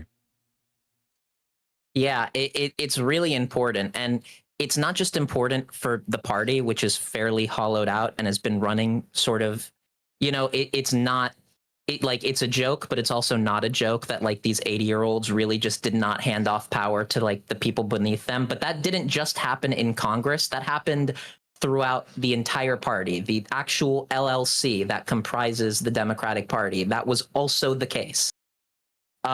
It's just sad. And there's also just no systems in place to teach people how to join it. Like when back during January, when I went to go to the Florida DNC conference to stump for Ben Wickler, there was just no there was no way to know how to go. There was no knowledge on where it was. There was no knowledge on who was allowed to be there. You just had to know somebody. And luckily there was somebody in PV who we did know, a member, Nathan, shout out. But without that, there would have just been nothing. And every state is like that. That's actually like one of the things I was hoping to like call out here, is that if there's anybody who's watching this, who knows something about their party or is a member of it or has family that's part of it, come let us know, because you literally cannot know. It's a fuck off tour, basically. If you don't know, you don't know, and we don't want you to. It does seem like basically every Republican representative at the national level has been paired with some 17-year-old Groyper staffers and social media campaign managers, who handle it's obvious that young people are having a massive influence over the party. Obviously the people in the cabinet are, varying degrees of geriatric, but there's clearly a heavy influence from like young, very online alt-right culture that they have successfully weaponized. I mean, they've used that to be much more effective. Look at the fucking White House Twitter account. The AI Ghibli, Donald Trump, signing executive orders to vibe and relax to, that sort of thing. There's definitely like a lot more onboarding there. And you can tell when you see, for example, Chuck Schumer's announcements. Like you see Chuck Schumer, right? And he wants to talk about how we need to be better to Israel, or we need to bomb Iran or whatever. And there is no pageantry at all to the messaging that he puts out. It's very clear that it wasn't put out by anyone who knows how modern social media works. It's boring, it's unconvincing, there's barely any effort put into it. And it's not like Schumer's the one directing or even writing any of this, he's just being given orders, or a directive at least, and it doesn't work. So I think that, like you said, there's a brain drain. I think that there's a kind of ideological and rhetorical gap in the party right now that is easy to fill. And in the absence of any young people who are getting onboarded by the Democrats directly, I think it'd be a good idea to take advantage of that ourselves. Because once the Democrats wake up and figure out they do in fact need young people getting onboarded to local and national positions in order to stay relevant, to stay effective, they are not going to pick based in red-pilled young people. They are going to pick grinning, broccoli-haired, vote blue no matter who, Joe Biden dead-ender psychopaths who made it big on TikTok when they were 14 years old, like epically debating lefties on their, lack of economic education. You need to get in there before that motherfucker does. Yeah.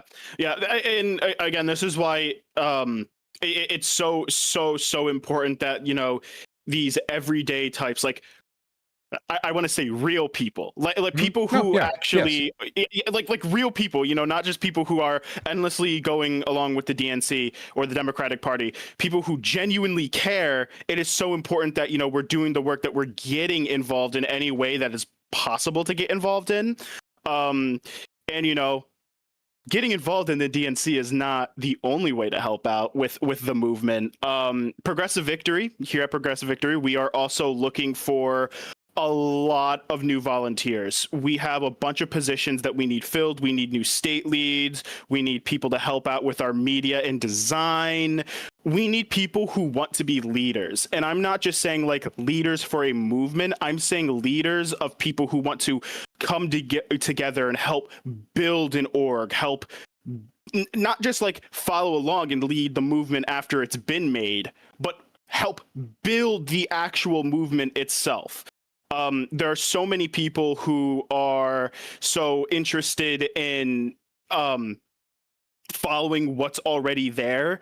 But if we just continue this idea of just following what's already been built out for us, we're not going to be able to actually make any meaningful, long-lasting, sustaining change. We need to make sure that we're building something ourselves. So if any of you are listening to this and are, you know, alarm bells are going off in your head going, well, I think I could be a leader. I think I could help build this. Again, we're looking for people like you.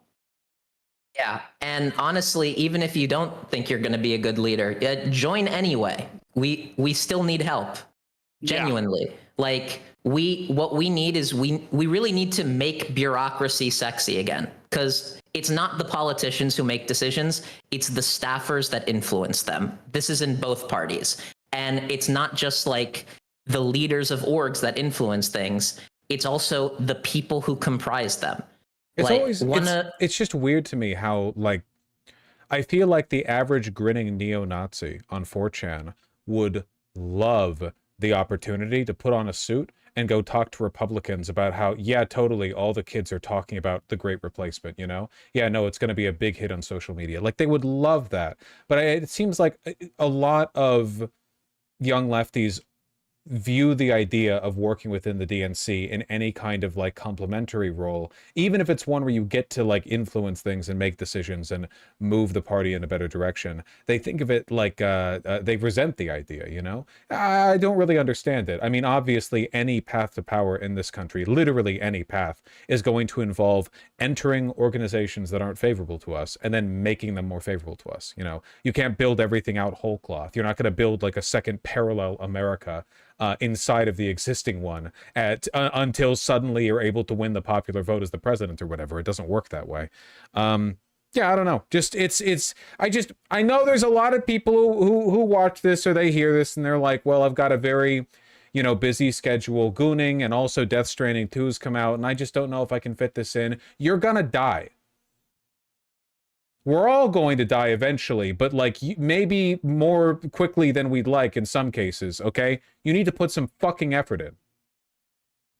Yeah, it is a good game, though. It is a good game. I've played it. It's on iPad. One of the few games that is. Death Stranding 2? Are you playing Death Stranding on an iPad, Benjamin? You shut the fuck up. No comment.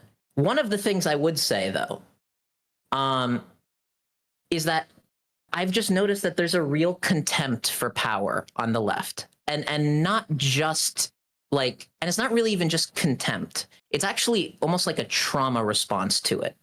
That when people have to deal with actually engaging with systems that are like really overwhelming to them and they feel could have like a negative outcome on certain individuals, they just almost shut down and don't know how to engage with it. The stakes kind of just break apart. And you know, you see that not just in like the Democratic Party, but I think you just see that inside these kinds of orgs as well. Somebody in chat says, I'd love to do this, but I'm moving to Humboldt for college soon. Nice. Is this a position that can be filled even in smaller towns? I can say on behalf of the two that I'm speaking to that yes, especially even in smaller communities, 100%. I mean, obviously results may vary depending on where you are exactly, but yeah, no, this is not like a LA, NYC, Chicago thing only, you know? Yeah, you know, I first got involved with Progressive Victory as the New Jersey state lead far back in the year 2023. If any of you can remember that, if any of you were around for that era. And I lived in some small town in New Jersey. It's known for providing lumber during colonial ages, but apart from that, the town hasn't developed at all. And since then, I led an entire state to not just in South Jersey, not just in North Jersey, but we're operating in big cities, Newark, Jersey City, Trenton. We are organizing around the colleges, like Glassboro area, for anybody who lives in Jersey who knows what I'm talking about. We're all over the state, right? You don't necessarily need to be positioned in the most populated part of your state. But that also brings us to what our huge next point is with Mamdani, right? Something that is super important is, yeah, we want to get involved in or we want to push all of these progressive candidates, right? We want to stack Congress. We want to stack the party itself. Well, something that we're kind of forgetting about is there are mayoral elections going on all over the country every single year. These elections are huge. If we are getting progressive mayors in office, we have more cities adopting agendas that actually benefit the people, recreational cannabis, protecting transgender and other LGBTQ rights. Sanctuary city status. Sanctuary city status. These things can't happen without us putting in mayors that actually agree with the things that we hold near and dear to us. Seattle, I think, is having an election this year. The last time I checked, you guys are having a mayoral election. Buffalo, New York is, Miami, I think Chicago, but I could be wrong. But there are all these cities. These are huge cities. These are big, big cities. There's many people who live here.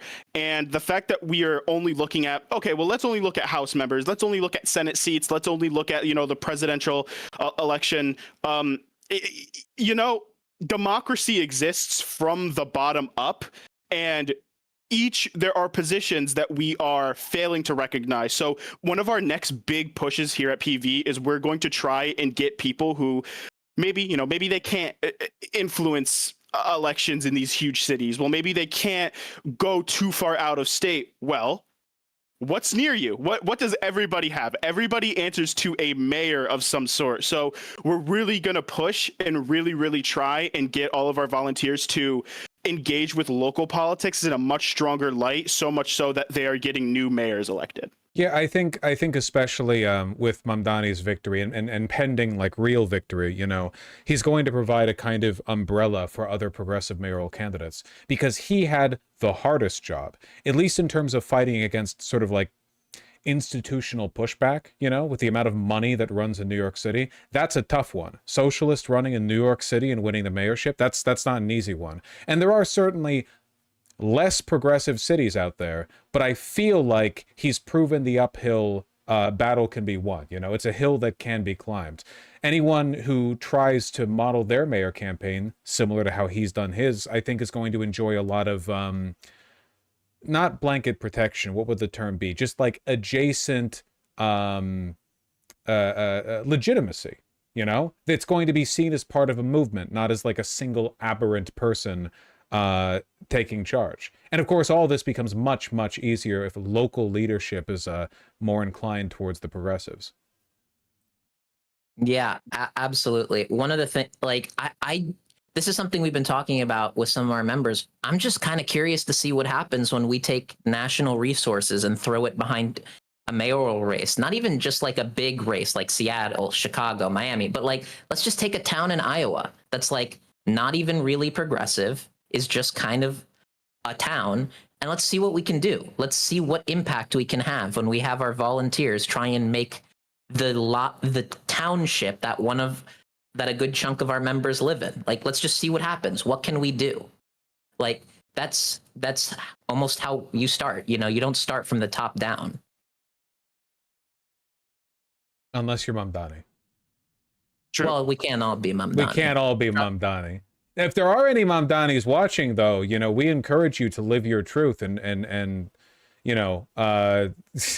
go out there and accomplish as much as you can. But let's all be realistic about our looks, energy levels, and charisma. Not likely, I think. So I heard word, you know, I remember reading, bleary and tired as I am, a little bit before having you both on.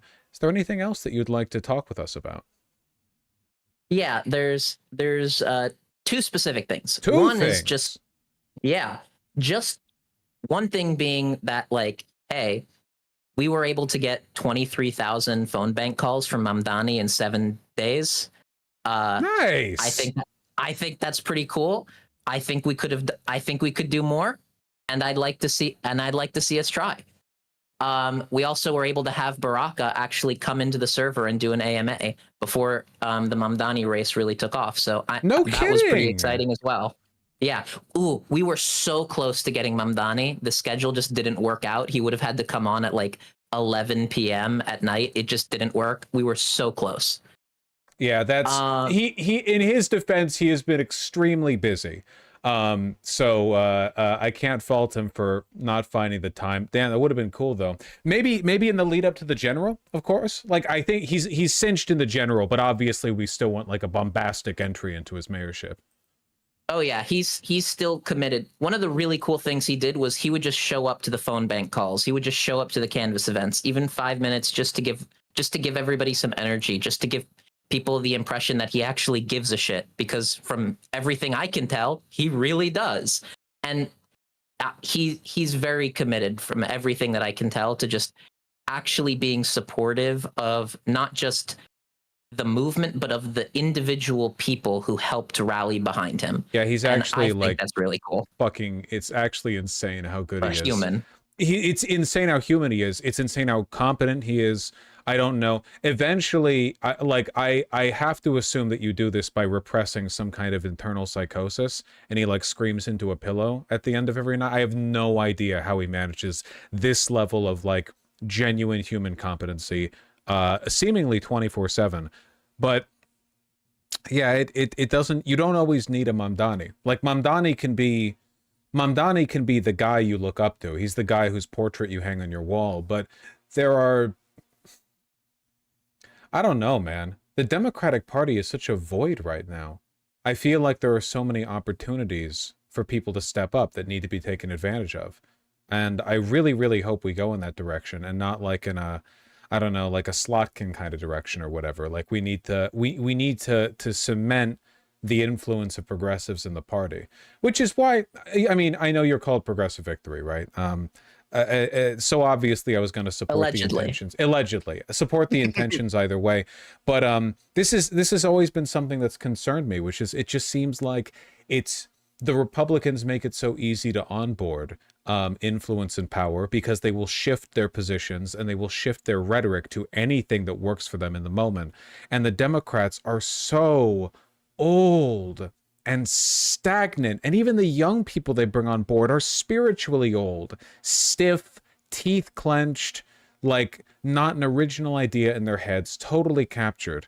And I think that's made them, in addition to, you know, being very bad, like ineffective against the Republicans, I think it'll make them ineffective against us too. So yeah, we got to take advantage of that. Yeah, they have something very, they have a few things like money, but they have something very important, an actual pipeline. And that's just something that has not existed very much on the left. It's one of the things we're trying to build. Like, one of the things that makes PV special is that it really, in addition to it being a political org, it operates at like one of its dual pillars of organizing is community. It operates as like a digital third place, but not just a digital third place, because that can get pretty bad pretty quickly, but one that has like actual roots and structures to be able to take that online community of people in your state and funnel you into IRL community. Jeez fucking Christ, I just said IRL. Okay, maybe not quickly enough. But yeah. I say IRL. Yeah, on the money front, though, I say POG. We do need help. I say poggers. Oh yeah, on the money front. Online slogan or terminology aside, vernacular. No, please. Let us know. Yeah, so we've actually been doing our dues paying membership program. We've been starting it up. I actually am the one who has the giant like $10,000 card printer in my house to actually make these things. It's not on stream, but you can see it. That these are the test cards. Ooh. And Hold on, I haven't had the camera on. I haven't even I'm had just showing Discord you. open. Okay, I'm looking, and chat, I gotta say, they look beautiful. They actually do look really good. Here, wait, hold on. 1 second. Okay. Yep. I didn't have Pull any of this this out at the club. out. Pull this out at the club, and it's like a done deal. It's a it's a lock. You're in, like physically, spiritually. Yeah. There we go. Yeah. That looks good. First name, last name. Yeah.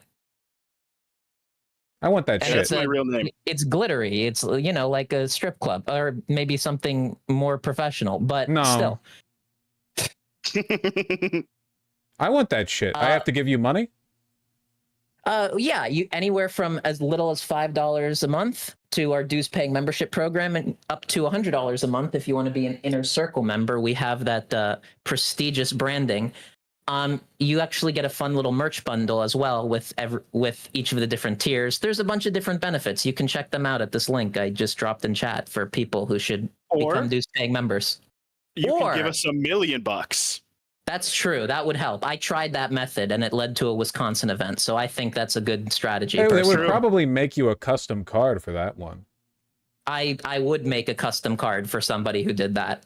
$1,000,001. That's where the custom card comes from. $1,001. It would be really embarrassing for me to say now for the third time on stream that I keep meaning to get this as soon as the stream ends, and then I don't. But this is the time for real. So the fourth time you come on and mention the cards, I'll be like, here, you mean this? And then I'll show it. But I can't actually show the card because it'll show my first name, which I've kept hidden to prevent doxing this entire time I've been a public figure. Yeah, strategically, quite impressively. Also, one of the cool things I do actually want to share, like what the money's being used on. Like right now, we're getting about $6,000 a month from our dues paying members. We have about 250 that actually are in the server, and about another 60 that are just dues paying members from the ether, apparently. And one of the things we use those funds on is actually our organizing tools, and hopefully one day actually being able to have a full-time paid staff. Not that I'd take the paycheck. I know I don't need it, but like actually being able to have somebody work 40 hours a week to be able to manage the org and to be able to help manage groups of different volunteers, that'd be a bit of a game changer. So please, if you want a membership card, or if you don't, there's also our Pride merch. There's 3 days left to get it. But please, contributing to the org not only makes a meaningful difference to the capacity of what we're able to do, but it also makes you a better socialist, I think. I think that's true. I definitely agree with that. Yeah, I think it's a field that is really underpopulated, which is like, it should not, if you are a young progressive in America with time and money, maybe not even money, let's just say time. You have time on your hands and you want to make the country a better place. It is crazy how difficult it is to find orgs to work with you. It's crazy how difficult it is to find power brokers, Can you find people who are politically connected who are like, yes, we would love your time and influence, please, It's actually really, really tough. Now, you can find this with stuff like soup kitchens, right? Like charity orgs, they want you, but charity orgs are usually non-political. At least, if they are political, they're very selectively political. And fuck, if you're a Republican, dude, Turning Point USA, they're literally getting tens of millions to go to college campuses and annoy people for viral videos. If you want to onboard over that, like, you can. Yeah, and then once you're in the college, you have the Heritage Foundation basically yanking you into a completely different pipeline to take you from there. It's fucking crazy. They're really good at it. Yeah. I consider this like, I joke internally that I have like a 70-year plan for PV that I'm like hoping we can build out, that this is like a long-term mission. And everybody is like laughs at me and is like, aha, let's get through the next cycle, democracy, we're all gonna die. And I'm like, look, maybe we die. If we do, we're dead. Who cares? If we're not dead though, I kind of am interested in building what comes next. It's especially because, you know, you don't always get to feel the knock-on effects of these, the influence you have. You know, you get enough people in local office or enough people, you do enough campaigning, and you have no idea like how much of an effect you have down the line. Especially, I mean, again, you look at Mamdani, right? Because that's the victory we're all keen on right now. You can look at Mamdani, you can look at Trump. Like, Trump's victory back in 2016 was almost certainly built in large part on the work of a few very dedicated, previously unaffiliated campaigners and power brokers who either worked directly with Trump or referred young people to work on Trump's behalf. He won by a relatively narrow margin. I mean, he lost the popular vote, that time at least, and now history is irrevocably changed for the worse because of the influence of, I'm guessing, like a pretty small number of people. Nowadays we see this even more with this administration, where people like RFK Jr., right? Like, RFK Jr. was, I can't say he's like a nobody, he's obviously not a nobody, but relatively speaking a nobody. I mean, he was running in the Democratic primary for the presidency and he was getting like no support at all. He basically sold himself to the Trump administration. But if you think like, okay, now RFK Jr., he leads the DHHS. Who got him there? The answer? Honestly, probably like 2 or 3 smart staffers who worked with him from the beginning of his entry into the Democratic primary. And who got those staffers there? A couple of connections. It's just, all of this is sometimes so like terrifyingly dependent on very, very small, very dedicated moments of influence. I'm citing negative examples right now. I'm just saying like it works for them too, you know, with Mamdani. Well, it'd be nice if we had a few positive ones for once. Well, I guess we have one now. Mamdani, right? Actually, I got linked this earlier in the stream, okay? Mamdani had video work done by a guy who now runs a YouTube channel. I don't remember his name, but I saw his channel just earlier today. That video work was really good. Mamdani would not have won the election if it wasn't for a couple of really good videos that popped off on TikTok. You know, like him keeping his hands in his pockets, the videographer running with him around the boroughs when he went from the top to the bottom of the city. You know, like Lawflation was. Can you give that to? Can you spell that? HALALFLATION, halalflation. Oh, it was like this video that he made about how halal carts are not only expensive to operate but expensive to buy food from. Yeah, $10 to $8. So all of these, my understanding is they have a videographer. This videographer won Mamdani the election. I mean, a lot of things did, but without these key viral videos, I don't think it would have caught. And this is literally, as far as I can tell, just like a guy, like a chance meeting, one person who believed in another, and as a consequence of their working together, now we have, you know, the next New York City mayor, and they started working together long before Mamdani was even a long shot. Back before polling was even in, back when Mamdani would have polled at 0%, no name recognition, but it worked. I don't know. I'm hope-pilled. Mamdani has really reinvigorated my belief in the importance of getting in at the ground level, being aggressive, and believing earnestly, even against all odds, that you can win. Because the Democrats, listen, they have money, but they don't have gumption. Okay, they lack gumption, and we have gumption in spades. Yeah, just not money.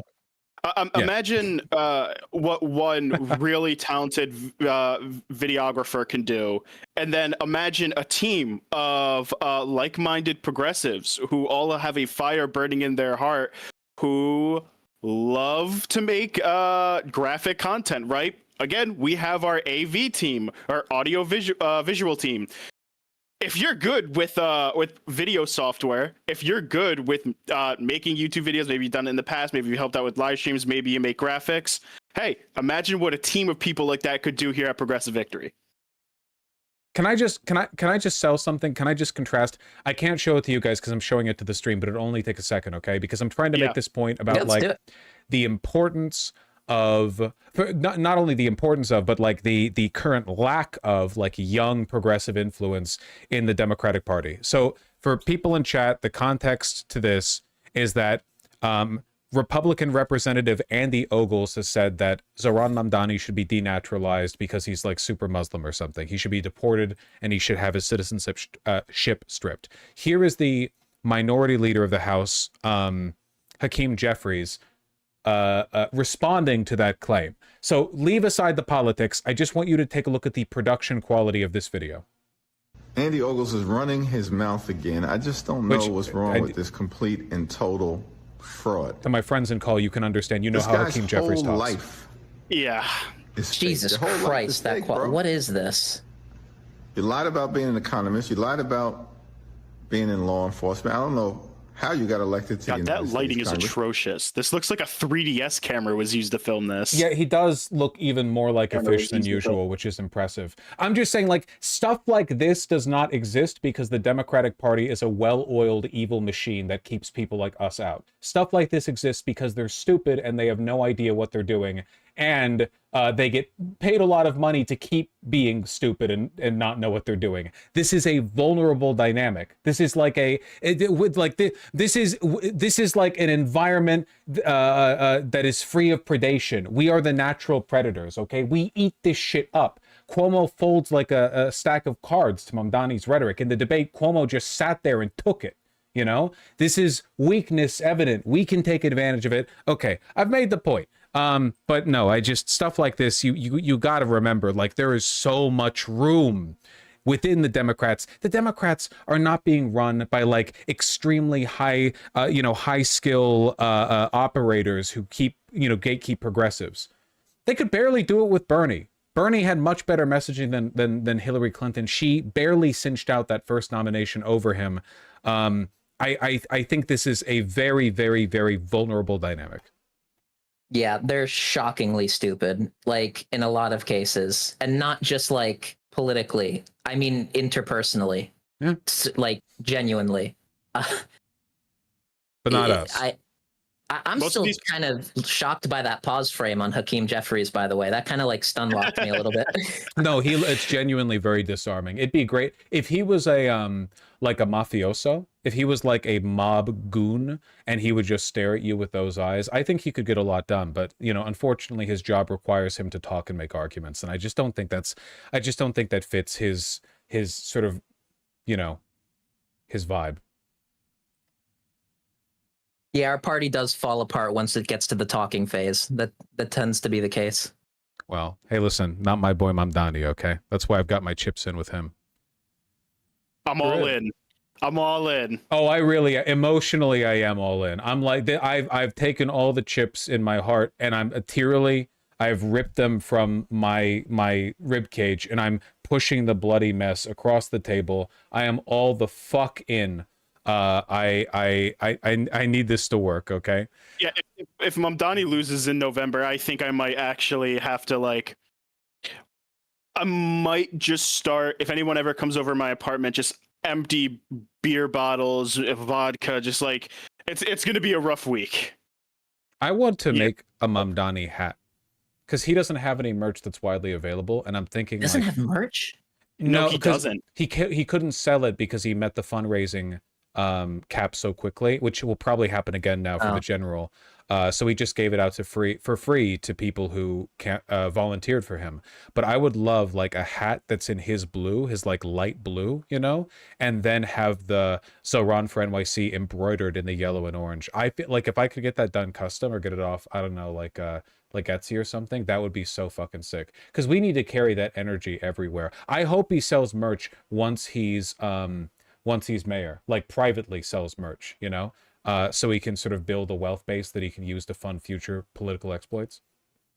Yeah, we need our own answer to the MAGA hat, where it's like the Zoran logo. I was looking into the design philosophy of it the other day about how it was supposed to represent like a bodega kind of, or early New York kind of sitcom. No, I think it does. It gives this 70s, yeah. Here and that sort of design philosophy. Just imagine if we had these highly personalized, aesthetically beautiful kind of designs and just ran with that with all different politicians or people who are running within the party. Just so much aura, so much swag. I always think of this, again, I'm showing it on stream. But I always think of this this one Bernie staffer who I think looks quite good. I think most people would agree. But like, if you want to win and like really win, not just win the election, but win the country in this age, you need to be able to manifest the kind of nonstop enthusiasm that Trump supporters have. You know, the difference Shameless being hype. yeah, like the difference being Trump supporters often won't wear their merch like into cities. They keep it rural because they don't want to get accosted. But a person who's wearing like Mamdani shit could walk around NYC 24/7, even Staten Island, and be fine, because it's good to be us and it's bad to be them. You know, you need like a permanent revolutionary attitude. I don't know. Anyway, I'm just rambling at this point. We've been talking for longer than I normally talk to PV, because I worry about the attention span of people who watch. Like, I don't want to bury the lead and it's like 10 minutes of politics talk and then 35 minutes in it's like, oh yeah, here's the membership cards, you know. But by then the dipshits who watch my content, sorry, love you guys, but like I can see the viewer retention rate on YouTube videos. Okay, you can't lie to me, the numbers don't lie. Have already drifted off to watching girlfriend ASMR videos or something. That being said, I've enjoyed the talk, so I guess it balances out, you know. Yeah, no, it was a wonderful time. As always, everybody here at PV loves whenever we get a chance to come on Vosh. It's always just like a super fun time. Yeah, I've had a great time. Yeah, likewise, and as before, of course, I'll put all the relevant links in the description. By I mean, of course, my editors. I really appreciate you both coming on. Thank you so much for the work that you and all the volunteers through PV did on behalf of Mamdani. I have heard many positive experiences from people who volunteered to phone bank through PV, and also people who did it through Mamdani directly. Obviously, it's different, but I've known people who like did both, or like as times were available, or they wanted to experience both. And the impression that I got like altogether was just that Mamdani's campaign was unique in its ability to energize and motivate people. And I really, really hope we can keep that going forward. Yeah.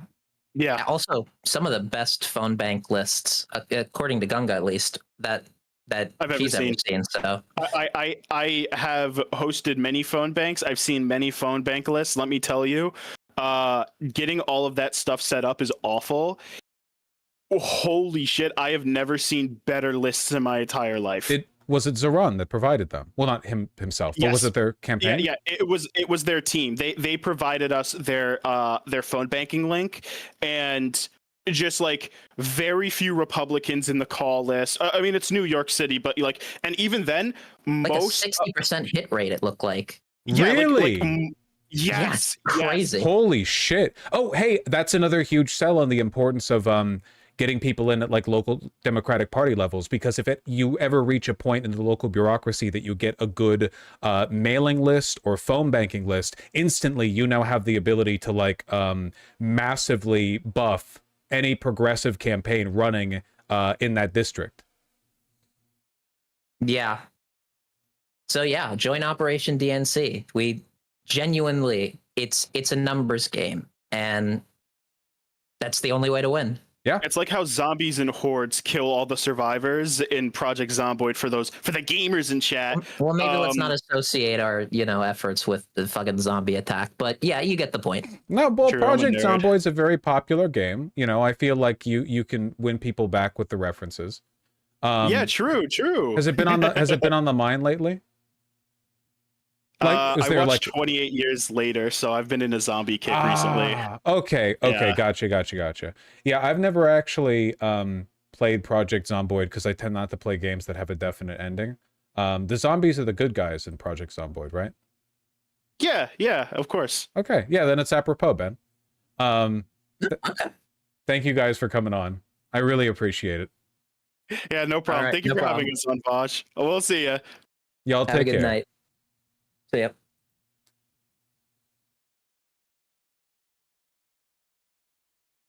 I feel like I enjoyed that conversation more than I normally do PV convos, because that was more, well, I guess it was conversational. I feel like normally it's just talking back and forth about stuff we already agree on. That was pretty good. I'm serious though. I'm serious about the PV stuff. We really need to get active, man. We really need to get active. It's not enough. You can't just be a spectator to Mamdani's rise. He's one mayor in one city, okay? You let the tide rise you up as well, but you have to put the effort in.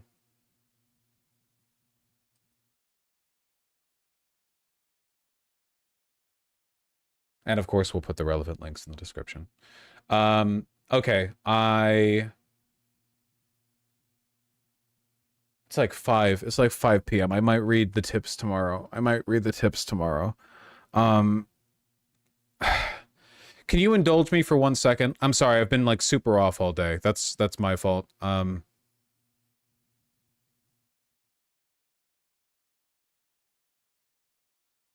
Shut the fuck up.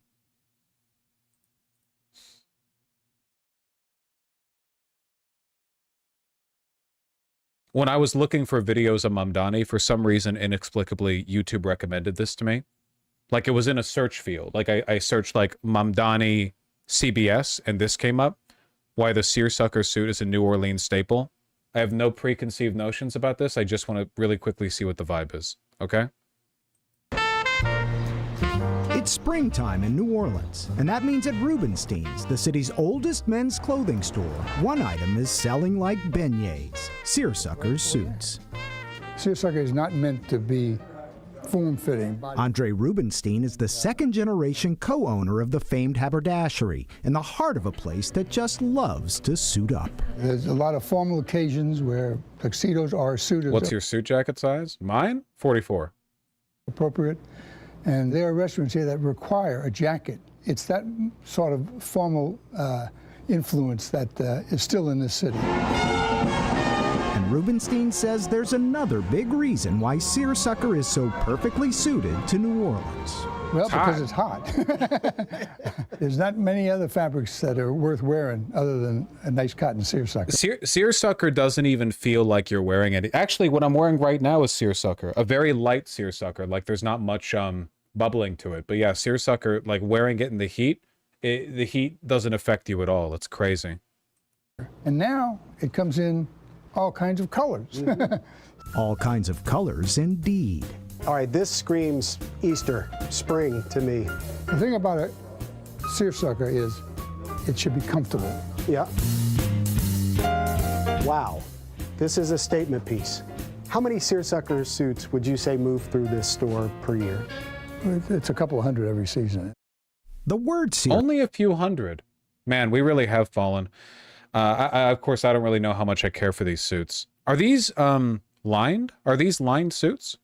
Seersucker comes from the Persian shirashukar, meaning milk and sugar. Okay. It's made by weaving alternating tight tension yarn with loose tension yarn, allowing the loose yarn to bunch up while the tight remains smooth, creating small waves. It's puckered, and what that does is it creates the pockets of air, and so it's laid off of your skin, so it's breathable. And it's super breathable, and also when you get sweaty, the sweat gets wicked from your skin, and goes, it like evaporates through the suit. Like, it doesn't, the suit or the cloth won't stick to you for the same reason that a ribbed tank top won't, because the deliberate like corrugation of the fabric means that it can't like lay and stick to your skin the way that like a solid fabric might. And it's comfortable. Laurie Haspel is fourth-generation owner and CEO of Haspel, the New Orleans-born company that has been synonymous with seersucker suits since her great-grandfather Joseph Haspel Sr. started making them in his New Orleans factory in the... But does it get stinky? No, the opposite. Because the sweat can wick, it means you stay dry. And if you stay dry, there's the bacteria don't like feast on the oils that you deposit when you wear clothing. Early 1900s. In those days, it was still only the wool, the flannel, the heavy suits that were made that were not breathable. So taking this seersucker fabric that was really very inexpensive at the time and turning it into a gentleman's suit. Yeah, these are unlined, I believe. So these shouldn't be expensive. Became a status symbol. Those breathable Haspel suits have made some prominent appearances through the years, from presidents to authors and celebrities, and perhaps most famously, when Gregory Peck wore a custom-made three-piece Haspel as Copyright. Copyright. And the seersucker suit. We make clothing that is meant for a good time. And that's the culture of New Orleans. To put that theory to the test, we invited a small group of New Orleanians to join us wearing their own personal spins on seersucker at NOLA's International House Hotel. I think it's New Orleans' only contribution to fashion. All right. The texture puts me off a little. I have a seersucker camp collar shirt and a seersucker button-up shirt. It feels pretty good. Feels cozy. Go get it? No, I'm actually currently wearing seersucker. You want to see real life examples of normal people? Okay. You can dress it up, you can dress it down, and it fits like almost any occasion. It's casual, but it's also tailored, so it gives you that versatility. Seersucker used to be associated with, I think, old Southern men and stuffy clubs, that kind of thing. It's very different now. I mean, you see women in it constantly. I know. No, I think it's very hip. I think seersucker is very hip. We have to keep the tradition going. So now I see kids with it on. I think New Orleans has figured out a way to be the coolest place on the planet while also being the hottest. I get it. Okay.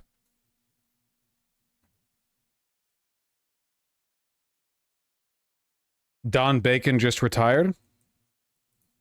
Really, we saw him earlier today. Yep, to announce retirement for Congress. Do they make them in large seats and then cut them to the suit, or do they weave them onto a mannequin? You can't weave onto a mannequin. Anything that's woven is made in big sheets and then cut. You can knit things into a shape.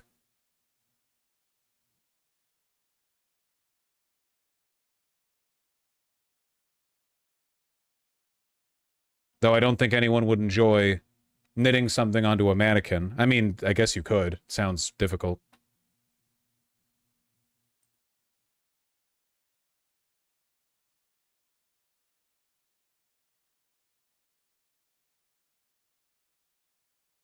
No doubt he'll be replaced by a neo-Nazi, Thana.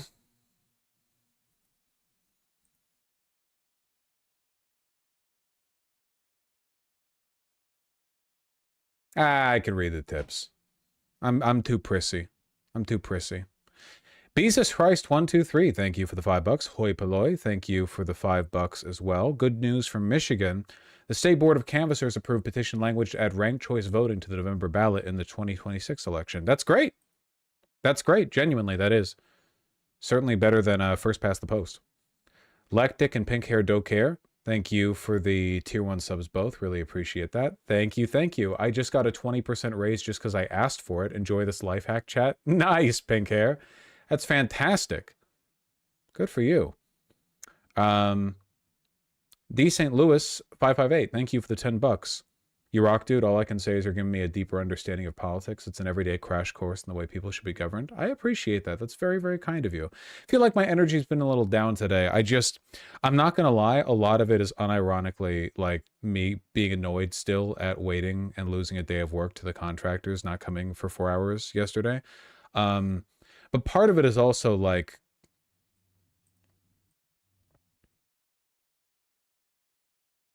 I really, really, really, really, really want to see this work out.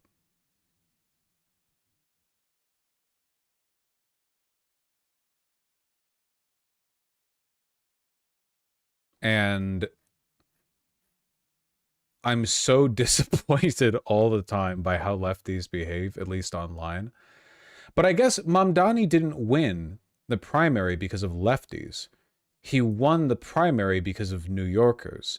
It's not like it was a fucking communist campaign to get him up there. I guess we have to hope for like the normal people caucus to win out, you know? Will you consider getting involved? What do you mean getting involved? I am involved. Like in advocacy. Do you mean like canvassing? I'm not in New York. Do you mean phone banking? I'm not gonna lie, man. Phone banking gives me like real anxiety, but yeah, I might do it. I don't know. In Seattle? Well, what's going on in Seattle right now? You know, Kshama Sawant is running for Congress. I don't know if she's going to do it though. Because I don't know if this is the right energy, you know? Because Kshama Sawant was a Seattle City Councilwoman who was very active, I should say very lefty, and she's running for U.S. Congress now, but I don't think she's going to win because she's not just running as a socialist, she's running as like a Twitter lefty. This is her official slogan. The socialist money can't buy Kshama Sawant for U.S. Congress and the genocide in Gaza. And like, I agree, but I feel like if we learned anything on Mamdani here, it's the importance of message discipline. And I don't know if putting that in your logo necessarily, you know, like it's like obviously she should say it and she should believe in it. But also the top line in your page, end the genocide in Gaza, no military aid, no occupation. Like you're running in America. Again, it's not at all a condemnation of the sentiment. It's just like, and the fact that it's all red and she's like yelling, like Mamdani won smiling. He was always smiling. He was very friendly. His aesthetic was very local, very like 70s bodega. And this is very like, I am 18 years old, I just joined college, and I'm going to make a socialist campaign thing, you know? It just, when I see this, what I think is like, this is a Twitter lefty, not a congressional candidate.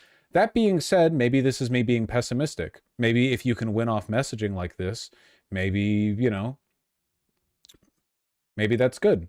I mean, that would be very good. If you could win off of this, that would be an amazing endorsement of this country's political, you know, tendencies, I guess. Would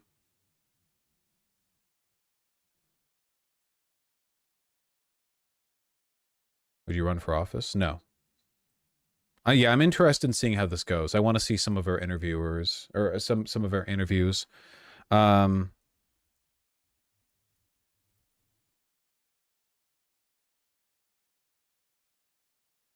Like you compare it to Zaran's website, it's night and day.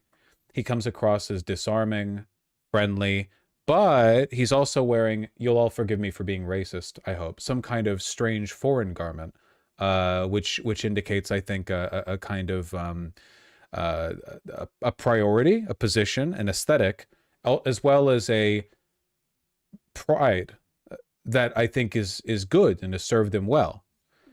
Talks about he's running to lower the cost of living for working class New Yorkers. It's, you know, this is of interest to the people who are voting for him. And also the blue is quite inviting.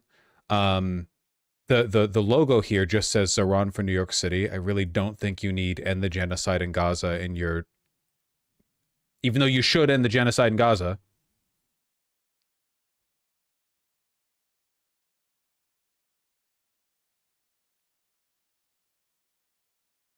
Okay, well, obviously Zoran wasn't able to get photos like this on his page until like very recently, because this is you don't normally start your campaign with an entire like theater of people cheering your name. You know, that's not usually like the beginning.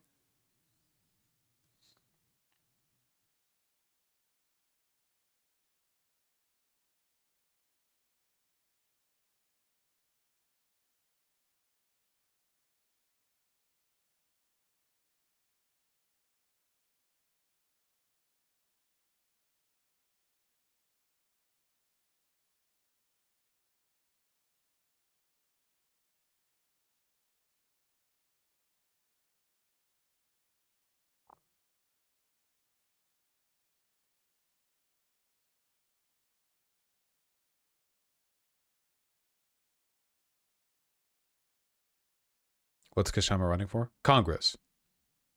Oh, there's an events list. Okay. If you're near Washington's 9th Congressional District, I am. Join us for tabling, canvassing, and postering in person at any upcoming event. If you're elsewhere in this country, help us fund bank to defeat warmonger Adam Smith and his weapons manufacturing corporate backers. Capitol Hill Pride Fest table. Oh, this is all tomorrow. I guess I should go to Pride.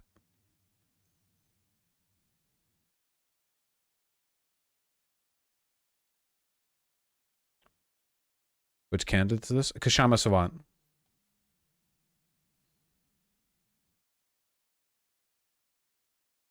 Stop asking me to look into Kat Abu Ghazal, okay? I've literally covered her on stream.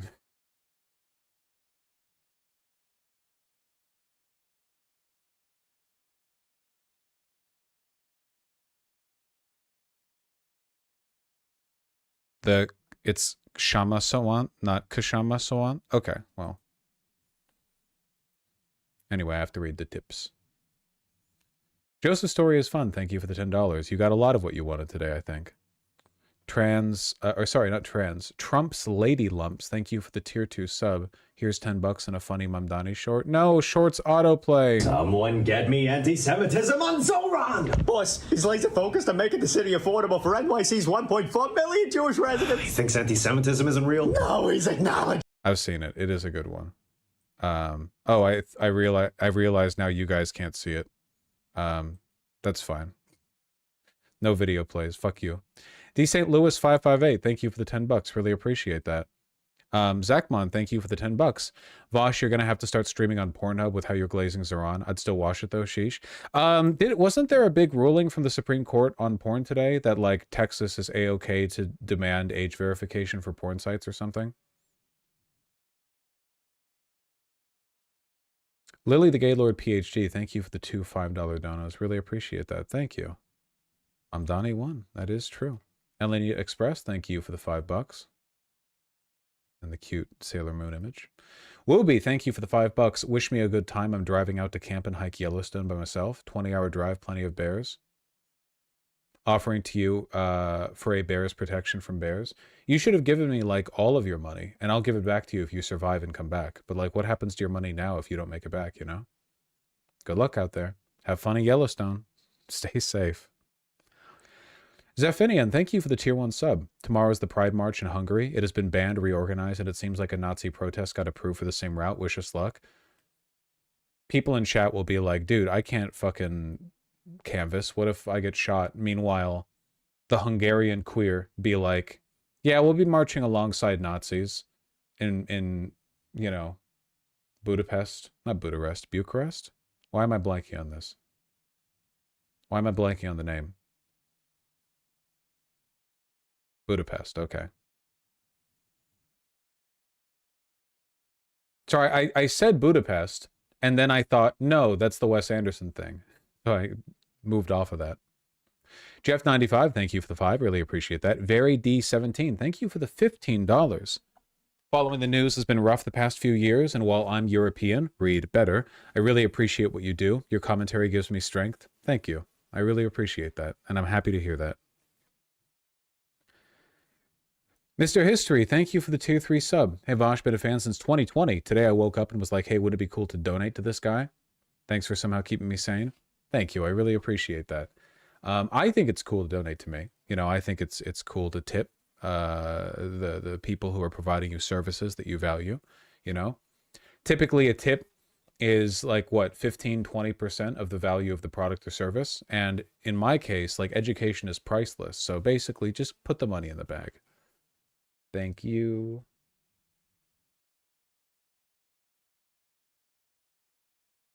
My beautiful partner just messaged me and said, like, hey, I just put you on for a second. You sound so tired and, like, defeated and lost, and you're ugly. Thank you, my love. I appreciate that.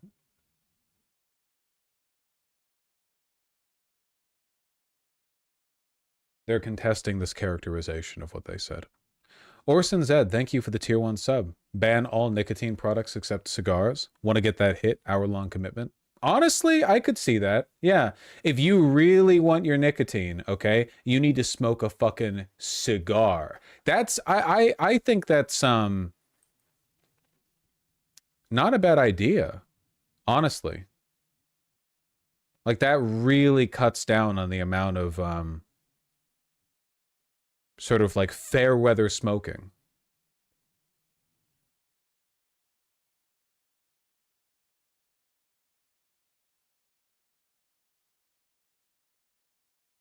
Dude, has anyone else on Twitter been getting bombarded with what I presume to be an enormous amount of bots saying Mamdani is going to make New York City like London? Like, I know that's been a talking point, but I've seen so many people say the same thing so many times that I'm almost positive it's a bot campaign. The amount of Islamophobia, man.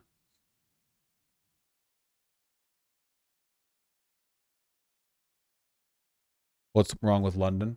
Well, the narrative here is that it's been made into an Islamic hellhole because the mayor is Muslim. Saucy and Diego B, thank you for the $2. Both, really appreciate that. Anime 3806, Eurosama, Pulsar 7, and Benjamin Gilbert Liff, thank you for the $5 all. I really appreciate that. Thank you, thank you. What are they considering citizenship then? Does one or both parents have to be citizens for the kid to have citizenship? Yes, that's the idea. Like, you would need to have at least one parent be a citizen for the child to have citizenship. Do you have time for a read on Peggy Flanagan? Not presently, but I would like to know more. I feel like we should be focusing more on like local stuff right now because it seems like the national Dems are completely gutted and won't be able to do much to Trump anyway. We need to build, I don't know, we need to build where we can, I think. John Saucy and still alive. Thank you for the $2 all. I wouldn't live in New York if you paid me.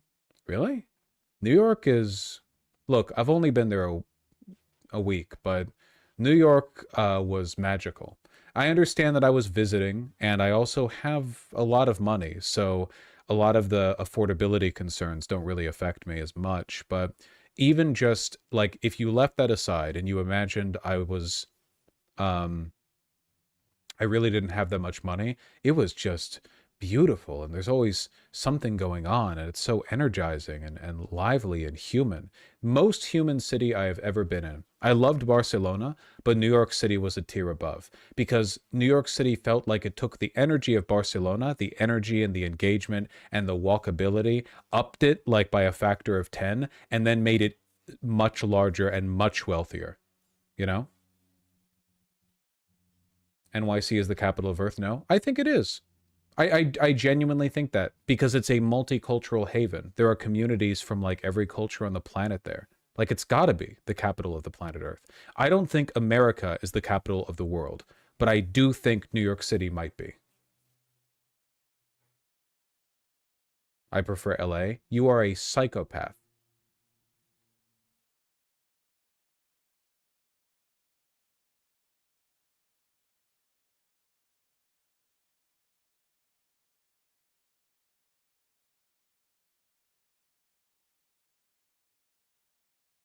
Pegasus, the $5. Does CNN suck, or would we be better off if every news channel, including Fox News, pressed equally hard on all government leaders and candidates? Well, CNN does suck, but also Mamdani wasn't getting too critical of an interview back then. I don't think, at least not relative to like lefties or whatever. Don't worry, he'll be getting some disgusting treatment in the future. Usually, people are too bitch ass to do it like to their face. Oh my god, can you stop? Capella's making noise back there. Hold on. Capella.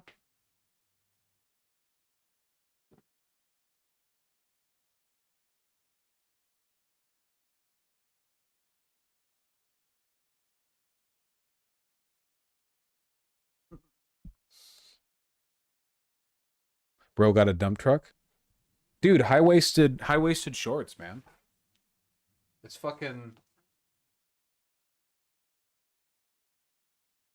It's literally just proportions.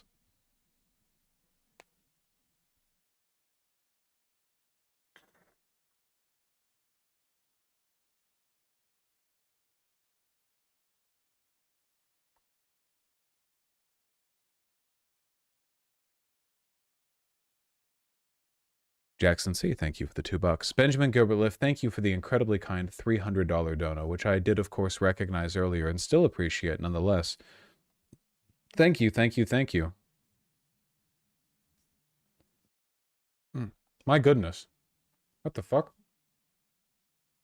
I have a fucking mustache hair in my mouth. I don't know about the shirt tuck. Yeah, I think I want to get this shirt hemmed. There are a few shirts that I want to get hemmed because they're a little bit long for my taste. It's pretty trendy, and I think just generally good to have shirts be a little more cropped. I think that most people could stand to have their shirts and t-shirts cropped. And in my case, it's also an issue because I have broad shoulders. So when I wear something that fits the shoulders, it ends up being very long. Joseph's story is fun. Thank you again for the $10. You said put the money in back and listen, I shall. I appreciate that. Thank you. Thank you. Very kind to me. Pullido94, thanks the $2. Can 2 independents run the general? Yes. Horrible Ham in that one account. Thank you for the $5 both. Really appreciate that. I got into a disagreement with other progressives defending Mamdani against the anti-Semitism claims. This narrative is worrying me. What narrative? You mean like they were defending Zoran in a way you didn't like? Or you mean that they believed he was potentially an anti-Semite? Victorious Gardenosaurus, thank you for the $10. I want a Zoran for my home city. God, yeah, don't we all? Ori, thank you for the £10. You see the new MRP poll that predicts the UK won't even have a government next election? Yes, where like the Tories are in 4th place, Reform is number 1, then like neck and neck is Labour and Lib Dems. What a shit-ass fucking country. I hope it happens just so one Western country on earth is doing worse than America. Horrible Ham and Galactic Moth, thank you for the $5 both. Really appreciate that. Horrible Ham again and still alive. Thank you. So what Vosh is saying is that homeschooling is the devil and you should be militantly pro-mandatory public education? Yes. Yes, easily. I think homeschooling should be illegal. I think that and you should never be able to pull a kid out of lessons. This shit has been the weapon of Christian evangelicals like 100% the whole way through. The whole point of public education is that everyone gets the same starting point. Polio changed FDR for the better. It wouldn't do that to me. It would just make me cranky.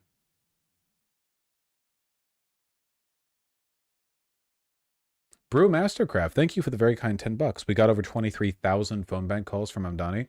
If you want to annoy Ben, consider joining Progressive Victory. I'm sure he doesn't mind the work. Still live in the Irish, thank you for the $5 and euros both. Makes me wonder how many potential Mamdanis are out there watching who are too busy playing video games than getting out there and saving our country. True. No, that's true. That's true. You have to build the future you want to live in. Ireland's become the first Euro nation to have it cabinet approve a ban on imports from the settlements. Hopefully more EU countries will follow soon. Yeah, that would be nice. It'd be nice if anyone treated the settlements as the illegal crimes that they are. Illegal crimes. I'm fucking tired. Alexander Stanford, thank you for the 100 EGP something pounds. EG pounds. EG pounds.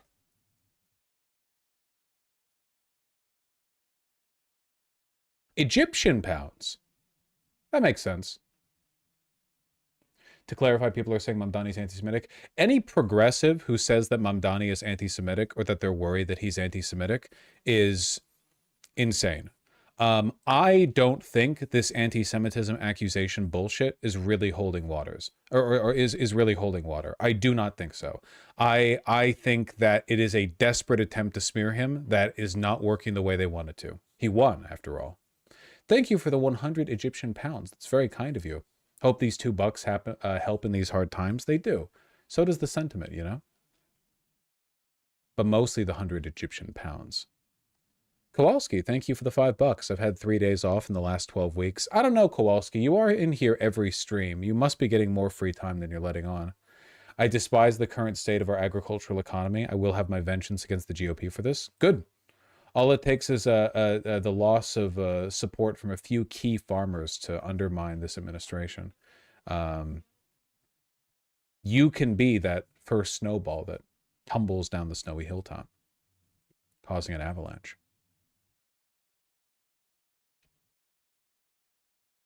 I don't, Joseph.